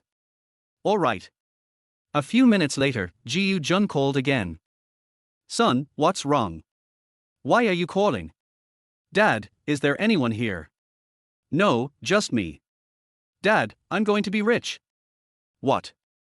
Hurry up and ask for leave, go home, change into nice clothes, dress up, take your bank card and ID card, borrow a good motorcycle, and go to Chimia Street in the city. What did you do in the city? It's hard to explain over the phone, but I can make tens of thousands anyway. Tens of thousands of dollars. What kind of business can make that much money? You kid. Dad, you'll know when you get here. Drive slowly and be safe. I'll be waiting for you here. Okay, I'll go borrow the deputy director's motorcycle right now. He is a high school student now, and no one believes that he can run such a big business, so he has to ask his father to step in. In his previous life, my father worked hard all his life and never enjoyed a single day. Before he died, he still felt guilty for his incompetence and failure to take good care of his wife and children. In this life, I want my father to live a glorious life, become a tycoon, and I can be a rich second generation who only knows how to enjoy life. After hanging up the phone, Jiu Jun went to a small restaurant to eat. He is no longer afraid of Lao Gui and Lily robbing each other. With that news, they should try to curry favor with me. After dinner, I took a stroll around the area, thinking about finding a profitable business for my dad to do. But this was the time when the financial crisis was at its worst, and business was extremely difficult. I didn't find the deal, but I met an acquaintance. An acquaintance from the previous life. A veteran mechanical engineer. But now he is laid off and sells groceries on the street for $1 each. Although we didn't know each other now, we still chatted for a while. After listening to the old engineer lamenting that making missiles was not as good as selling tea eggs, I returned to the store. Lily was absent-mindedly talking on the phone. Jiu Jun didn't say anything and made himself some tea. Before Lily finished her call, Santana stopped at the door. Lao Gui got out of the car and pushed the door open. Brother, how is it? Lily quickly hung up the phone and walked over to ask. The old ghost closed the door and whispered, "It's okay. I gave the property manager 5,000 yuan. The job was given to us, and the construction plan has also changed. No need to lift the lid. Let the manure truck pump out the dirt tonight, then backfill it with concrete and bury it completely. Then build a bigger one next to it." Lily finally felt relieved after hearing this. She turned around and looked at Jiu Jun with gratitude. "Thank you." Jiu Jun waved his hand. "It's all business, no need to thank me. I want to know if my information is worth your handling fee." Lily didn't wait for the old ghost to speak, and said directly, "Worth it. The lives of my brother and sister are worth even millions, let alone 100 million.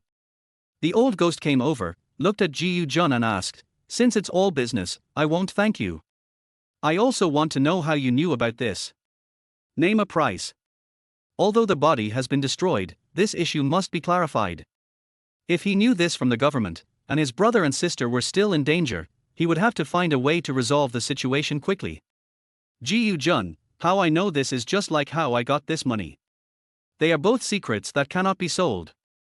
But don't worry, since you have spent the money, this matter is completely over and no one will pursue it anymore. The old ghost's eyes were still full of suspicion. Lily came over and asked, "What can you promise us?" Ji Jun, I won't give you any promises, but do you have any other choice besides choosing to trust me? Lily turned around and looked at the old ghost. Lao Gui whispered something to Lily and Lily nodded. Old ghost, we brothers and sisters don't need your assurance, but we need your friendship. You can help us so much, we two siblings accept you as our brother. From now on, whenever you have something to do, it will be our brother and sister's business. If you think about it, Lao Gui is really loyal. When he was at Wangzhuang coal mine, although this guy couldn't fight, he still blocked 2 sneak attacks for himself.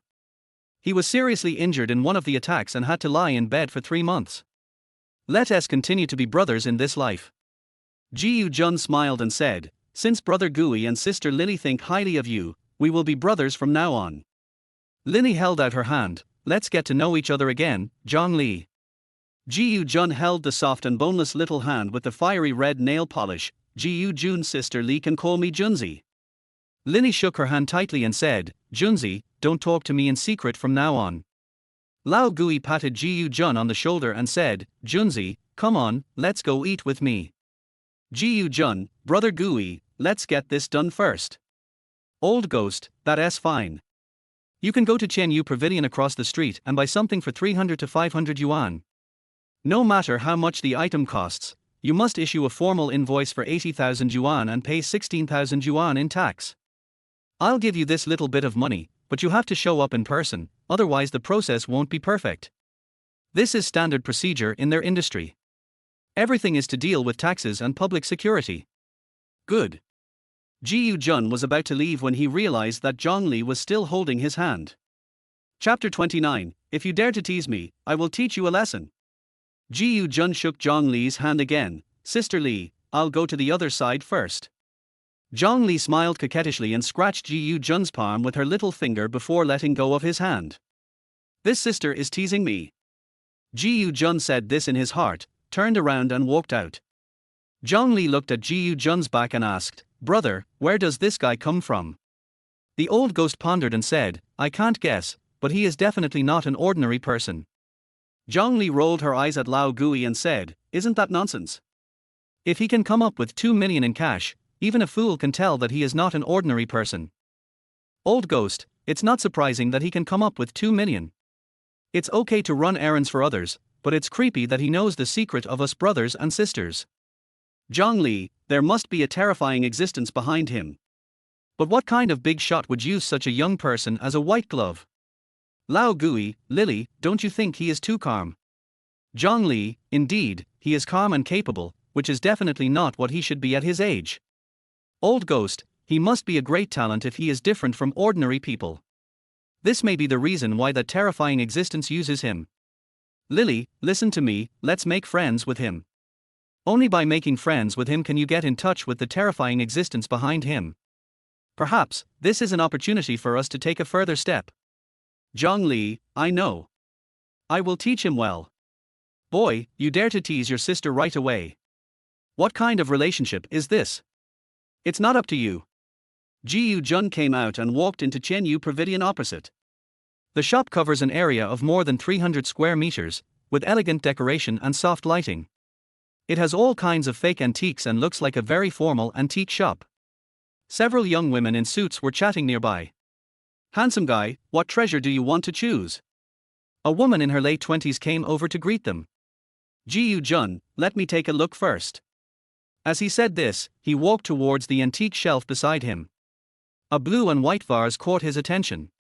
This is a Yuan dynasty blue and white Schwanger made vase, worth 3 million. The woman was an experienced shopping guide. She immediately saw what Ji Jun was looking at and introduced it to him. 3 million? You're kidding me. Would something so expensive be placed here? However, this is a common practice in the antique world, where they ask for a sky-high price first and then you pay them back when they land. No matter how high others' demands are, you can't complain, and no one will blame you no matter how low your demands are. But one thing is, as long as the other party agrees to the price you offer, you must buy it. Ji Jun looked at the time and said directly, 500 yuan. The shopping guide was not surprised at all, and smiled and said, handsome guy is really good at joking, we are. Ji Jun, open the ticket. The shopping guide immediately stopped smiling, looked at Ji Jun again, and asked in a low voice, how much? As expected, he is also in this line of work. Ji Jun, 80,000. Wait a moment, I'll go find our manager. Ji Jun, I'll go find our boss. After saying that, he walked out to the street corner. After a while, my dad came wearing a white shirt, black trousers, and black leather sandals, riding the most fashionable Honda motorcycle of the era. You know what, with this handsomeness and temperament, he really looks like a handsome country boy. Son, what's the deal? Ji Jun, Dad, I've got a fancy antique that can make a lot of money. What? Dad was stunned. When did you learn about antiques? Ji Jun, I read it in a book, it's exactly the same, I guarantee it's authentic, it's only 500, if you buy it you'll definitely make a killing. Dad, don't mess with me. What do you know about antiques? Do you know how shady this business is? Ji Jun, Dad, it's only 500 yuan, just let me try it. Dad, what's wrong with 500 yuan? Your mom and I have to work for 6 or 7 days. We can use the 500 yuan to buy clothes for you, Jia. Come on, come home with me. Ji Jun, Dad, I've already paid them a deposit of 400 yuan. If I leave, I'll lose everything. What? Dad frowned and said angrily, I just said you've grown up, and you're giving me this. You really are. Ji Jun, Dad, your son has really grown up. He needs to be filial to you and my mother. Just give me this chance. If I lose, I will go back and work to earn money to pay you back. When my father heard this, he stopped talking and took out 100 yuan from his pocket and handed it to Ji Jun. It was like this in my previous life. As long as I said it, my dad would support me unconditionally. It was because of this kind of doting that he worked so hard to make money for himself, and finally ended up with that tragic ending. In this life, just wait for your son to surprise you again and again. Ji Jun took the money, got on the motorcycle, climbed on his father's back and whispered, Dad, don't say anything for a while, just watch and see your son's ability to make money.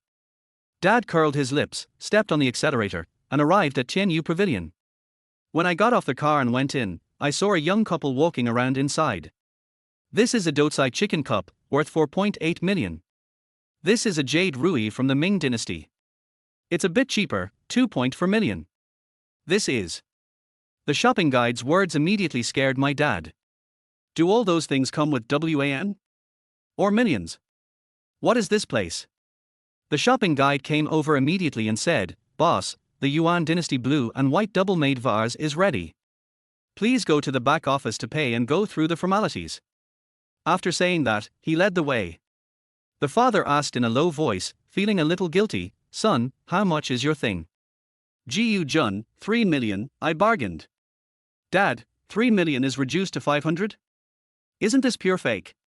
You? Ji Jun, sure, just watch. Before my dad could say anything, the shopping guide had already opened the office door. Ji Jun took a quick step and walked in first.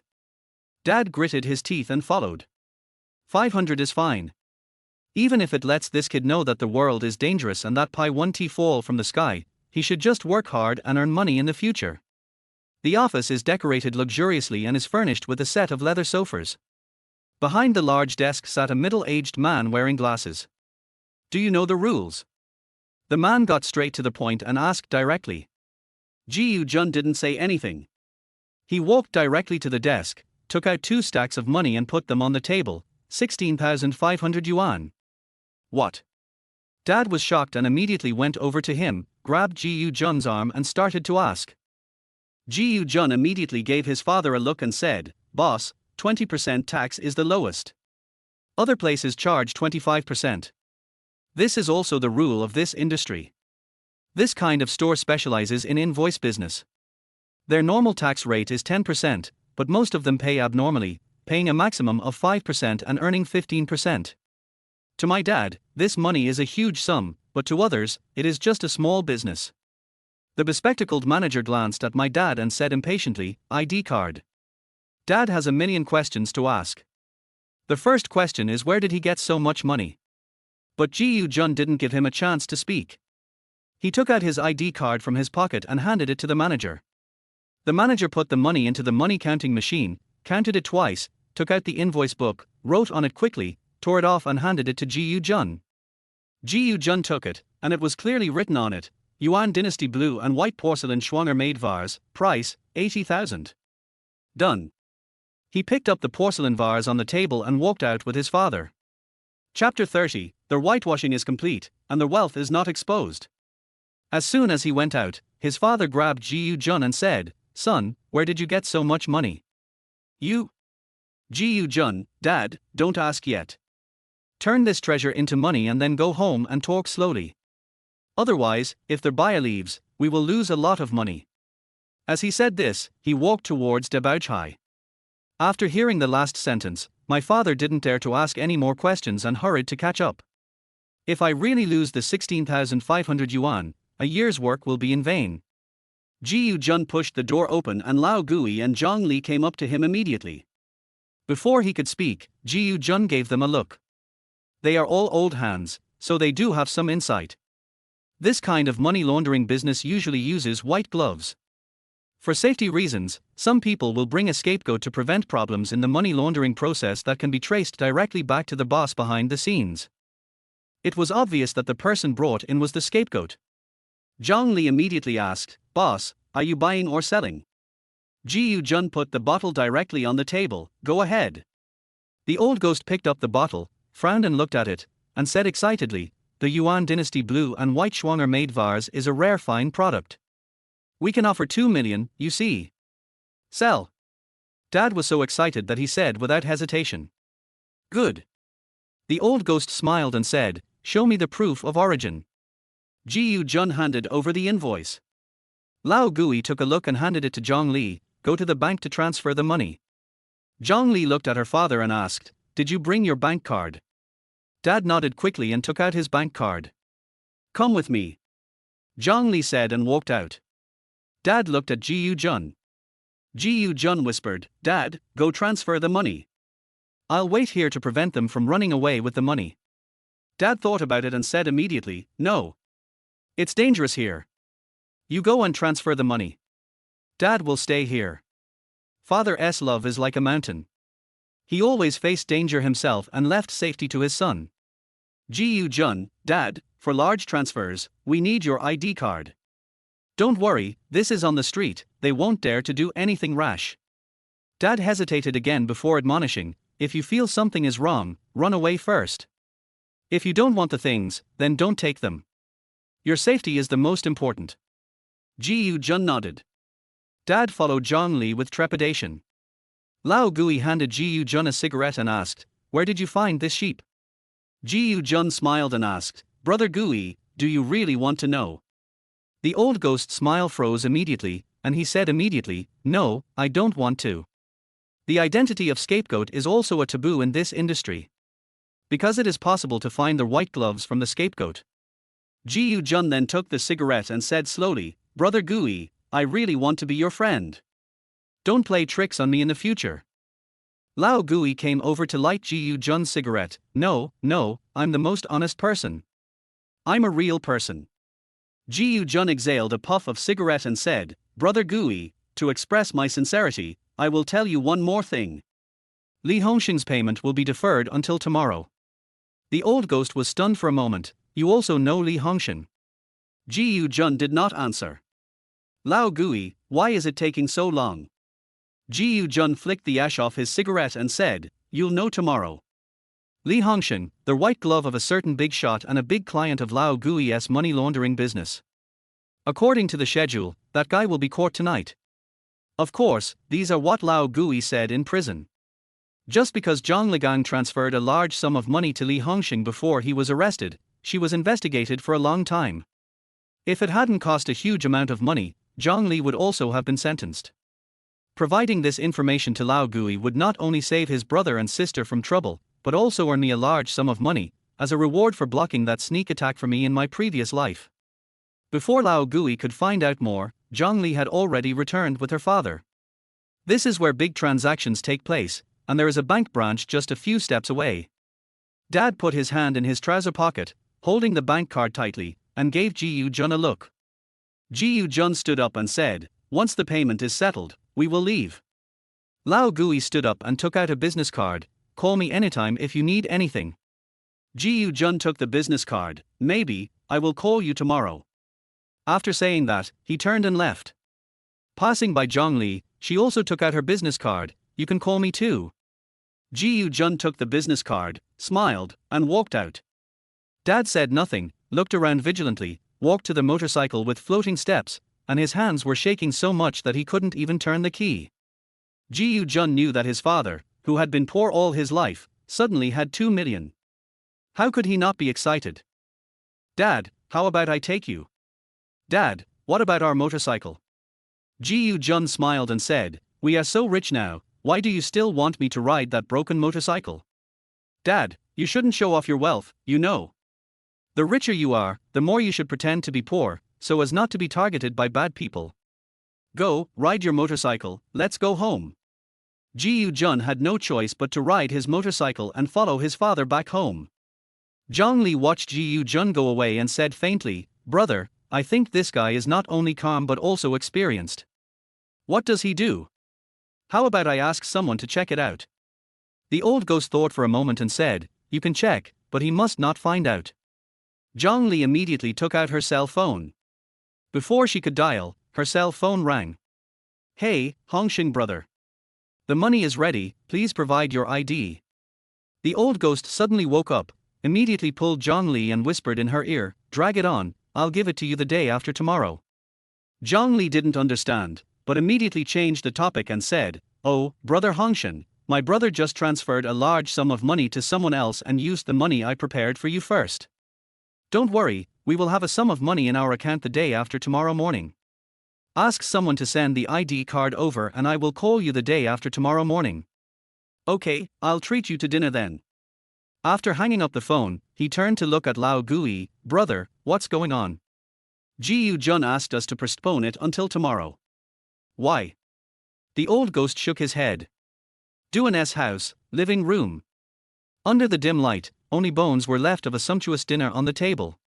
Duan Jicheong took the last sip of wine, leaned back in his chair, rubbed his stomach and said, "This was a really good meal.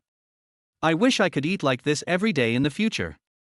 Tian Xiaoyi rolled her eyes and said, "This meal alone costs over $100. Do you want to eat this every day? What are you dreaming about?" "Duan Jicheong, didn't the Jiyu family agree to give you 2,000 a month?" Duan Yujie hurriedly said, "Dad, that money is for my schooling. I can only leave you 500 at most." "Tian Xiaoyi, didn't we agree to leave 1,000 for Mom?" Duan Yujie frowned and pouted, "Mom, I put in so much effort, I have to spend more anyway." Tian Xiaoyi immediately gave Duan Yujie a look.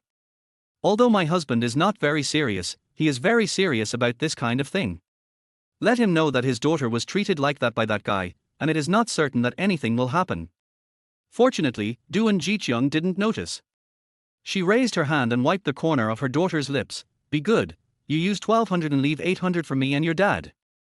We'll spend $15 a day on food, give your dad $100 for drinks, and use the rest to buy your mom some clothes. Do you think that's okay?" "Okay." Duan Yujie agreed with a little grievance. "Tian Xiaoyi, when you go to college, your clothes and other things will definitely be bought by their family. You can also continue to ask them for money under the pretext of buying materials. They will definitely not let you down." "Yeah." Duan Yujie still pouted. Tian Xiaoyi remembered an important matter and said to Duan Jicheong, "Jicheong, go out for a walk. I have something to talk to Yujie about." Duan Jicheong stretched, stood up and said, "Okay, I'll go to the back of the galvanizing plant and take a look." Tian Xiaoyi watched her husband walk out the door, then whispered to her daughter, "Yujie, you're going to school tomorrow, and there are things I have to teach you. That guy has tasted the sweetness, and he will definitely ask you to give him." Chapter 31 The crime-solving expert is here. Duan Yujia frowned. That's what I'm worried about. That guy has become particularly strong now, threatening me at every turn. Now that we have this relationship, how can he let me go? Mom, you don't know, that's too painful, I really can't stand it, Qian Xiaoyi hugged her daughter distressedly. Silly girl, Mom knows you've been wronged. Mom has never been like that, but I can imagine it. That's what Mom wants to teach you. Don't let him do what he wants next time, okay? Duan Yujia stared with her beautiful big eyes, as if she had discovered something new. Is it possible? Qian Xiaoyi, of course. But you have to ask him for money, 300 each time, no, 500. Duan Yujia frowned. Mom, why do I feel like that's selling? Qian Xiaoyi, nonsense. What do you mean by selling? This is what you deserve. If you don't want the money, won't he bully you for nothing? Duan Yujia immediately said, that's right. We should ask him for money today. By the way, Mom, I need to bring 500 yuan to school tomorrow to pay the registration fee. Qian Xiaoyi, no need to bring it, let him give it to you. Duan Yujia, no, I have to bring at least 300 yuan, otherwise he won't charge me for the meal and I'll go hungry again. Bloomberg will definitely come to me tomorrow to get the registration fee, so I have to prepare it for him in advance. If he wants, I'll give it to him. Qian Xiaoyi, okay, 300 is 300. Mom will teach you some tricks. You can. Duan Yujia leaned in Qian Xiaoyi's arms, carefully watching the pair of hands with red nail polish flying in various ways. Family-oriented. With the door locked and the curtains drawn, the family of three sat in the living room. The mother's hands were shaking as she tightly grasped the bank card. Dad, is there really 2 million in the card? Dad's face flushed with excitement and he nodded quickly. I counted several times, 6 zeros at the end and a 2 at the beginning. He counted on his fingers, tens, hundreds, thousands, millions, 100,000, a million, look, 7 numbers, not one less. Mom, we are millionaires now, 2 millionaires. Dad nodded quickly again, yes. Then he turned to look at Ji Yu-jun. Our son is really capable. Ji Yu-jun smiled foolishly. It's all because of my parents' good teaching. Mom, son, tell me, when did you learn to appreciate antiques? Ji Yu-jun, when I was in school, I accidentally got a book with pictures on it. When I went there, I saw the bottle. The fabricated explanation left his parents confused, but they were sure of one thing, their son was really capable. Mom, they all say behind my back that I spoil my son, that spoiling a son is like killing him, and that my son will definitely be incompetent in the future. Now let them see. My son has found such a well-behaved and beautiful daughter-in-law, and he has also made enough money to last for several lifetimes. I dare not tell anyone about this. If I tell anyone, won't they be jealous to death? Dad, Mom, we are so rich now, we can't be stingy when giving money to Yujia. Give her 3,000 a month from now on. My mother rolled her eyes and said, why don't you give me a deduction? You're already so rich, but you're still giving me 3,000. If you want to give me 4,000. Dad, yes, such a good daughter-in-law should be given 4,000. The mother looked at Ji Yu-jun, tears welling up in her eyes. When I gave birth to your 4 sisters, everyone stabbed me in the back. At that time, family planning had already become strict. In order to give birth to a child to support our family, my mother even gave up her job. When you were born, your father cried with joy and kowtowed to the doctor in the hospital. Tears flashed in the father's eyes. I'm not happy that I gave birth to a son, I'm thankful that he saved your life. Son, you don't know that when your mother gave birth to you, she had a difficult labor. The doctor asked me whether to save the mother or the child, and Dad said, I would save the mother. As he spoke, a hint of guilt appeared on his face. My mother looked at my father with eyes full of love, and said with a smile while crying, you silly guy, if you had saved me, would we still have such a good son? He wiped his eyes and said to Ji Yu-jun, it was your dad who slapped 2,000 yuan on the dean's desk and said in a domineering manner, I don't care what you do, my sister-in-law and nephew must be protected. If one of you is missing, I will order your hospital to operate on you. The dean was so scared that he performed the surgery on Mom himself. Son, just for this reason, you have to be filial to your dad in the future. I didn't know about this in my previous life, but I know that my grandfather borrowed money from everywhere for me and even sold the ancestral house in the village. My dad really treats me like his own son. Ji Yu-jun, Mom, don't worry, I will definitely be filial to my parents. R. Dad sighed deeply. I never thought that I would have such a good son in this life. Then he looked at his mother affectionately and said, "Thank you, honey." My mother immediately rolled her eyes at my father. Well, this couple is going to show off their love. I have become redundant. Ji Jun quickly stood up and said, "Dad, Mom, go to bed early. We have to go to the tax bureau tomorrow." Lao Gui confiscated the handling fee, so no personal income tax was deducted from himself. Therefore, the money was not completely laundered, and he still had to go to the tax bureau to pay personal income tax. Only after getting the tax payment certificate can you be completely clean. The next morning, Ji Jun practiced boxing first. When he was making breakfast, his parents got up. Both of them had bloodshot eyes, and it was obvious that they were so excited that they hadn't slept all night. He praised Ji Jun again. After dinner, my mother went to work, and Ji Jun took my father to the county tax bureau. The tax bureau had just opened and the computers had not yet started, so the two of them sat on chairs waiting.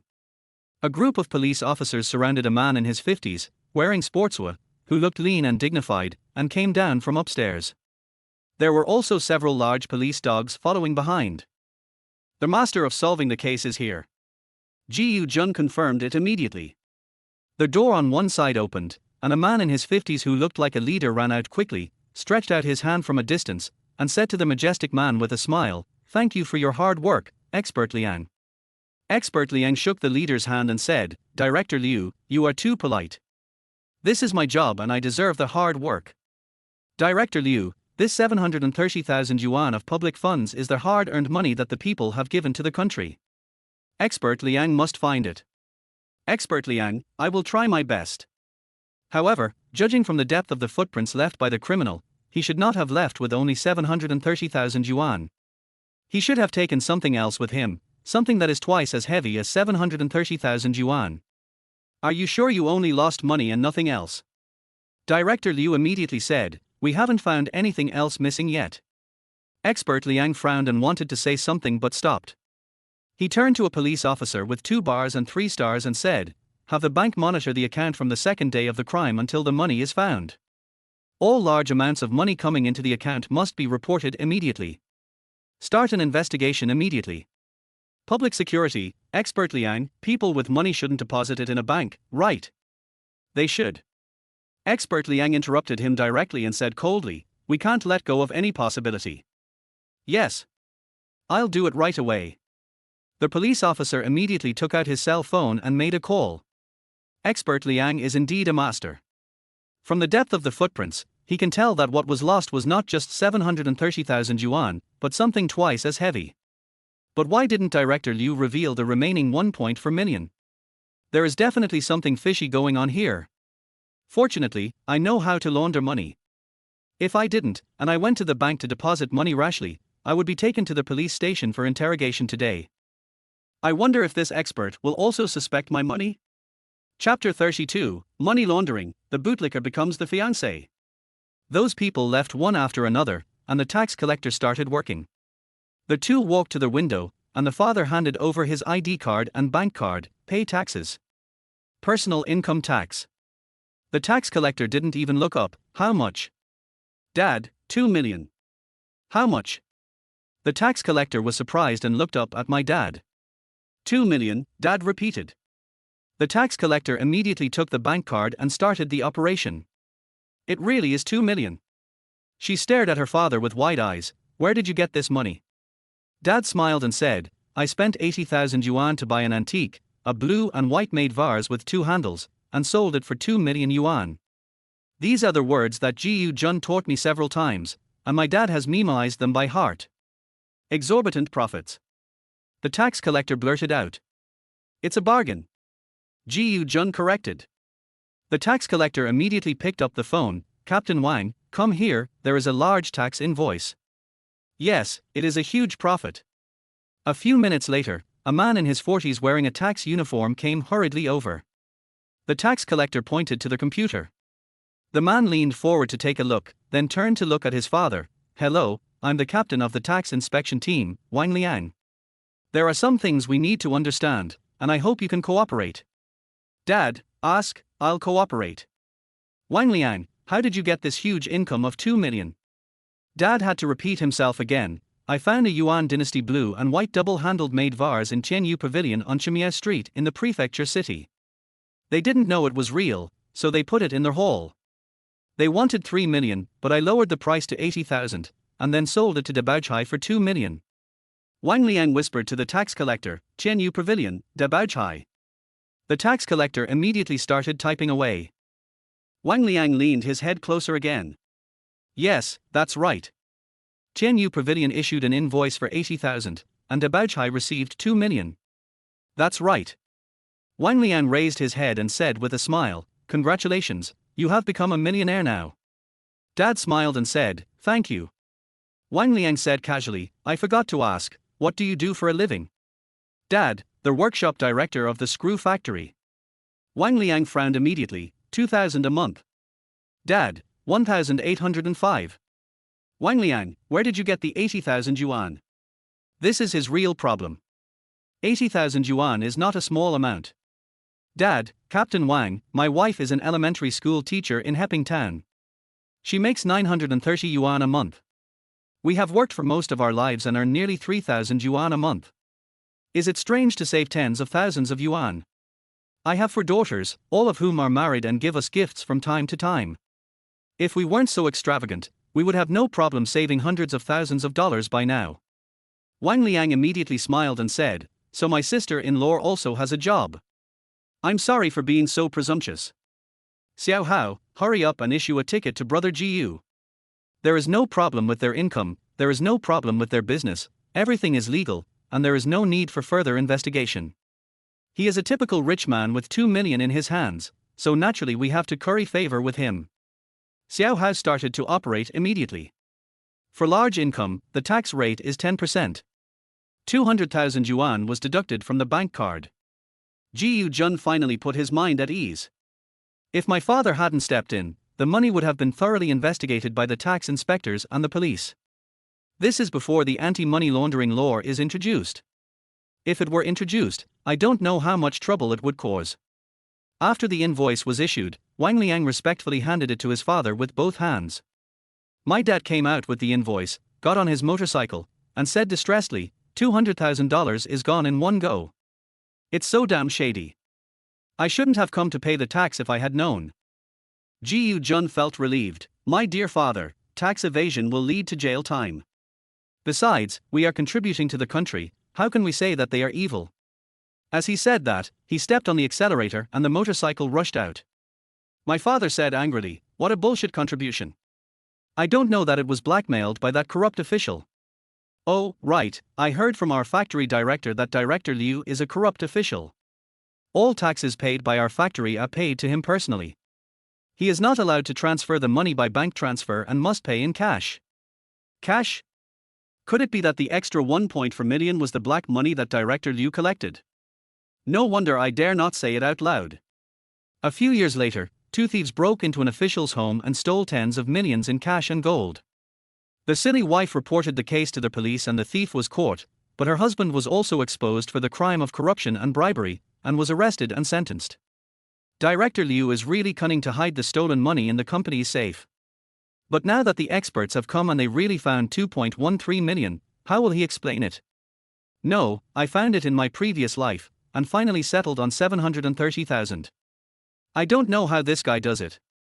After sending his father back, Jiu Jun went to school. Passing by a public telephone booth, he got out of the car, took out Lao Gui's business card, and dialed the mobile phone number on it. Hello, who's that? Brother Ghost. Junzi. Lao Gui's voice was full of surprise. Did you understand what I meant yesterday? Junzi, you are truly amazing. That guy was arrested last night. If it weren't for you, the money we transferred yesterday would have been used as evidence to the police. Lao Gui's tone was filled with impatience. Tell me quickly, how did you know? Brother Gui, you are also an old hand. You should know that the less you know about some things, the better. Yes, I understand. I understand. Let Sister Li go out and hide for a few days. The police will be looking for him soon. Good. Hang up. Wait. Junzi, we recognize you as our brother. Call me if you have anything. Good. Ji Jun agreed and hung up the phone. When I got back to school, it was already the last class of the morning. Duan Yujie was doing her homework. When she saw Ji Jun come in, she looked at him angrily. Damn it, she didn't pick me up again, so my dad had to borrow a bicycle to take her here, and he was late in the morning. Could it be that even if he agreed to get engaged, he would not return to his old bootlicking mode? I'm still waiting for him to pay the registration fee and provide me with meals. Ji Jun naturally knew why Duan Yujie was angry and gave her a dog-licking smile. I have to say, this vicious woman is really beautiful. Just a simple pink short-sleeved shirt and a pair of denim shorts can highlight the hot and youthful figure. The neat high ponytail and light pink lipstick perfectly show her pure beauty. Now that the money issue has been resolved, it's time to focus on the revenge plan. As he walked back to his seat, Wu Qianqing turned around and asked, "Why are you here just now? Where have you been?" Ji Jun deliberately said loudly, "Oh, don't mention it, the motorcycle broke down and was just repaired." After hearing this, Duan Yujie finally stopped worrying. The dog finally started to lick me. It wasn't that it didn't want to pick me up, it's that its motorcycle was broken. As he was speaking, the head teacher walked in. She had given up on Ji Jun long ago and didn't even bother to ask about his truancy. "Students, there are still a few students who haven't paid the registration fee. Hurry up and come to my office to pay it. Don't delay the registration." After saying that, he glanced at Duan Yujie, turned and left. Duan Yujie immediately looked at Ji Jun. Ji Jun pretended not to see it and lowered his head to clean the table. Duan Yujie gritted her teeth, stood up and walked over, whispering, "Why are you here just now? Go and pay the registration fee." Ji Jun naturally knew what was going on, and deliberately said without raising his head, "I won't take the exam anymore. I won't pass it anyway, so why waste the $200? Duan Yujie said angrily, "Whether you want to take the exam or not, go and hand it in for me. Now that the adults from both families have met, I can spend his money with a clear conscience." Ji Jun immediately realized, "Oh, you are my wife now, I have to pay you." Wife. The students immediately turned around to look over. Duan Yujie blushed immediately, glared at Ji Jun, and shouted in a low voice, "What are you shouting about? Ji Jun, I have a great announcement to make to everyone. Yujie's mother came to my house yesterday and our marriage has been finalized. Now, she is my fiancée." Wow! What exciting news! Tell me quickly, what happened? In this era, in this poor place, both men and women get married early. They are still in school.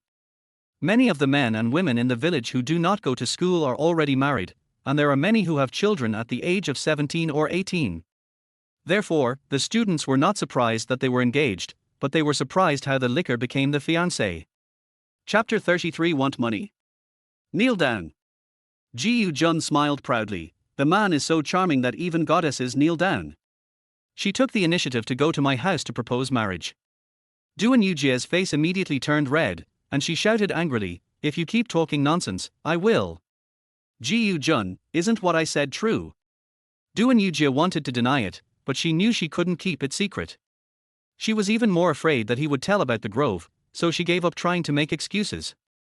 "Now that you've said it, I can ask you for money with more confidence." She ordered coldly, "Why don't you go and pay the registration fee?" Ji Jun stood up and said with a smile, "Let's go together. I just happen to have extra money, so I'll give it to you." When Duan Yujie heard the word money, she was immediately delighted and turned around to walk out. The classmates finally believed it and shouted to Ji Jun, "Ji Jun, you have finally become a Buddha after 100 years of hard practice. Ji Jun, this is such a great thing, you have to treat us." Ji Jun waved his hand generously. "For lunch, everyone will have a chicken drumstick." The students suddenly became more excited. The two of them paid the registration fee.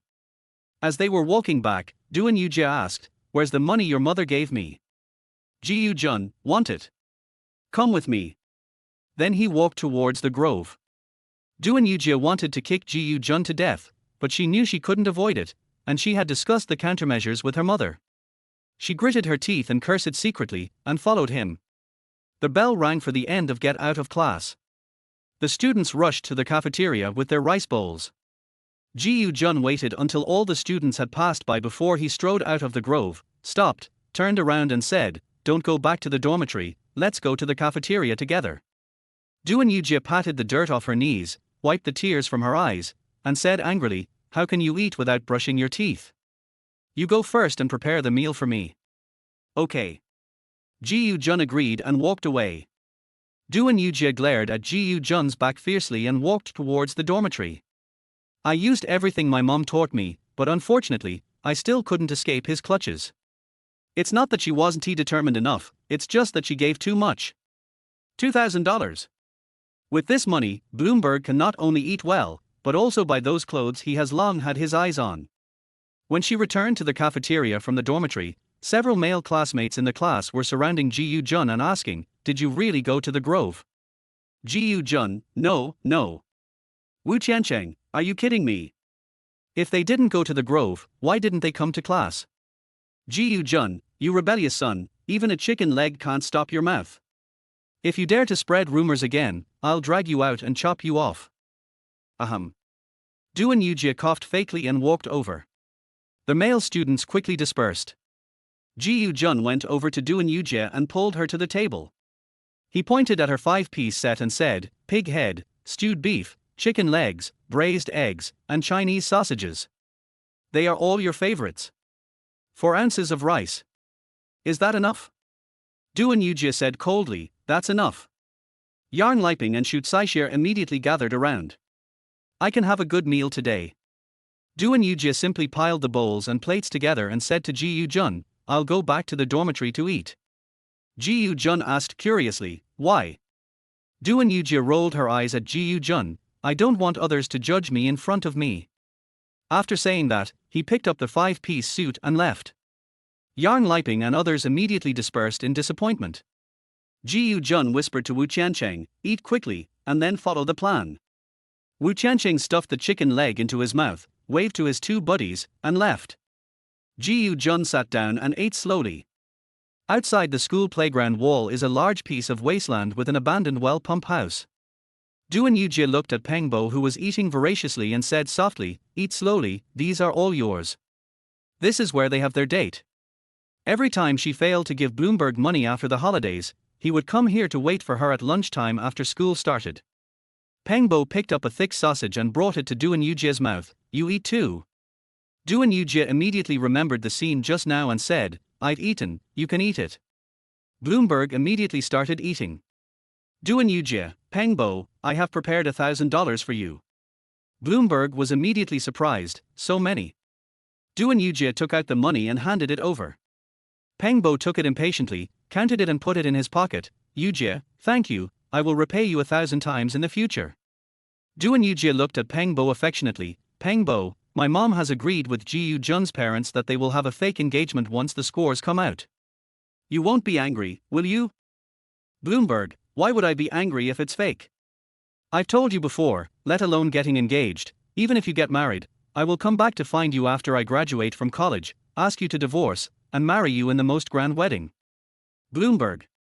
Doan Yujie shouted softly, threw herself into Pengbo's arms, raised her face, and slowly closed her eyes. Pengbo thought of the scene in the Grove and didn't want to kiss her at all. "I thought, since she has slept with Ji Yoo-jun before, why should I stay single? I slept with her today. Don't be afraid even if you have a child. Just let Ji Yoo-jun, the cuckold, bear the brunt of it." "No, I have to let her get pregnant with my child. An abortion costs a lot of money, so it would be no problem to save a few $1,000s, which would be enough for me to pay for tuition." Having made up his mind, he leaned close to Doan Yujie's ear and whispered, "Yujie, I want you." Doan Yujie immediately took a step back and said anxiously, "No, no."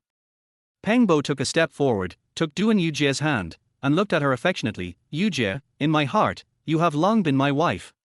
Don't you really want to give yourself to me?" Doan Yujie lowered her head and thought for a while, then said, "I am willing, but..." Bloomberg, "Since you are willing, don't wait any longer, let's live as a couple in advance." Doan Yujie, but I have my period." Pengbo was immediately disappointed, but he still forced a smile and said, "It's okay. As long as you agree, we can wait until the next time we meet. We have to make her pregnant as quickly as possible and get the money for an abortion before school starts." Doan Yujie nodded immediately, opened her arms to hug Peng Bo, and kissed him actively. Duan Yujie, what are you doing? With a shout, the shabby wooden door of the pump room was kicked open. Wu Qiancheng and 3 male classmates stood outside the door, glaring. Duan Yujie, you are about to get engaged to Ji Yu Jun, but you are still sneaking into the pump room with another man, you. Duan Yujie was so scared that she took a few steps back. I. What do you mean? Little guy, go call Ji Yu Jun. Wu Qiancheng ordered angrily. The short student immediately turned around and ran away. Peng Bo was so scared when he remembered how good Ji Yu Jun was at fighting that he trembled all over. He said with a smile, classmate, we were just talking. We didn't do anything. I still have to go back to class. Please let me pass. Fuck you. Wu Qiancheng cursed angrily and pushed Peng Bo back a few steps, leaning him against the wall. Stay here obediently and wait for my brothers to come and deal with you. Peng Bo looked at Duan Yujie anxiously. What else could Duan Yujie do but look back at him more anxiously? After a while, Ji Yu Jun came running over, followed by many male and female classmates carrying rice bowls. The little guy went directly to the cafeteria. Ji Yu Jun, that kid from number 2 middle school seduced your fiancé. Just this one shout attracted everyone over. Gossip is human nature, who doesn't he want to watch a cheating drama? And all of this was designed by Ji Yu Jun. The 2,000 yuan was also intentionally given to Duan Yujie. I didn't fight enough last time, so today I have to vent my anger and relieve my hatred. Ji Yu Jun, that guy was just hugging Duan Yujie. Wu Qiancheng said angrily. You're such a bastard. Ji Yu Jun cursed angrily and rushed directly into the pump room. Peng Bo was so frightened that his face turned pale. He quickly said, Ji Yu Jun, listen to me, if you dare to rape my fiancé, I will kill you. Ji Yu Jun grabbed Peng Bo's hair and pulled him out of the pump room with a sudden jerk. Peng Bo cried out in pain and bent down. Snap! Snap! Snap! Ji Yu Jun raised his hand and slapped him hard. Duan Yujie looked at this scene with a dull expression, not knowing what to do. Chapter 34, A Chain of Plans. Yang Liping and a few others also followed. In order to better watch the show, they ran in and surrounded Duan Yujie and asked, Yujie, what's going on? Duan Yujie didn't know how to answer, so she pretended not to hear and went straight into Yang Liping's arms. She really has no face to see anyone. If the engagement had not happened, she could tell everyone loudly now that she and Bloomberg were in a relationship, and at most she would not need to use this dog's money in the future. But now, she is already the nominal fiancé of that lickspittle, and if she continues to have an affair with Bloomberg, she would be unfaithful to her husband. And as the fiancé, that bootlicker also has the right to beat Bloomberg. If I go up to stop them, I will be the most heinous adulterer and adulteress. Ji Yu Jun cursed and hit Peng Bo at the same time, slapping him dozens of times in one breath, and his hands were numb from all that. Peng Bo's glasses had flown away long ago. His entire face had swelled up like a pig's head, and blood was constantly flowing out of his nose and mouth. He said vaguely, Ji Yu Jun, stop hitting me. I was wrong. I won't dare to do it again. Later? You still want a later? Ji Yu Jun kicked Peng Bo directly in the stomach. Bloomberg groaned, flew backwards, hit the ground hard, covered his stomach, and curled up like a shrimp. Ji Yu Jun pounced over and kicked, stepped and stomped on his stomach hard. Peng Bo screamed like a pig being slaughtered and cried for mercy. You cuckolded me all your life in your previous life and even killed me with your own hands. Now you can't accept this little bit of interest. What? What? Don't hit anyone. Stop it now. Following the shout, 2 police officers came running over. At this time, the school already had a police station, and there were 2 auxiliary police officers stationed in the school. A classmate just told them that there was a fight here, and they rushed over immediately. Ji Yu Jun didn't listen at all and continued to kick and hit. A policeman ran over, grabbed Ji Yu Jun and pulled him aside. The other one immediately bent down and asked Peng Bo, how are you? Do you need to go to the hospital? Peng Bo was in so much pain that he couldn't speak, but he knew he was not seriously injured. In order to prevent the situation from getting worse, he gritted his teeth and shook his head. He still has to go back to pay the registration fee and prepare for the college entrance examination. I have to go to the hospital. If I delay for a few days, everything will be over. Another police officer angrily asked Ji Jun, "Why are you beating people?" Ji Jun said angrily, "This bastard wants to rape my fiancée, shouldn't he be beaten?" The police officer was stunned for a moment. "Your fiancée?" Ji Jun pointed to the pump room and said, "Doon Yujie is my fiancée. She's still in there." The police officer came over immediately and asked, "Who is Doon Yujie?" Yarn Liping immediately said, "She is." The police officer walked in, looked at Doon Yujie who had buried her head in Yarn Liping's arms and asked, "Are you his fiancée?" Doon Yujie didn't want to admit it, so she simply didn't say a word. Yarn Liping helped by saying, "They are not engaged yet, but their parents have already agreed." The police officer continued to ask, "He just wanted to rape you."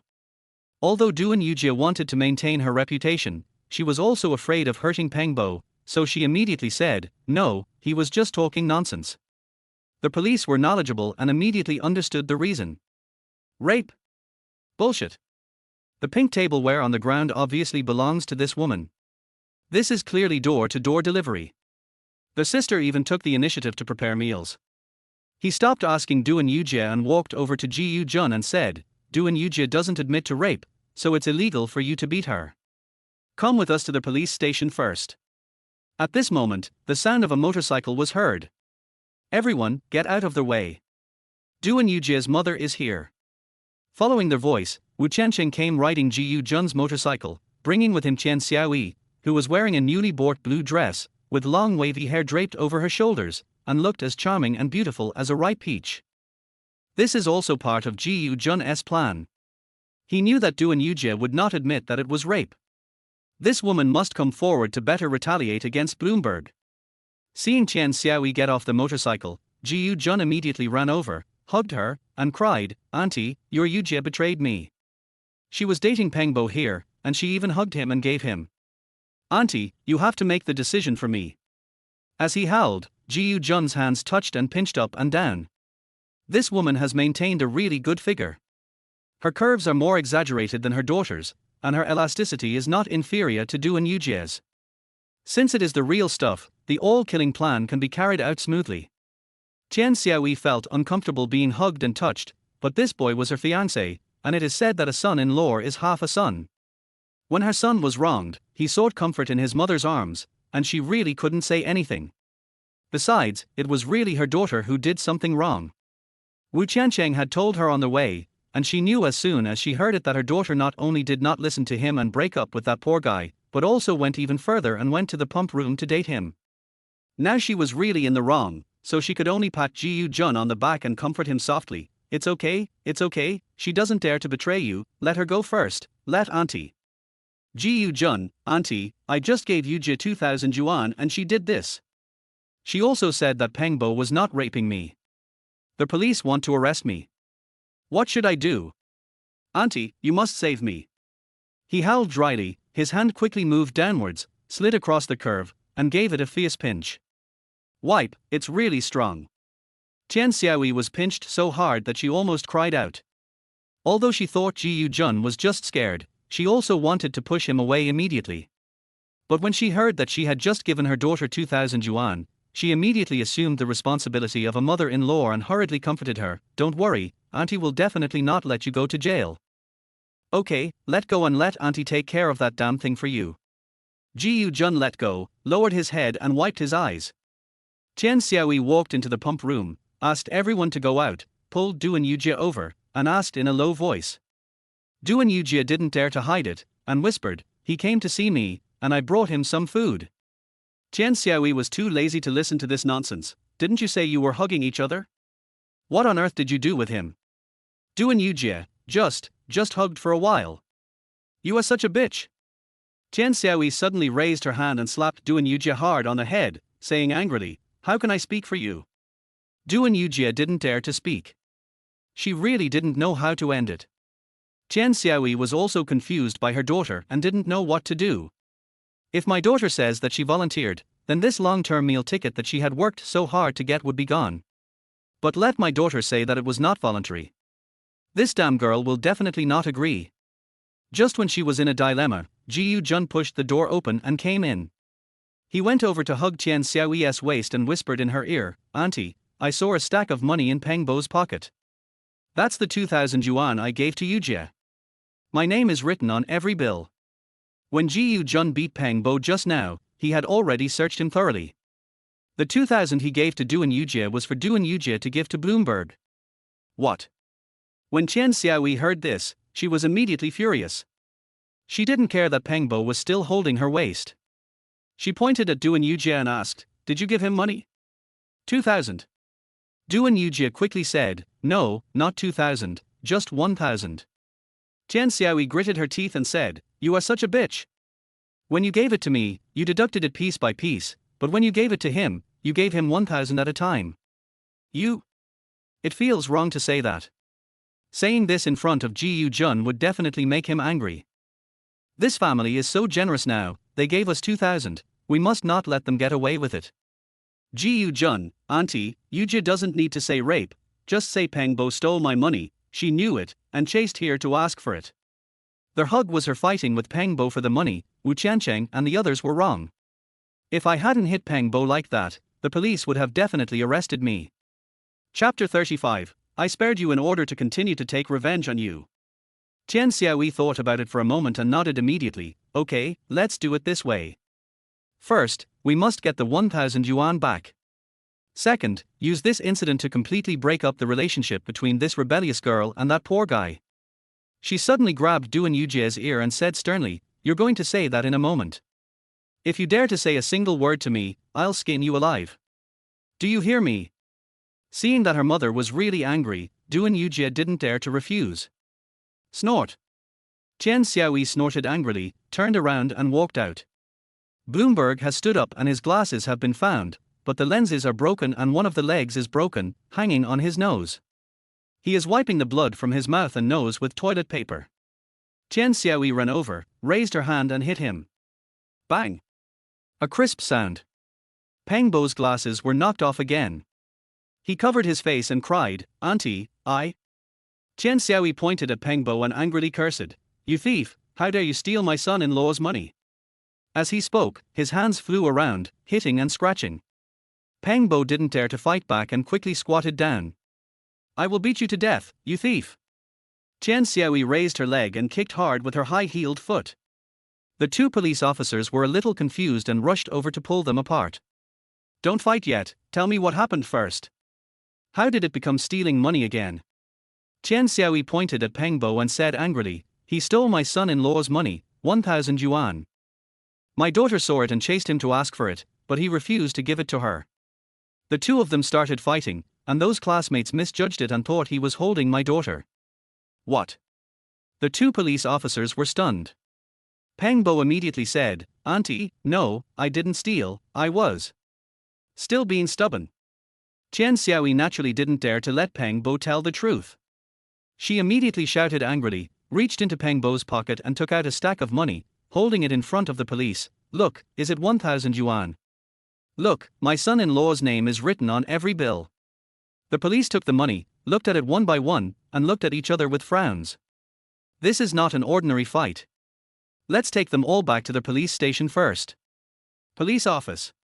Two official police officers came and started questioning separately. Although the incident happened outside the school, it involved students, so the school leaders also came. Ji Jun was the first to be questioned. "I don't know when the money disappeared. My classmates said he was forcibly hugging my fiancée. I was furious and went over to hit him."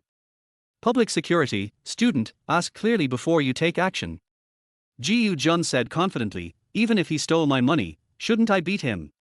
The public security officer smiled and said, "You are still blocking both ends, kid. Okay, go out and call Duan Yujie in. In this poor place, the law always comes after secular morality. It is permitted to beat thieves and adulterers. As long as the person is not beaten to death or disabled, the police generally do not need to use the law to intervene."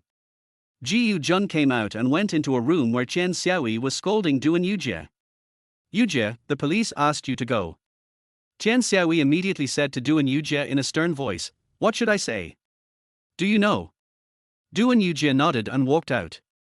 Ji Jun walked up to Chen Xiaoyi, hugged her directly, and cried, "Auntie, the police just said that if Peng Bo didn't steal the money, they would arrest me." What should I do if Yujie refuses to say that Peng Bo stole the money? Tian Xiaoyi quickly patted Ji Jun on the back and comforted him. Don't worry, Auntie has already taught her, she doesn't dare to say anything. As he said this, he tried to push Ji Jun away.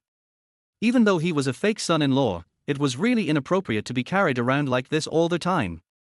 Ji Jun hugged her tighter. Aunt, my dad earns more now, for 5,000 a month, and my mom also tutors the kids, so she can earn more than 1,000 a month, so the two of them together make 6 or 7,000 a month. As long as Aunt helps me and doesn't let me go to jail, I'll ask my parents to give Yujie 4,000 a month. No. 5,000. 5,000. Tian Xiaoyi was immediately excited and couldn't suppress her excitement and said, Can you really give me 5,000? Ji Jun said affirmatively, Yes. These 2,000 is the pocket money my parents give to Yujie first, and they will give her another 3,000 in a few days. Tian Xiaoyi hugged Ji Jun tightly with excitement. Good son-in-law, you are really a good son-in-law to Auntie. I make 5,000 yuan a month, give 1,500 yuan to my daughter, and I can use 3,500 yuan for myself. Then I could really have delicious food and wear new clothes every day. Duan Yujie walked in with a gloomy face. Seeing her mother hugging Ji Jun, she couldn't help but frowned. Mom, what are you doing? Tian Xiaoyi let go of Ji Jun and angrily said to her daughter, Look how scared you made Ji Jun. Have I taught you everything? Duan Yujie lowered her head and said vaguely, I said it. After saying that, he went over and sat on the chair. Tian Xiaoyi immediately went over, leaned close to her daughter's ear and whispered a few words. Duan Yujie's eyes lit up instantly. Ji Jun looked at the mother and daughter and thought, Duan Yujie wouldn't really say that Peng Bo stole the money, right? If Bloomberg is arrested now, he will not be able to continue his revenge, which would be too easy for him. After a while, the three were called out. When I arrived at the conference room, I saw Bloomberg sitting in a chair in the corner. Several people were sitting on the sofa smoking. There is a middle school principal and Ji Jun is the class teacher. Principal of number 2 middle school and Peng Bo's class teacher. The police officer asked the three to sit down, extinguished his cigarette and said, We have investigated the case clearly. Peng Bo did not steal the money. He picked it up. Peng Bo came to number 1 middle school to visit his classmates. He saw Ji Jun's money dropped and picked it up. Duan Yujie saw Peng Bo picking up Ji Jun's money, so she chased him to get it back, and an argument broke out in the pump room. Peng Bo said that it was not Duan Yujie's and refused to give it to her. Duan Yujie said that it belonged to her fiancé and went to Peng Bo's pocket to take it out. The two of them fought for a few times. Wu Chancheng and several other classmates saw it and thought the two were hugging each other, so they went to tell Ji Jun. Ji Jun thought Peng Bo had forcefully hugged his fiancé, and out of anger, he hit Peng Bo. Tian Xiaoyi immediately glared at Duan Yujie. This damn girl still can't let go of that poor guy and speaks up for him. Ji Jun also looked at Duan Yujie coldly. This result is the best. This is the effect I want. Only in this way can the revenge plan continue. The head teacher of number 2 middle school immediately said angrily, Although it is wrong for Peng Bo to pick up the money and not return it, you can't beat him like this, right? Look at what you have done to my student. The teachers all protect their students, especially Bloomberg, who always tops the grade in every exam and is his favorite student, so naturally the teachers care about him even more. Although Ji Jun's class teacher had a bad impression of Ji Jun, he instinctively protected him and immediately said, he was flirting with our Duan Yujie, causing Ji Jun to misunderstand that he was going to do something bad to his fiancée. Shouldn't he be beaten? Peng Bo's head teacher, Teacher Li, what you said is wrong. No matter what the situation is, you shouldn't hit people. You teach students like this. Ji Jun, the head teacher, Teacher Zhang, although I am a woman, the students I teach are all upright and decent people. You are a good teacher. The students you teach pick up money and don't return it. Peng Bo's head teacher, Teacher Li, you. The principal of number 1 middle school interrupted him with a smile and said, all right, we are all colleagues. We will see each other sooner or later. It is not good to quarrel, especially in front of students. It will have a bad influence. Then he said to the police, Comrade, the college entrance examination is coming soon. The college entrance examination is an exam that will determine the students' lives. We must not let such a small matter affect their lives. I think it's better if we don't pursue Peng Bo for picking up the money and not returning it, and you pursue Ji Yu Jun for beating someone. How about letting them calm down and take the exam well? This is naked protection of one's own child. Picking up money is not a crime, but beating someone is a crime. How can you justify this? Chapter 36, I can pick it up, but I will never put it down again. The police officer smiled and said, it depends on both of your opinions. As long as you agree, we have no objection. They are all old foxes, and everyone can see what is going on. Fortunately, no serious consequences have been caused, so naturally they hold the principle that it is better to have less trouble than more. If we really want to punish the adulterer, we must definitely destroy the marriage of the young couple. It is better to demolish 10 temples than to break up a marriage. No one dares to tell the truth about this matter. In fact, this result was achieved because the police deliberately let Du and Yujie and Peng Bo collude in their testimony in order to make a big deal out of a small matter. The principal of number 1 middle school looked at the principal of number 2 middle school and said, Principal Mar, what do you think? The principal of number 2 middle school said coldly, it's fine not to pursue the matter, but the medical expenses and compensation. You are protecting your child, but he is also my own student. If you don't want the government to handle it, you still have to pay. Bloomberg's family is poor and he hasn't paid the registration fee yet. I have to get some money for my students. Chen Xiaoyi immediately pointed at Peng Bo and shouted angrily, you still dare to ask for medical expenses and compensation. Bloomberg was so scared that he leaned back. He was instinctively afraid of this woman. If she knew that he had always been supported by her daughter, she would definitely beat him more harshly than Ji Yu Jun did. The most important thing is that if I fall out with her, Du and Yujie will definitely not care about me anymore. He quickly shook his hands and said, I dare not, I dare not. His head teacher immediately whispered, Peng Bo, don't be afraid, the teacher is here, no one else. Peng Bo, teacher, forget it, I'm fine, just a minor injury, I'd better go back to school quickly, I still have a few papers to finish. Teacher Peng Bo wanted to say something, but teacher Ji Yu Jun said in a sarcastic tone, some people, who have been teaching and educating people for their entire lives, are not as generous as a student. They just want to extort money all day long. You. Peng Bo's class teacher was so angry that he couldn't speak. The principal of number 1 middle school said, since Peng Bo is not pursuing the matter, then this matter is over. Now is the final sprint stage, and every second counts. Let's not let our classmates waste time here, right? Seeing that his students had given up asking for compensation, the principal of number 2 middle school had nothing more to say. He could only stand up and leave with his people. The police gave the 1,000 yuan to Ji Yu Jun, you kid, ask clearly before you do anything. This is because they don't want compensation. Otherwise, this 1,000 yuan will be the compensation. Ji Yu Jun, thank you, police officer. Then he put the money in his pocket. The police waved their hands and went back to the bureau. The principal followed him. Their head teacher came over and said to the students, Ji Yu Jun, Du and Yujie, I don't care whether you are engaged or not, but these few days are the most critical moment. You must put everything aside and study hard for another 10 days. During these 10 days, it's best for you to pretend that you don't know each other. Don't let your love, marriage or family affairs affect your studies. Then he looked at Ji Yu Jun and said, of course, it's mainly you. Don't affect Du and Yujie. Teachers of this era may protect their students but they won't give them any face. Ji Yu Jun nodded immediately, okay, teacher. From now on, I have nothing to do with Du and Yujie. Okay. The teacher smiled with satisfaction, turned and left. Ji Yu Jun glanced at Du and Yujie and her daughter, then turned and walked out. After all this trouble, it was already dark and the students started their evening self-study. Chen Xiaoyi pulled her daughter and chased after him, Ji Yu Jun, everything is fine now, as for the money. Sure enough, he was still thinking about that $1,000. I originally thought that Du and Yujie would give all the 2,000 yuan to Peng Bo, and now she has taken it all back, but I didn't expect that she only gave half. He gave this vicious woman another 1,000 for nothing. Ji Yu Jun asked coldly, what money?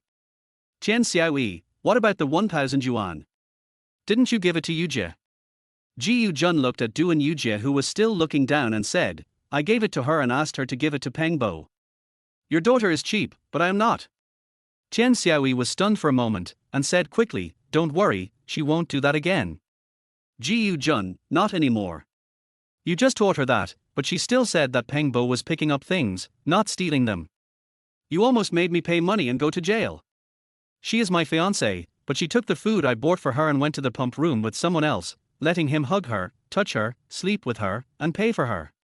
What a bitch. Would I give her money for something like this? Would I give it to her and ask her to stick it on others? Then he stretched out his hand and said, "Give me back the 1,000 too." Qian Xiaoyi was stunned again. She wanted to argue, but there was really nothing to say. What her daughter did really made her slap herself in the face. Duan Yujie's face turned red after being scolded. She forced herself to be thick-skinned and whispered angrily, "This money is, yes, I earned it. Ji Jun, I only gave you the money because I treated you as my fiancé. Otherwise, how could those few hits of yours be worth 2,000? Not even 200. You." Duan Yujie was so angry that she couldn't speak. She glared at Ji Jun, wishing she could bite him to death. Qian Xiaoyi couldn't hold back her smile. "Ji Jun, how can you talk like that? You." Ji Jun, auntie, ask your daughter if she was given money when she gave it to Peng Bo. Not only did she not give him any money, but she also gave him 1,000. She pays for outsiders, why should I pay for her? Qian Xiaoyi was speechless because of the pressure. At this moment, my dad came on a motorcycle with my mom at lightning speed. There has been a change in the case just now, and there may be a discussion about compensation. The police have notified my father. The motorcycle stopped directly next to the three people. My mother didn't know what was going on yet. After getting off the car, she grabbed Qian Xiaoyi and said, "Big sister, Yujie, what's going on?" Qian Xiaoyi smiled awkwardly and said hesitantly, "Ji Jun lost the money, Yujie went to ask for it." Ji Jun originally wanted to use Meng Deeping to replace Duan Yujie to prevent his parents from feeling disappointed. But since I'm here, I might as well cut the Gordian knot to prevent my parents from showing off too much outside. When I take action against this family, the scandal that will be exposed will make them even more embarrassed. He immediately said, "Dad, Mom, I gave Duan Yujie 2,000 yuan at noon and bought her a meal. She took the meal to the small pump room at the back and gave it to a man in the second class to eat. She also let him hug and touch her, and gave him 1,000 yuan. My classmates saw them hugging each other and came to call me, so I went over and beat the boy up. Auntie just taught her what to say, but her heart was still with that boy. She just refused to speak for me, and the police almost arrested me." When my parents heard this, their faces turned dark. My mother had let go of Qian Xiaoyi and walked to Ji Jun, looking at Duan Yujie coldly without saying a word. Qian Xiaoyi quickly said with a smile, "Brother, sister, it's not like that. My Yujie was deceived by that boy, it's..." My mother didn't respond, but her eyes were full of anger. Dad smoked in silence, then suddenly threw away the cigarette butt, looked at Ji Jun and asked in a deep voice, "Son, what do you want to do?" "Ji Jun, good shoes should not step on stinky dog shit. I want to break up with her." The father patted Ji Jun on the shoulder and said, "Good son, you can take it and let it go. You are man." The mother also patted Ji Jun on the arm, "It's good that you can think positively. There are many good girls in the world. My son deserves better." Ji Jun smiled and said, "Dad, Mom, I just can't let you show off." The mother smiled stiffly, "Silly son, you are enough for me to show off for the rest of my life." Ji Jun, "Dad, Mom, it's okay, you can go back." My mother nodded, shook Ji Jun's arm tightly, and got on the motorcycle. Dad gave Ji Jun an affirmative look, stepped on the accelerator, and the motorcycle started. "Brother, sister!" Qian Xiaoyi shouted. My parents acted as if they didn't hear anything. They didn't even turn their heads and just walked away. Ji Jun looked coldly at the mother and daughter who looked like beautiful sisters but had hearts as vicious as snakes. He thought, "The bait has been set for you, it depends on whether you can resist the temptation." The bait in chapter 37 attracted another big fish. After this incident, Duan Yujie was too embarrassed to ask Ji Jun to pay her again. Her mother took the 1,000 yuan, but kept 300 yuan, so she had money to eat. The study is intense and time flies by quickly. The college entrance examination finally arrived as scheduled. Qian Xiaoyi, wearing a bright red sleeveless tight short top, a black denim skirt, black high-heeled sandals, with her long hair turned straight black and a pair of sunglasses, stood gracefully at the school gate. Her fashionable dress, hot body, fair skin and beautiful appearance caught the eyes of all the male parents. Duan Yujie was wearing a white short-sleeved shirt with a bow at the collar, a pair of denim shorts, white socks, white sneakers, and her long hair was tied in 2 ponytails. She looked clean, refreshing, and full of youthful energy. Their mother and daughter, one exuding youthfulness and the other mature charm, complement each other and make the men's eyes burn with fire, hotter than the summer sun. Qian Xiaoyi was arranging Duan Yujie's bow and said angrily, "You are such a worthless person. I heard that the Jiyu family sold an antique and made 2 million in one go. 2 million, I can't spend it all in a lifetime. If you hadn't paid that poor guy, you would be a millionaire now." "That's great. I watched helplessly as the 2 million I had earned was wasted by a scumbag like you. How could such a big thing be hidden in such a poor and backward little county? Besides, there are many people in the tax bureau and they all have many gossips. Who will keep it a secret for you? This news has already spread to every corner of the county. And this is the bait that Jiyu Jun set for this vicious mother and daughter." When Qian Xiaoyi heard the news, she was excited at first, then immediately annoyed. Now she became more and more angry, and she pinched her daughter's chin hard. "R." Duan Yujie cried out in pain and said aggrievedly, "Who knew that damn Wu Qiancheng would go?" When she heard the news, she regretted it more than her mother. If she had not been discovered that day, she would really be the daughter-in-law of a millionaire now. 2 million. You can spend it however you want. You can buy whatever you want. Qian Xiaoyi said angrily, "Is it useful to blame others? If you were not such a cheap bone, would this happen if you didn't throw yourself at me?" "Mom." Duan Yujie really didn't want to hear this word, so she had no choice but to act coquettishly. "Qian Xiaoyi, I don't care, you have to bring Jiyu Jun back to me." Duan Yujie said with an embarrassed expression, "What should I do? He is ignoring me now." Qian Xiaoyi immediately leaned close to Duan Yujie's ear and whispered, "Duan Yujie, Mom, let's wait until the exam is over, okay?" Qian Xiaoyi was about to speak when she saw Jiyu Jun coming. She immediately pulled her daughter over and said, "Jiyu Jun, why are you here so late? Auntie brought you a sausage and 2 boiled eggs, and she wants you to get 100 points in every subject." As he said this, he took something out of his bag. As expected, he took the bait. "Now, you can't escape even if you want to." Jiyu Jun was secretly delighted and said coldly, "Auntie, the full score for each subject is 150. Qian Xiaoyi had no idea about this, and her smile suddenly became awkward. She continued, "It's okay, it's okay. I just want good luck. Yujie, why don't you peel sausages for Jiyu Jun?" As he said this, he stuffed the sausage into Duan Yujie's hand and she began to peel eggs. Duan Yujie peeled the sausage and brought it to Jiyu Jun's mouth. With a shy smile, she whispered, "If you can get 100 in every subject, 500 points will also allow you to go to a good university." Qian Xiaoyi said immediately, "Yes, yes, yes, if you two can go to the same university, that would be."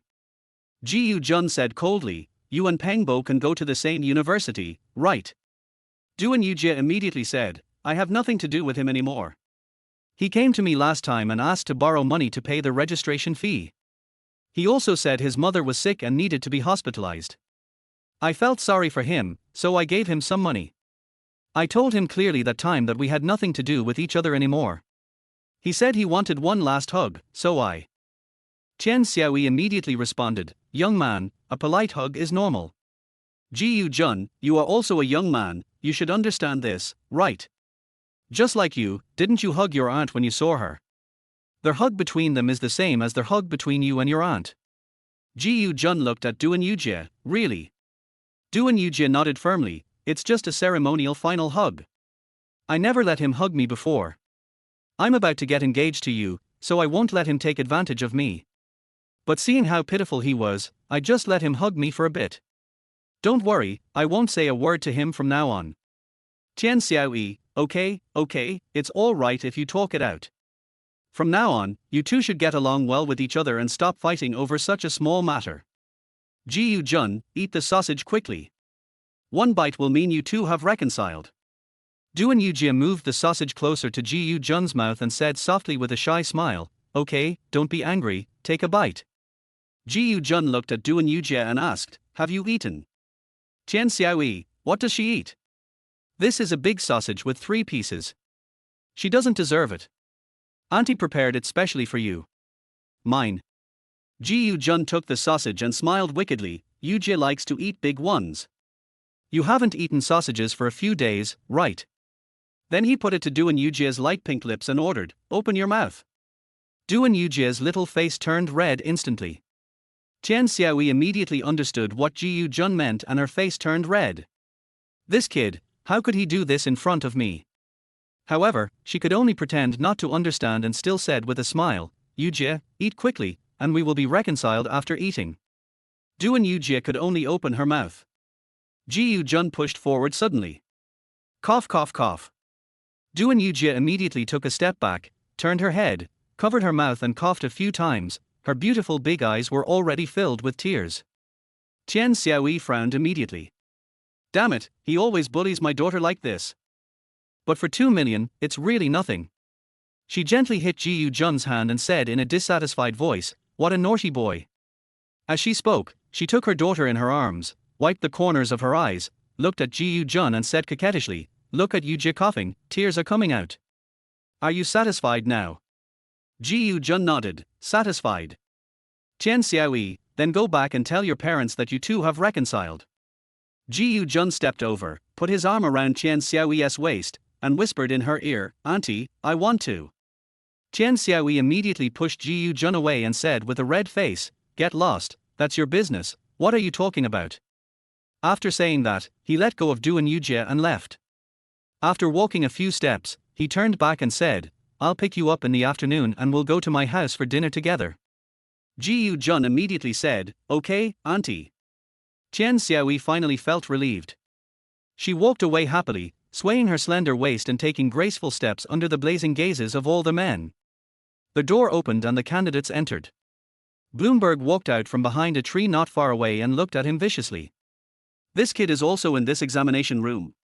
Ji Jun said in his heart, and directly put his arm around Duan Yujie's waist, looking at Peng Bo provocatively. Snort. Peng Bo snorted coldly and walked past the two of them. Ji Jun immediately hugged Duan Yujie and followed closely behind her, deliberately saying, Yujie, it's too hot. Let's not go home after the exam. I'll take you to the hotel over there to sleep. Duan Yujie lowered her head and did not answer. Don't want to go? Forget it. Ji Jun immediately let go of Duan Yujie and strode forward. Duan Yujie knew what this meant, and immediately whispered to Peng Bo, his family has 2 million, I will get the money for us. Peng Bo said viciously, get them all. Let them go bankrupt and see what he can still do. Duan Yujie nodded and quickly chased after Ji Jun. Chapter 38, Playing Hard to Get, Auntie will accompany you. When Duan Yujie caught up, Ji Jun had already entered the lobby of the teaching building. She grabbed Ji Jun's arm and said pitifully, Ji Jun, please don't bully me during the exam, okay? Let me finish the exam quietly, I will let you bully me. 2 million is enough for her to pay for everything. Moreover, his parents all knew about Bloomberg's affair. If she didn't give it her all, the old couple would definitely not forgive her. My mother is right. Maybe I could have used a combination of coaxing and deceiving before, but now that he is a 2 millionaire, I can no longer act arrogant and aloof. I have to change my strategy. No matter how much injustice I suffer, I will take all the 2 million from their family. Good. Ji Jun replied coldly and walked upstairs. The two were not on the same floor and separated when they reached the second floor. After entering the examination room, the test papers were distributed. Ji Jun took a quick look and the corners of his mouth curled up slightly. Sure enough, it's the same paper from that year. In his previous life, he was forced by the old beast to do it more than a dozen times. He had recalled this part many times and had already memoized it by heart, but he still started to do the questions carefully. It's not that I'm afraid of not being able to do it, it's that I have to calculate the score. Not only did he want his total score to be the same as Meng Dai's, he also wanted every subject to be the same, so that they could be assigned to the same major and class. I finished it in half an hour, calculated the score carefully, and handed in the paper in the 45th minute. I went there to have dinner and found a hotel to sleep. The exam was held in the afternoon, and the same procedure was followed. After coming out, I saw that the gate was full of students' parents, but I couldn't find Qian Xiaoyi after looking around. I originally wanted to take her to a hotel, but she didn't show up yet. I should have checked out of the hotel earlier. He leaned against a tree and lit a cigarette. The old ghost handed me a few cigarettes, which brought back my smoking craving from my previous life. 10 minutes before the bell rang, Bloomberg came out. Seeing Ji Jun, he asked with a disdainful tone, "Why did you come out so early? How did you do in the exam?" Ji Jun said calmly, "You can't even solve a single problem. It's better to come out and get some fresh air instead of wasting time sitting in here." "Bloomberg, are you getting your registration fee worth it?" "I'm sorry, it's all my own money." "Unlike you, you cheat women out of their money," Ji Jun said as he flicked the cigarette butt directly at Pengbo. Pengbo flicked away his cigarette butt and said through gritted teeth, "Isn't it just that your dad has some filthy money? What's so great about that? I'm telling you, I'm definitely going to be the top scorer in science this time. I'm sure I'll be able to go to medical school, and I'll be a doctor in a top hospital after graduation. In a few years, I will be the most powerful person in the big city.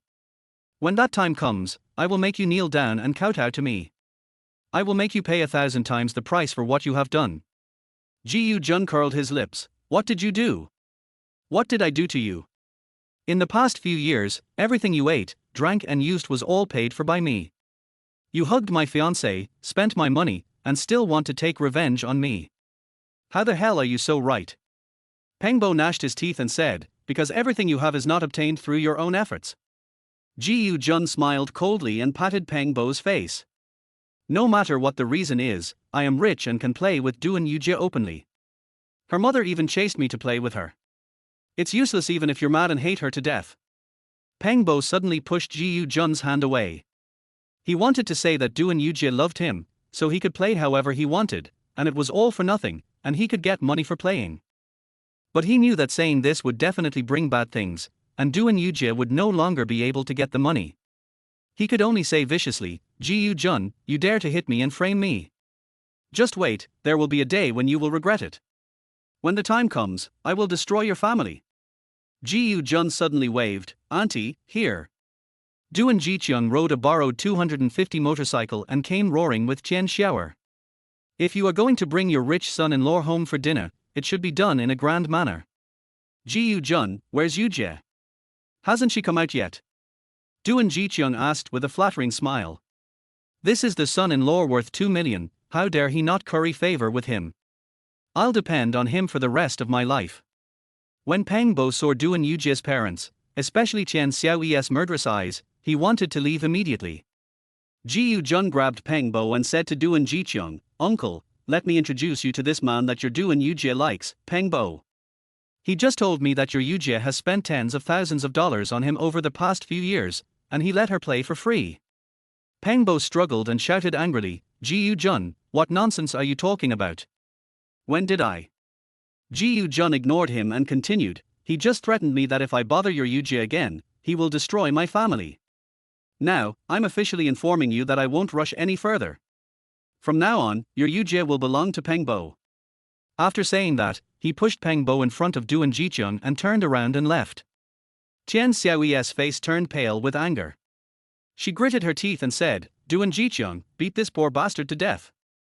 Duan Jiqiang finally reacted, jumped off the motorcycle immediately, raised his hand and pulled out. "You're so poor that you can't even afford a pair of pants, yet you dare to hit on my daughter. Who gave you the guts?" By the time he finished speaking, he had already slapped her 4 or 5 times. This man was a gangster and he hit Bloomberg very hard, leaving him dizzy and bleeding from the nose. "Uncle, listen to me." "I listened to your mother," Duan Jiqiang said as he kicked out. Bloomberg was kicked and fell to the ground. Some parents hurried over to hold Duan Jiqiang back. Seeing that Ji Jun, who had been coaxed by the devil with great difficulty, was angered again, Qian Xiaoyi immediately ordered, "Duan Jiqiang, he dares to ruin your daughter's reputation and destroy her marriage. If you are man, beat him to death." Duan Jiqiang immediately broke free from his parents, rushed over and kicked Pengbo hard. While beating him, he looked for Ji Jun. This is to vent Ji Jun's anger, he must see it. But Ji Jun had already started the motorcycle and was ready to leave. He said anxiously, "Xiao Yi, I'm waiting to pick up my daughter. Go find Ji Jun and persuade him. Don't let the marriage fall through." Chen Xiaoyi quickly turned around and ran away. If Ji Yu-jun leaves, the 2 million will be wasted. Ji Yu-jun was originally waiting for Chen Xiaoyi to come over. When he saw her running up to him, he stepped on the accelerator and pretended to leave. Chen Xiaoyi grabbed Ji Yu-jun's arm and said with a smile, "Ji Yu-jun, don't be angry, listen to auntie." Ji Yu-jun said coldly, "Your daughter has made me lose face. Do I still have the face to stay here?" When Chen Xiaoyi heard this, she immediately got on the motorcycle and said, "Then let's go back to my aunt's house and talk about it at home." Ji Yu-jun stepped on the accelerator and drove forward. "Ji Yu-jun, don't be angry, that kid just said that. I know my daughter. Yujie is not that kind of person. Yujie was deceived by that boy." Squeak! The motorcycle stopped suddenly. Under the influence of inertia, Chen Xiaoyi climbed hard on Ji Yu-jun's back. The exaggerated curve of the chest was flattened in an instant. Ji Yu-jun said coldly, "Auntie, when we entered the examination room this morning, your daughter talked to Peng Bo behind my back, saying that she would support Peng Bo to go to college after she paid me. They are planning to bankrupt us and destroy our family." Of course he didn't hear that. But based on the situation in her previous life, Duan Yujie definitely said such words to Bloomberg. What? Chen Xiaoyi was suddenly shocked. This damn bitch, how dare she say such things now? Even if I have this plan, I have to keep it in my heart. How can I say it out loud? Just tell that poor guy. And let Ji Yu-jun hear it. He is capable of doing nothing but causing trouble. She quickly said, "Ji Yu-jun, you must have heard it wrong. Let's go home now and I'll ask you about it to find out what's going on. If she dares to be unfaithful to you again, auntie will beat her to death in front of you." "Ji Yu-jun, aunt, I don't want to see Duan Yujie now, nor do I want to go to your house. I just want to find a place where no one is around, have a good cry, and say goodbye to this relationship. Auntie, please get off the car. I will walk by myself." Chen Xiaoyi immediately became anxious.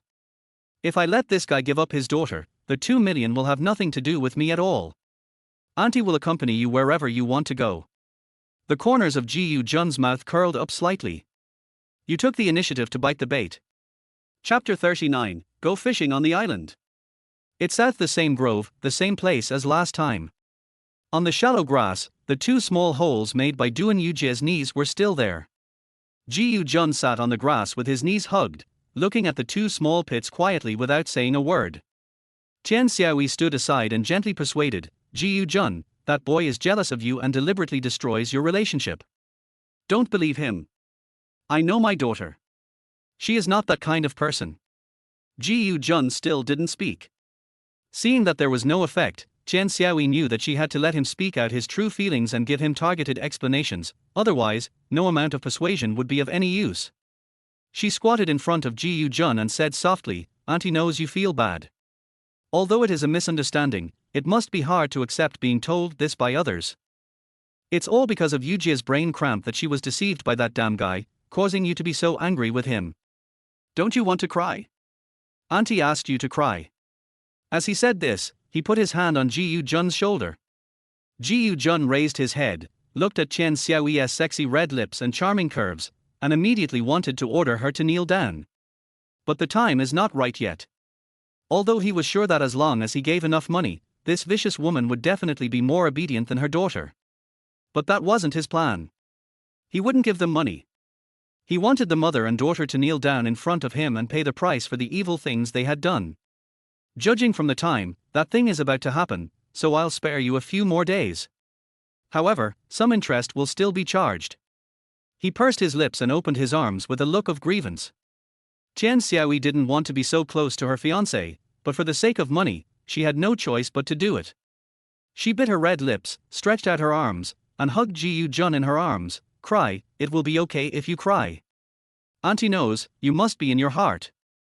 "Aunt!" Ji Yu-jun howled and immediately started collecting interest. Chen Xiaoyi's whole body suddenly froze. What's wrong with this kid? He can cry, but why are his 2 paws so fidgety? Forget it, it's my own daughter's butt, if I don't wipe it myself, who will? Ji Yu-jun, tell your aunt, what are you thinking? Ji Yu-jun, I can't let go of Yujie, but I can't accept her cheating on me. I feel so conflicted. Chen Xiaoyi, don't worry, Yujie definitely didn't cheat on you, auntie promises you, are. Before he could finish his words, Ji Jun suddenly fell backwards.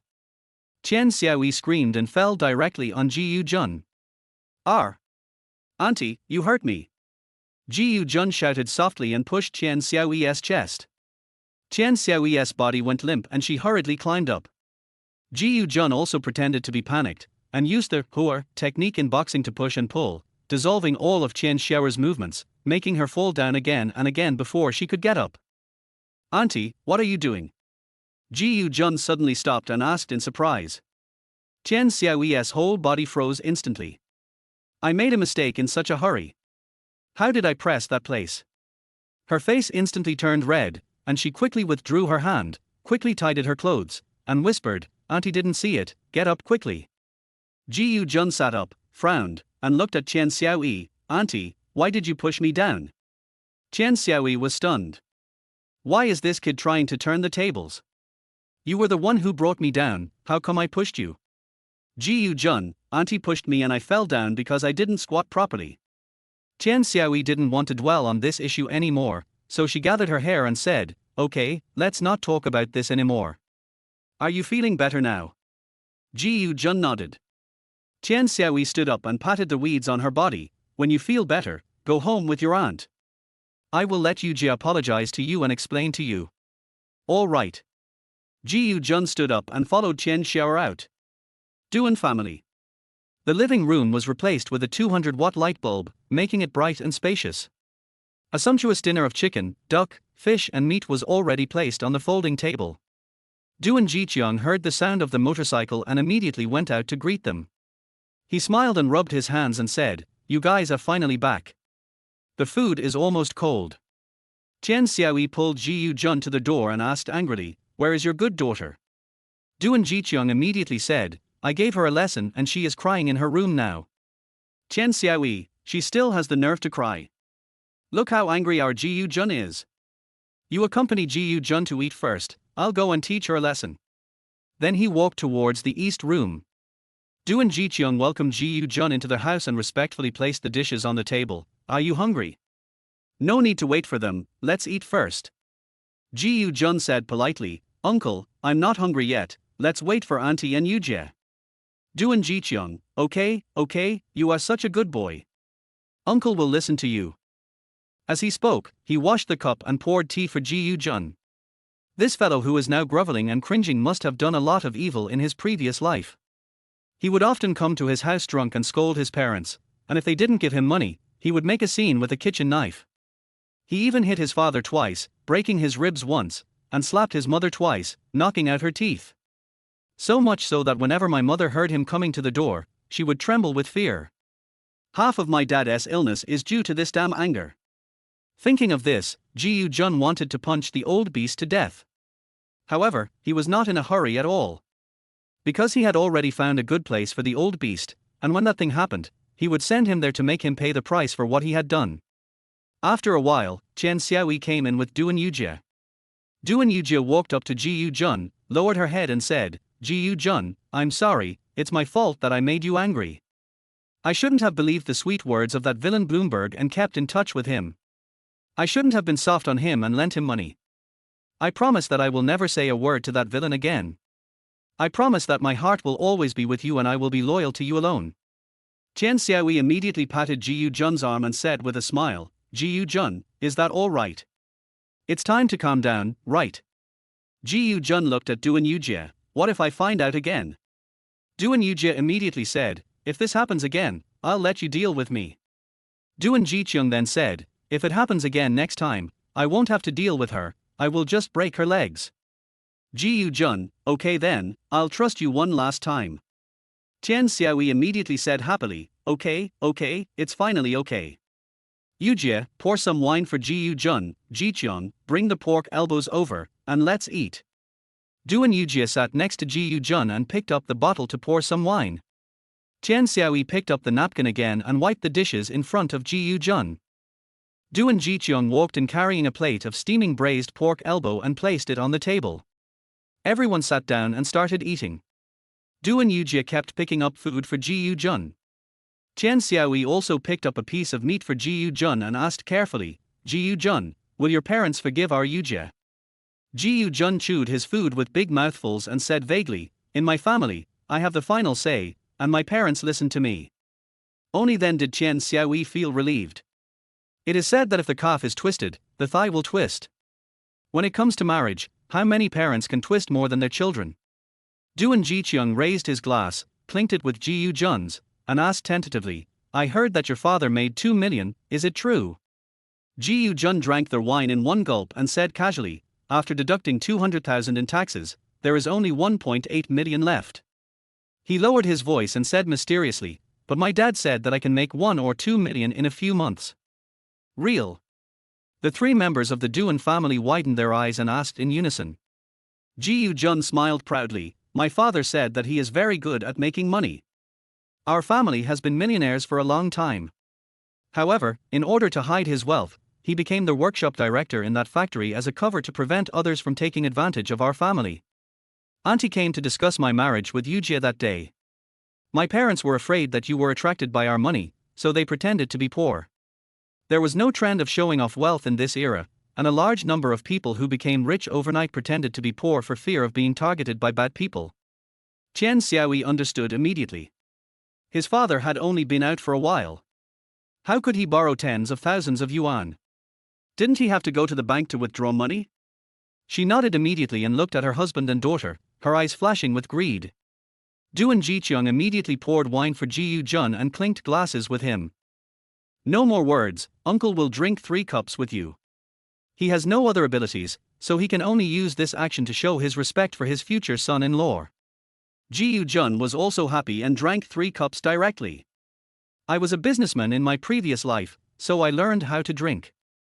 Now that I have such a good physical condition, it's okay for me to drink 2 or 3 kilograms of this crappy liquor. Chen Xiaoyi hurriedly picked up some food for Ji Jun, wishing she could feed it directly into his mouth. Auntie, we are family from now on, no need to be so polite. As Ji Jun spoke, his hand under the table had already pressed on Chen Xiaoyi's smooth legs. Chen Xiaoyi froze, but kept smiling and did not avoid the attack. As expected, fishing must be done on the island, and the snappers on the island are all black snappers. Chapter 40. This is not bullying, it is punishment. Duan Yujie pulled Ji Jun's arm, pouted her delicate pink lips, and said coquettishly, your family is so rich, don't bully me after you get married. Ji Jun, it's been 4 years. When have I ever bullied you? Isn't it always you who bullies me? If I hadn't discovered you and Peng Bo, how could I bear to bully you? I'm telling you, as long as you stay chaste and don't cheat on me, everything in our house will be yours. Duan Yujie immediately hugged Ji Jun's arm tightly, wishing she could squeeze herself into his body. I swear, I will be loyal to you all my life. The couple's eyes were shining with excitement. Chen Xiaoyi wanted to make an excuse to get up and avoid Ji Jun's hand, but after hearing this, she decided not to leave and quickly poured herself a glass of wine. Ji Jun, we are family from now on. They say a son-in-law is half a son. From now on, your uncle and I will depend on you. Ji Jun pinched it gently, then picked up the wine glass and clinked it with Chen Xiaoyi's glass. Auntie, as long as you kiss me, I will definitely treat you well. I won't say anything else, it's all in the wine. After saying that, he drank it all in one gulp. Chen Xiaoyi, from now on, Auntie will kiss you alone. As he said this, he drank the wine in one gulp. Before he put down his glass, he found that hand had fallen on his leg again. This time it was closer. Is this brat just doing these little unconscious actions? Or is he trying to show his affection for me, his mother-in-law, by doing this? Forget it, no matter what it is, this guy is the god of wealth now, and he must not be offended. However, he shouldn't go too far and have any unrealistic ideas. Did I press the wrong place with my hand at that time, causing him to misunderstand? I did the same thing. Why didn't you just stop when you realized something was wrong? Why did you try that subconsciously? No wonder my daughter said she couldn't stand it. With that ferocious look, I'm afraid I couldn't stand it either. Thinking of this, a blush immediately appeared on her fair face, and she cursed herself in her heart, wondering if she was crazy for thinking such things. Duan Jiqiang saw his wife's face was red, and thought it was because of drinking, so he warned her, don't drink so much even if you are happy, be careful not to get drunk. Then he poured wine for Ji Jun. Ji Jun was also afraid of being discovered, so he pinched her hand again before withdrawing it and picking up the glass to drink. Chen Xiaoyi's face turned even redder and she quickly got up and went to the bathroom. When they came back, they had finished a bottle of wine. Ji Jun was fine, but Duan Jicheng was already very excited. He asked Duan Yujie to go out and buy another bottle so that he and Ji Jun could get drunk together. Chen Xiaoyi said with great dissatisfaction, "You are such a jerk. You don't behave like an adult. It's the first time Ji Jun comes to your house, and you want to get him drunk. He has to ride his motorcycle home soon, and he has an exam tomorrow. What will happen if he drinks too much?" Duan Jicheng said with a smile, "I want to drink a few more glasses with our good son-in-law." Chen Xiaoyi was afraid that Ji Jun would be discovered if he continued to make advances, so she said to Duan Jicheng impatiently, all right, if you want to drink, go outside and drink with your friends. We still have business to discuss." As he said that, he took out $10 and threw it on the table. Duan Jicheng also obeyed, took the money and put it in his pocket immediately, stood up and said to Ji Jun, "Then uncle will not accompany you." After saying that, he walked out. In order to avoid the hand, Chen Xiaoyi sat on Duan Jicheng's chair. "Ji Jun, the exam will be over tomorrow. When do you want to explain Yujie's matter to your parents?" "Ji Jun, maybe after tomorrow. My parents are still angry right now. Even though they will agree to this sudden request, I'm afraid it will have a bad impression on Yujie." Chen Xiaoyi nodded immediately. "If you really look down on your daughter, you will definitely not let her control the financial power." She asked cautiously, "How do you need us to cooperate?" "Ji Jun, since the incident was caused by Bloomberg, I naturally have to use Bloomberg to calm my parents down." Chen Xiaoyi nodded and said, "Don't worry, after tomorrow, I will ask your uncle to beat that kid up 3 times a day for 3 days in a row to calm your parents down." Although Duan Yujie felt a little reluctant, for the sake of several million, she could only put on an angry expression and said, "That villain dared to lie to me, dared to ruin my reputation, made me and my fiancée angry, and made my father beat him to death." Ji Jun smiled with satisfaction, looked at Duan Yujie and said, "Yujie, I haven't been to your room yet, take me to see it." Duan Yujie immediately stood up, took Ji Jun's hand, walked out of the living room, and went to the east room. There was only a cloth wardrobe, a table with a broken leg and mottled paint, and a bedboard supported by bricks in the room. Although it is extremely simple, it is still quite clean. Duan Yujie smiled with a hint of shame, "It's shabby, right? Don't laugh at me." Ji Jun didn't answer at all, but whispered, "Kneel down." Duan Yujie immediately looked horrified and said in a low voice, "Are you crazy? My mother is here." "Ji Jun, this is your punishment for making me angry today. If you don't agree, it means you still can't let go of Pengbo. I'm leaving now, and there's no need to talk about our marriage anymore." Duan Yujie made a pitiful expression and said coquettishly, "Didn't we agree not to bully me before the exam?" "Ji Jun, I'll say it again, this is not bullying, it's punishment." Duan Yujie, "Ji Jun, I beg you." Ji Jun immediately turned around and walked out. Duan Yujie quickly grabbed him, walked over to close the door, turned around and looked at Ji Jun pitifully. Ji Jun was not moved at all, and asked coldly, "Will you let me go?" Duan Yujie cursed in her heart, "Just wait until I squeeze all your family's money, then see how I'm going to deal with you. Yes, just like Bloomberg said, your family will be destroyed and you will have no place to be buried." She took a deep breath, walked in front of Ji Jun, and knelt down. After Chen Xiaoyi finished cleaning up, she saw that Peng Bo had not come out yet and immediately felt something was wrong. She quickly and quietly walked to the east room window and looked inside through the gap in the curtains. Soon her face turned red and she opened her mouth to stop him. But his eyes rolled away and no sound came out. "It's not the first time anyway, how can I hold him back if I don't do this? His family has millions of dollars. If his daughter marries him, his family will become prosperous. By then, I will help my daughter take control of the family's finances, and those millions will be hers." She was about to turn around and leave, but stopped after thinking for a moment. "Don't let your daughter lose control and let this boy pick the fruit for her. Good things cannot be given away all at once. I've really let him get tired of playing with me. If I don't marry her when the time comes, it will be a disaster." But after a while, her face turned red, her breathing became rapid, and her knees rubbed against each other involuntarily. Suddenly, she discovered that the boy looked in this direction, cursed something to himself, and quietly retreated back to the room. After waiting for another 10 minutes, the door finally opened. "Auntie, it's getting late. I'm going back." Chen Xiaoyi pretended to clean up the house and said without turning her head, "Go slowly on the way. Don't forget to pick up Yujie tomorrow morning." "I know, auntie." As footsteps walked out the door, the sound of a motorcycle engine was heard. Chen Xiaoyi then let out a long sigh and sat down on the bed weakly. From the yard came the sound of Duan Yujie washing her face with water and brushing her teeth. She wanted to go out and say something to her daughter, but for some reason, she felt embarrassed to see her daughter. After Duan Yujie finished washing up, she didn't come over and just closed the door and went to sleep.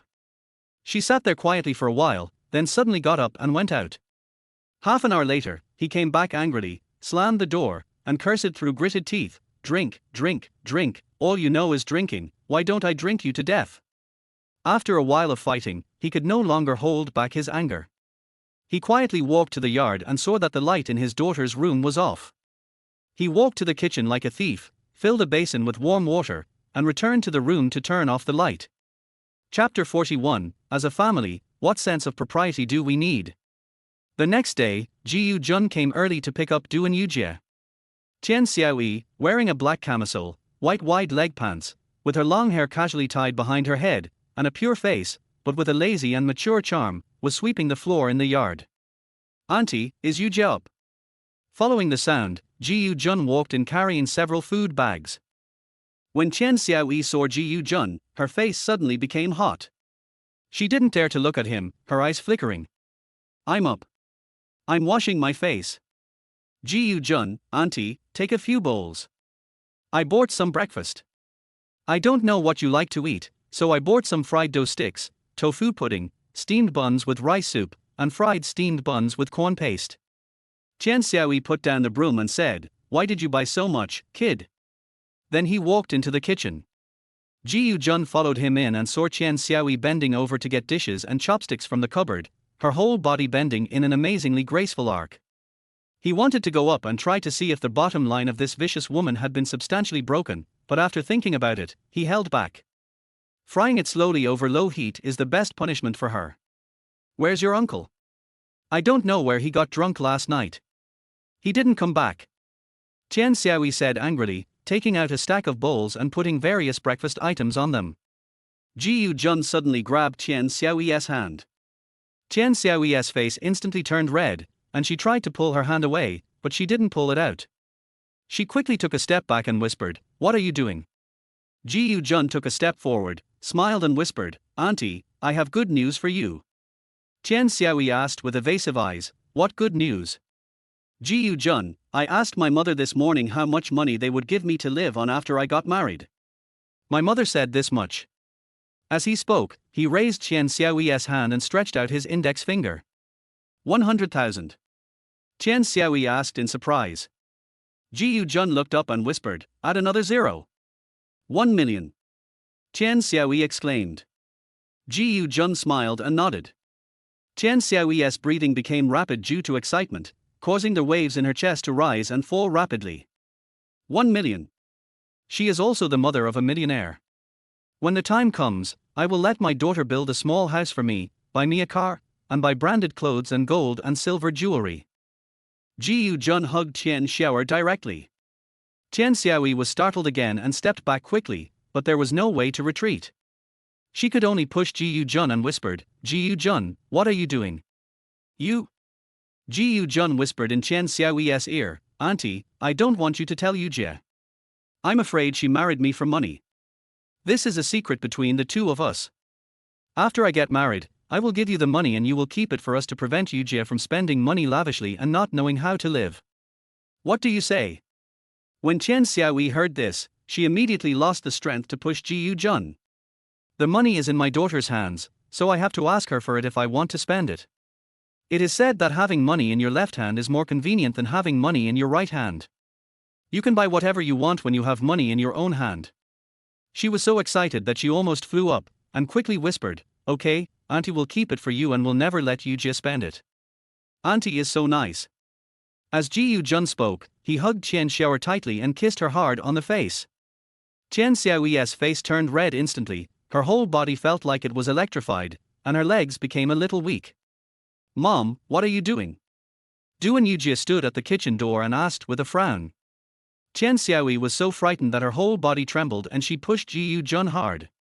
Ji Yu Jun still didn't let go, turned around to look at Duan Yujie, smiled mysteriously and said, "Let's talk about a big secret, and I won't tell you." Snort. Duan Yujie snorted angrily and turned away.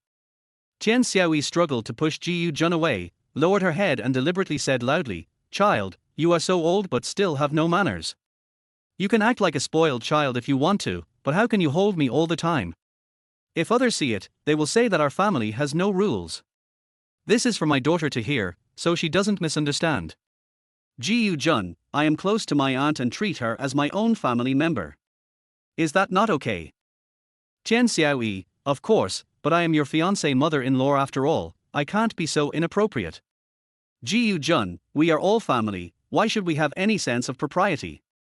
Then he leaned close to Chen Xiaoyi's ear and asked softly, "Did Auntie peek at us last night?" "No, no." Chen Xiaoyi's face turned completely red. "This boy has really been looking at me." Ji Yu Jun smiled mischievously, "Just watch it, we are all family, I don't care." After saying that, he picked up his breakfast and walked out. Chen Xiaoyi stood there in a daze, biting her lips, her mind in a mess. What does he mean? What do you mean he doesn't care? However, this is not the main problem now. The main thing is that my daughter is angry. She rubbed her face, hurried out, and seeing that Duan Yujie was not in the living room, she immediately walked into the east room. Duan Yujie was packing her school bag with a gloomy face. Chen Xiaoyi immediately went over, hugged her daughter, and whispered in her ear. Duan Yujie's eyes suddenly lit up, "Really? Chen Xiaoyi, silly daughter, do you know why mom and him are so excited?" Duan Yujie kept nodding her head, with a big smile on her face. Chen Xiaoyi whispered, "Pretend you don't know about this. Mom will make her own arrangements when the time comes. If his family can give 1 million, mom can take out every last dime from their family. By then, you will be a millionaire with millions in your hands." Duan Yujie nodded suddenly, too excited to speak. Chen Xiaoyi rolled her eyes at Duan Yujie and said complainingly, "Looking at the way you looked just now, are you jealous of your mother?"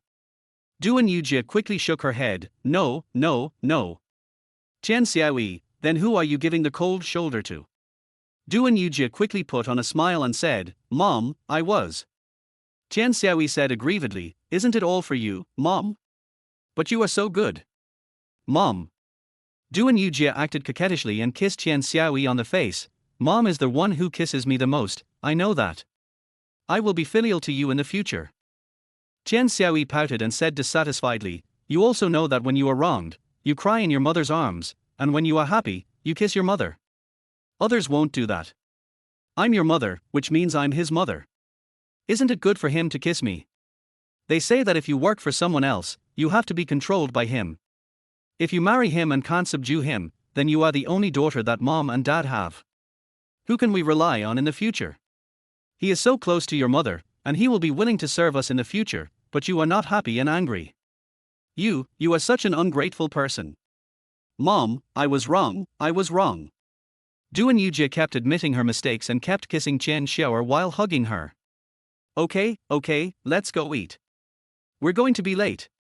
Chen Xiaoyi then smiled, pulled Duan Yujie over, asked them to have dinner together, and then she hid away. "In the morning, I had a comprehensive science exam, with a score of 300. In order to control his score, Ji Yu Jun did not dare to be careless and did the questions seriously. When I came out of the exam, Chen Xiaoyi was already waiting outside. She had already arranged a small restaurant and booked an ordinary hotel. This son-in-law can give me millions, it's time to invest. It just so happens that Duan Yujie hasn't spent all of the 1,000 yuan, so let him know how much we value him." Ji Yu Jun didn't hesitate and immediately went to their hotel with Chen Xiaoer to rest. Chen Xiaoyi was afraid that this guy would really do something, so she made an excuse not to go. After Duan Yujie came out, the three of them had dinner together and went to their hotel, which was a standard room. Ji Yu Jun had his own bed, while Chen Xiaoyi and Duan Yujie, mother and daughter, shared a bed. Chen Xiaoyi was afraid that the boy would do something to her while her daughter was sleeping, so she was so scared that she didn't dare to sleep. However, she was overthinking it. Ji Jun was the first one to fall asleep. After a short lunch break, the three of them washed up and went to school.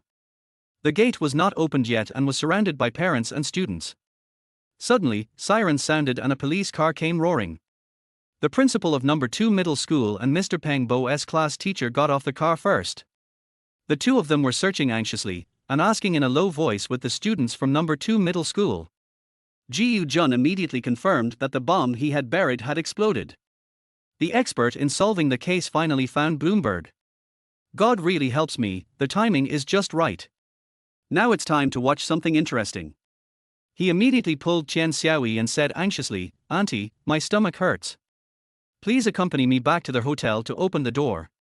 Chen Xiaoyi didn't hesitate at all. She gave Duan Yujie some instructions and followed Ji Jun. As soon as they walked out of the crowd, Ji Jun grabbed Chen Xiaoyi and hid behind a tree. Chen Xiaoyi was startled and took a step back. What was this boy doing in broad daylight, in public? But she couldn't say it clearly, so she could only ask carefully, "What's the matter? Aren't you going to?" Ji Jun said with a serious expression, "Auntie, I want to see if Yujie is really loyal to me." Chen Xiaoyi was confused and asked, "What do you mean?" Ji Jun directly pulled Chen Xiaoyi over and said, "Auntie, just watch here with me." As he was speaking, Peng Bo squeezed out of the crowd and said, "Teacher, are you looking for me?" Bloomberg. Their head teacher immediately went up and asked anxiously in a low voice, "Did you dig up some money in the cemetery?" "What? What grave? What money?" Before Peng Bo could figure out what was happening, two police officers got out of the car, ran over to Peng Bo, and grabbed his arms, one on the left and one on the right. Chapter 42, How Can I Marry You If You Can't Get Into College? Peng Bo was startled and struggled to say, "What are you doing? What are you doing?"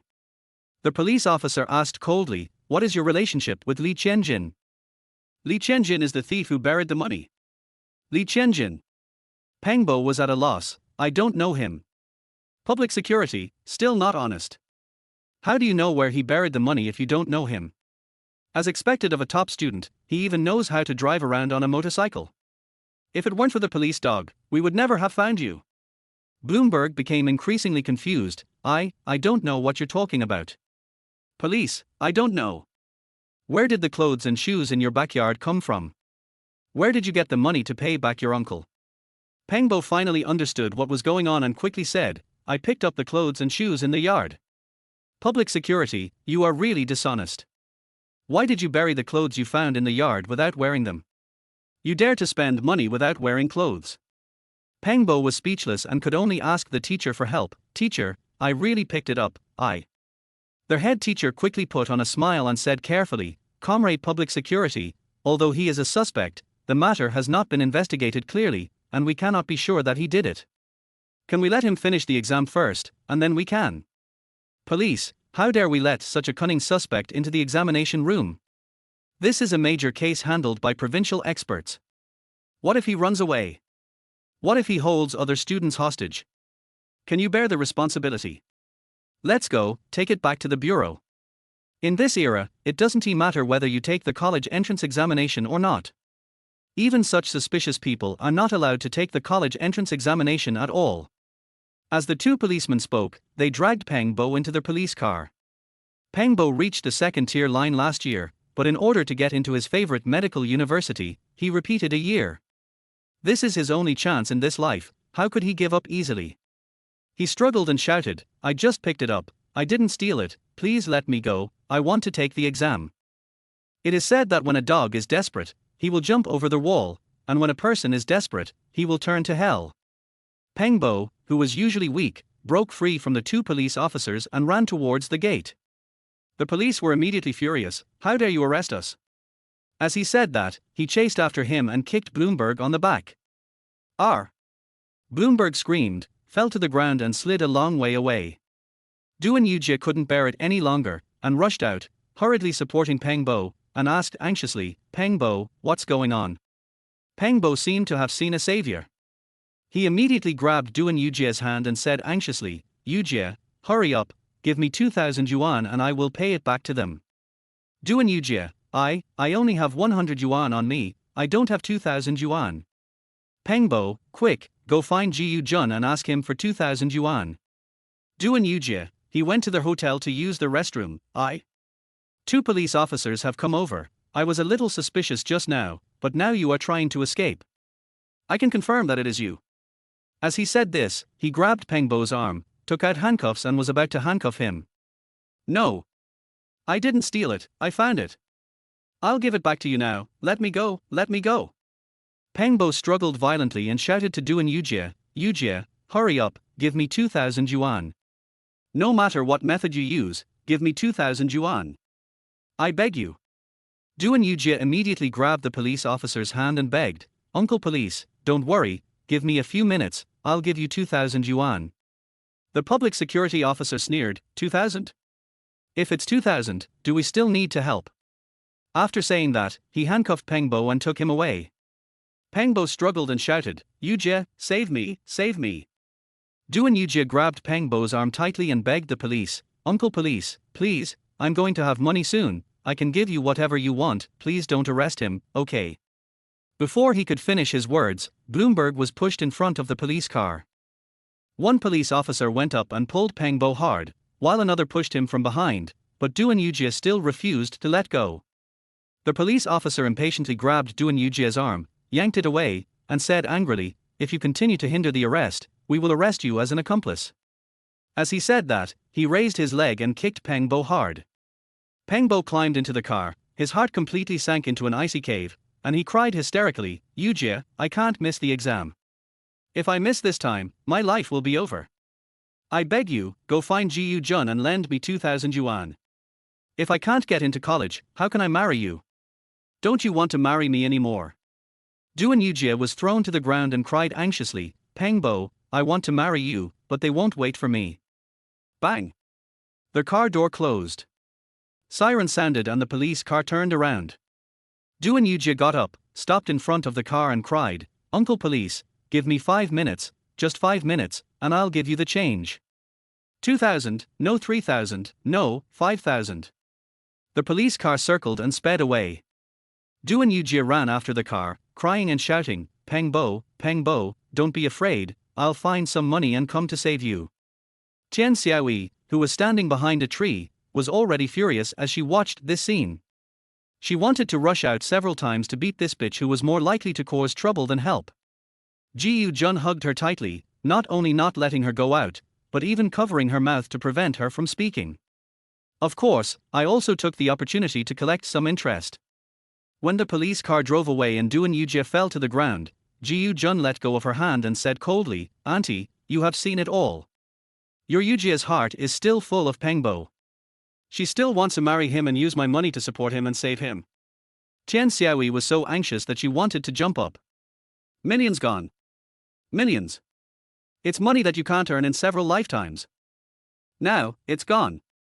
She quickly hugged Jiu Jun and said anxiously, Jiu Jun, don't worry, I'll go beat her, Jiu Jun hugged Tian Xiaoyi tightly, reluctantly saying, Auntie, I like you and I know you are close to me. Unfortunately, your daughter doesn't like me. I can't marry your daughter. We can't be relatives anymore. As he said this, he loosened his arm, pushed Tian Xiaoyi away, and strode towards the school. Jiu Jun, Jiu Jun. Tian Xiaoyi shouted anxiously, but Jiu Jun's back had already entered the crowd and could not be found. She was so angry that she ran to Duan Yujie, who was still sitting on the ground crying, and slapped her hard. Duan Yujie raised her head, looked at Tian Xiaoyi, and said anxiously, Mom, give me 2,000 yuan quickly, Tian Xiaoyi pointed at Duan Yujie's nose and angrily yelled, You're just a cheap slut who sells pens and puts up mats. You are not my daughter. I don't have a bitch daughter like you. After saying that, he turned around and left. Duan Yujie was anxious to chase after him. Her head teacher rushed over and grabbed Duan Yujie, Yujie, Pengbo can't be saved. His case is very serious, not just 2,000 yuan. What? Duan Yujie was shocked. What's the matter? Their head teacher whispered, I heard that it was about the theft of 730,000 yuan from the tax bureau. Duan Yujie was completely stunned. Their head teacher said, Yujie, no matter how you feel about Pengbo, you can't save him now. It's not just you who can't save him, it's no one who can save him. You still have your own future and your own prospects. You must not ruin your life because of him. Calm yourself down, the exam is about to start. Put this matter aside, forget about it, and take the exam well. Even if you really can't let him go, you should get good grades and go to a good university. After you graduate and have the ability, you can help him. As he spoke, he wiped Duan Yujia's tears. When Duan Yujia heard that it was a big deal worth 730,000 yuan, she completely gave up. She closed her eyes and nodded, took a deep breath, turned around and walked towards the school. Alas! Their head teacher looked back at the direction where the police car disappeared and sighed softly. A good seedling of a first-class university has been ruined. A kind-hearted person has great abilities and will benefit mankind, while a person with an evil heart has great abilities and will harm all living beings. If this kind teacher knew the bad things that Peng Bo did in the medical field after graduating from medical school, and how he harmed so many poor patients, he would definitely regret saying this. Chapter 43, Screw Factory Restructuring, God is giving you a free lunch. After the exam, Ji Yu-jun went straight home. Duan Yujia's family has been firmly hooked on the fishing hook. Now is the stage of fishing. There is no need to be anxious, but we can't be impatient. We can only wait quietly for them to sacrifice themselves and let us slaughter them. Now that he has time, Ji Yu-jun took over all household chores such as washing clothes and cooking, and served his parents wholeheartedly. Mom and Dad were so happy these days that they couldn't stop smiling, but they were careful not to mention Duan Yujia's matter, for fear of bringing up their son's sad memories. Perhaps they had already told everyone, and even the neighbors didn't say a word to Duan Yujia. Ji Yu-jun had just calmed down and was ready to start making investments to make his father a billionaire within a few years and fulfill his father's dream in his previous life. Son, I'm on summer vacation now and have nothing to do. You don't even let me cook. You really want to make me sick. My mother sat on the sofa, knitting a sweater and complaining. Mom, when I go to college, I won't be able to serve you anymore, so please let me behave well this summer. Ji Yu-jun said in the kitchen. Okay, I'll listen to you. As my mother spoke, the corners of her mouth were harder to suppress than AK. Even if my son cannot get into college, he is already the best son in the world. How happy would the family be if Duan Yujia's incident hadn't happened? Thinking of this, my mother couldn't help but sigh. By the way, let his four sisters and his aunt worry about finding a prettier partner for their son.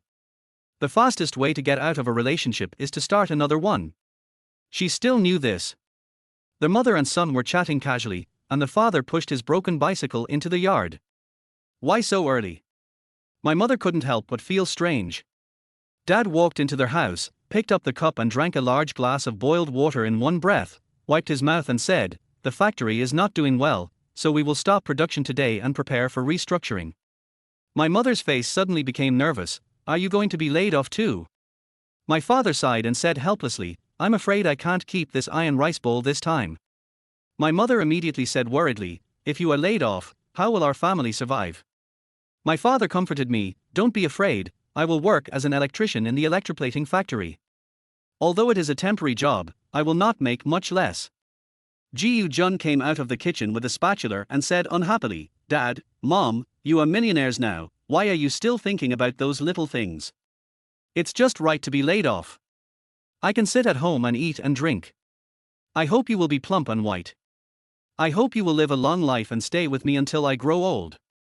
The father smiled with satisfaction, after all, he is my dearest son. This makes me feel warm inside. But Dad is still young, how can he just sit there and do nothing? Ji Yu-jun, what do you mean by living off the savings? Even if you two spend 50,000 a month, you won't be able to spend it all in your lifetime. Besides, my mother interrupted Ji Yu-jun directly, okay, go cook your food, don't worry about this. Ji Yu-jun had to shut up and go in to cook. Mom put down her sweater and whispered to Dad, don't listen to your son. A fortune is not as good as a penny a day. Even a mountain of gold will eventually be drained away. We have to earn more for our son while we are still young, so that we can give him 2 million when we are old. Dad nodded immediately, I know. Before, my family had so little savings, and I felt uneasy when working. Now that I have so much money to rely on, I am more motivated to do anything. Don't worry, I've already been to the electroplating factory and have made an agreement with them. I'll be able to start work in 2 or 3 days. I'll be paid 1,650 yuan a month. If I work a few night shifts, I might even be able to make 2,000 yuan a month. The mother was relieved and started knitting again. If you are laid off, then so be it. As long as you earn a lot now, my pension will be enough for both of us to eat and drink after retirement. Dad, to be honest, I never thought that after I retire, our son has become so filial that he will not provide for us in our old age. My mother nodded vigorously immediately. Jiu Jun brought back 4 dishes and a soup, set the table, and started eating. Dad, there are too many toxic gases and liquids in the electroplating factory. They are very harmful to the body. You are absolutely not allowed to go there. My father didn't care at all. He ate his food while saying, "It's not as mysterious as you say. There are 70 or 80 people in the factory. Who was poisoned to death?" Jiu Jun put down his chopsticks and said seriously, "Dad, if you don't listen to me, I won't care about you anymore." Dad was amused by this. "Boy, are you the dad or am I the dad? Jiu Jun, you raised me when I was little, and I will raise you when you are old. In the past, I was ignorant, so I had to listen to you. Now, you are ignorant, so you have to listen to me. Dad, you kid, why am I so ignorant? Jiu Jun, Dad, I want you and Mom to live a long life and accompany me until old age. You two just agreed to work in such a dangerous place like the electroplating factory. Isn't this disobedience?" Dad was about to say something, but Mom gently touched him and gave him a look. "Okay, our son has grown up, and we are old too. We should really listen to him. If your son doesn't want you to go to the electroplating factory, then go to another place. I don't believe that you can't find a job with your skills." Dad nodded immediately. "Okay, then I'll look somewhere else." As he said this, he picked up a piece of vegetable and put it into my mother's bowl. He chuckled and said, "Old Yarn said he would sell the factory to me and let me be the boss. Lao Yang is the director of the screw factory and has a very close relationship with my father." My mother immediately became alert. "Don't listen to his nonsense. He knows that our family is rich, and he wants us to fill that hole. Don't be stupid. That 1.8 million belongs to our son. We can't touch a penny of it." Dad immediately said, "I know, I'm not stupid. Besides, Lao Yang was just joking." When Jiu Jun heard this, his eyes lit up instantly. 3 years after the restructuring, the factory was bought by a southerner and converted into a special bolt manufacturing plant. In just 1 year, it became the leader in the industry, with its assets soaring. And the southerner's magic weapon is a top technician. Jiu Jun had just met that technician a few days ago. An old mechanical engineer who sells groceries on the streets of the city. This is really a pie in the mouth from God. He asked hurriedly, "Dad, isn't the screw factory going through restructuring? Can it be sold to an individual?" "Dad, what do you mean by restructuring? It's just a nice name. In reality, it means bankruptcy. We will stop production now and take a long vacation. After a while, we will sell our machines and our inventory. In less than 2 years, there will be only a piece of land left. If someone buys it now, the factory director and town leaders will be so happy that they will kneel down and kowtow." Jiu Jun, how much does the factory cost? "Dad, I heard from your father Yarn that if an insider buys it, a few 100,000 will be enough. The factory director has a very good relationship with the Jiu family and has always addressed them that way." Jiu Jun asked in disbelief, "Such a large factory is only sold for a few 100,000. Although the screw factory is a town camp, it was originally a military factory. After the military industry withdrew from the market, it was handed over to the town. The factory has 4 large workshops, hundreds of machines and 500 to 600 workers. There are countless buildings such as offices, workers' dormitories, product warehouses, etc. Not to mention these assets, the land alone covers thousands of acres. This place is poor and backward now, but after more than 10 years, with the easing of the economy, there have been tremendous changes. When the real estate market was at its hottest, that piece of land alone was worth hundreds of millions." Jiu Jun immediately said, "Dad, let's go by the factory now. This is not pie falling from the sky, this is gold falling from the sky. If I don't catch this wave of wealth, God will not let me go. Besides, if I want to fulfill my father's dream of becoming a millionaire, this is the most suitable project. Anyway, my dad can't stay idle, so I let him be a big factory manager, and I can be a rich second generation. Chapter 44. Dad also has the potential to be a capitalist. The father was surprised. What nonsense are you talking about, kid? My mother also quickly said, okay, son, stop thinking about it, eat quickly, and go out and play for a while after dinner.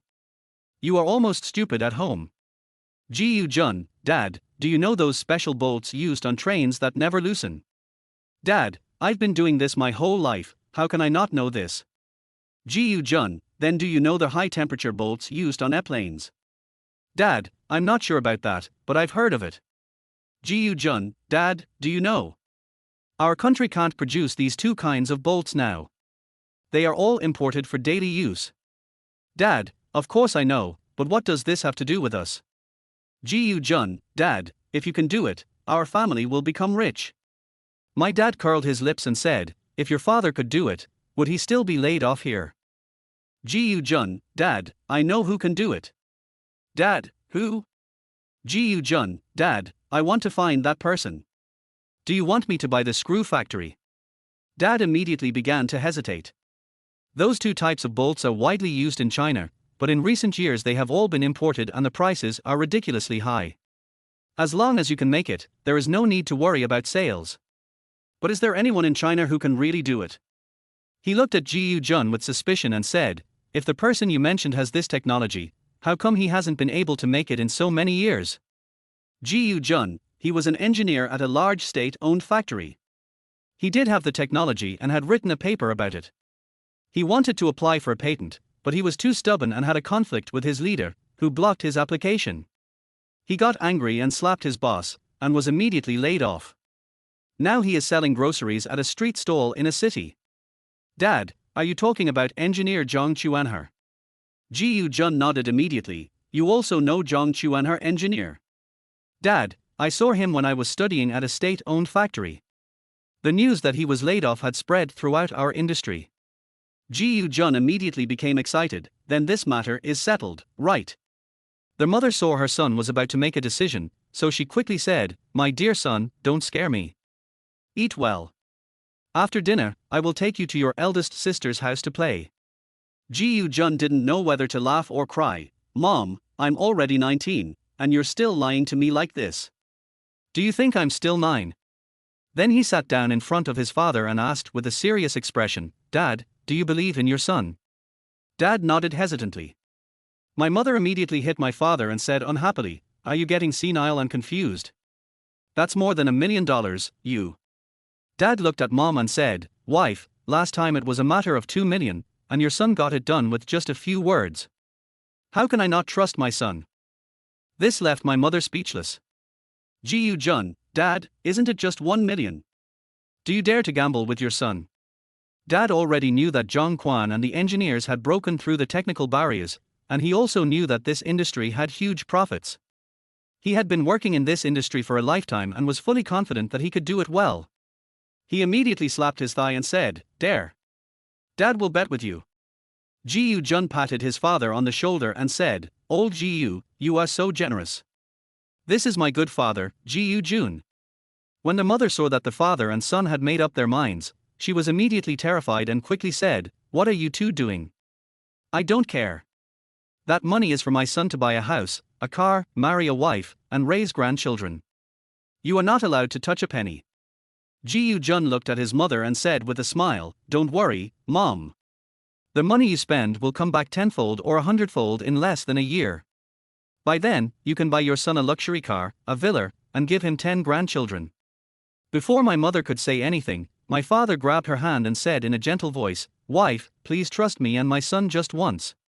If I lose this time, Gu Jun immediately said, if I lose money, I will go to Chimia Street to guard him for another month and then sell antiques to make the money back.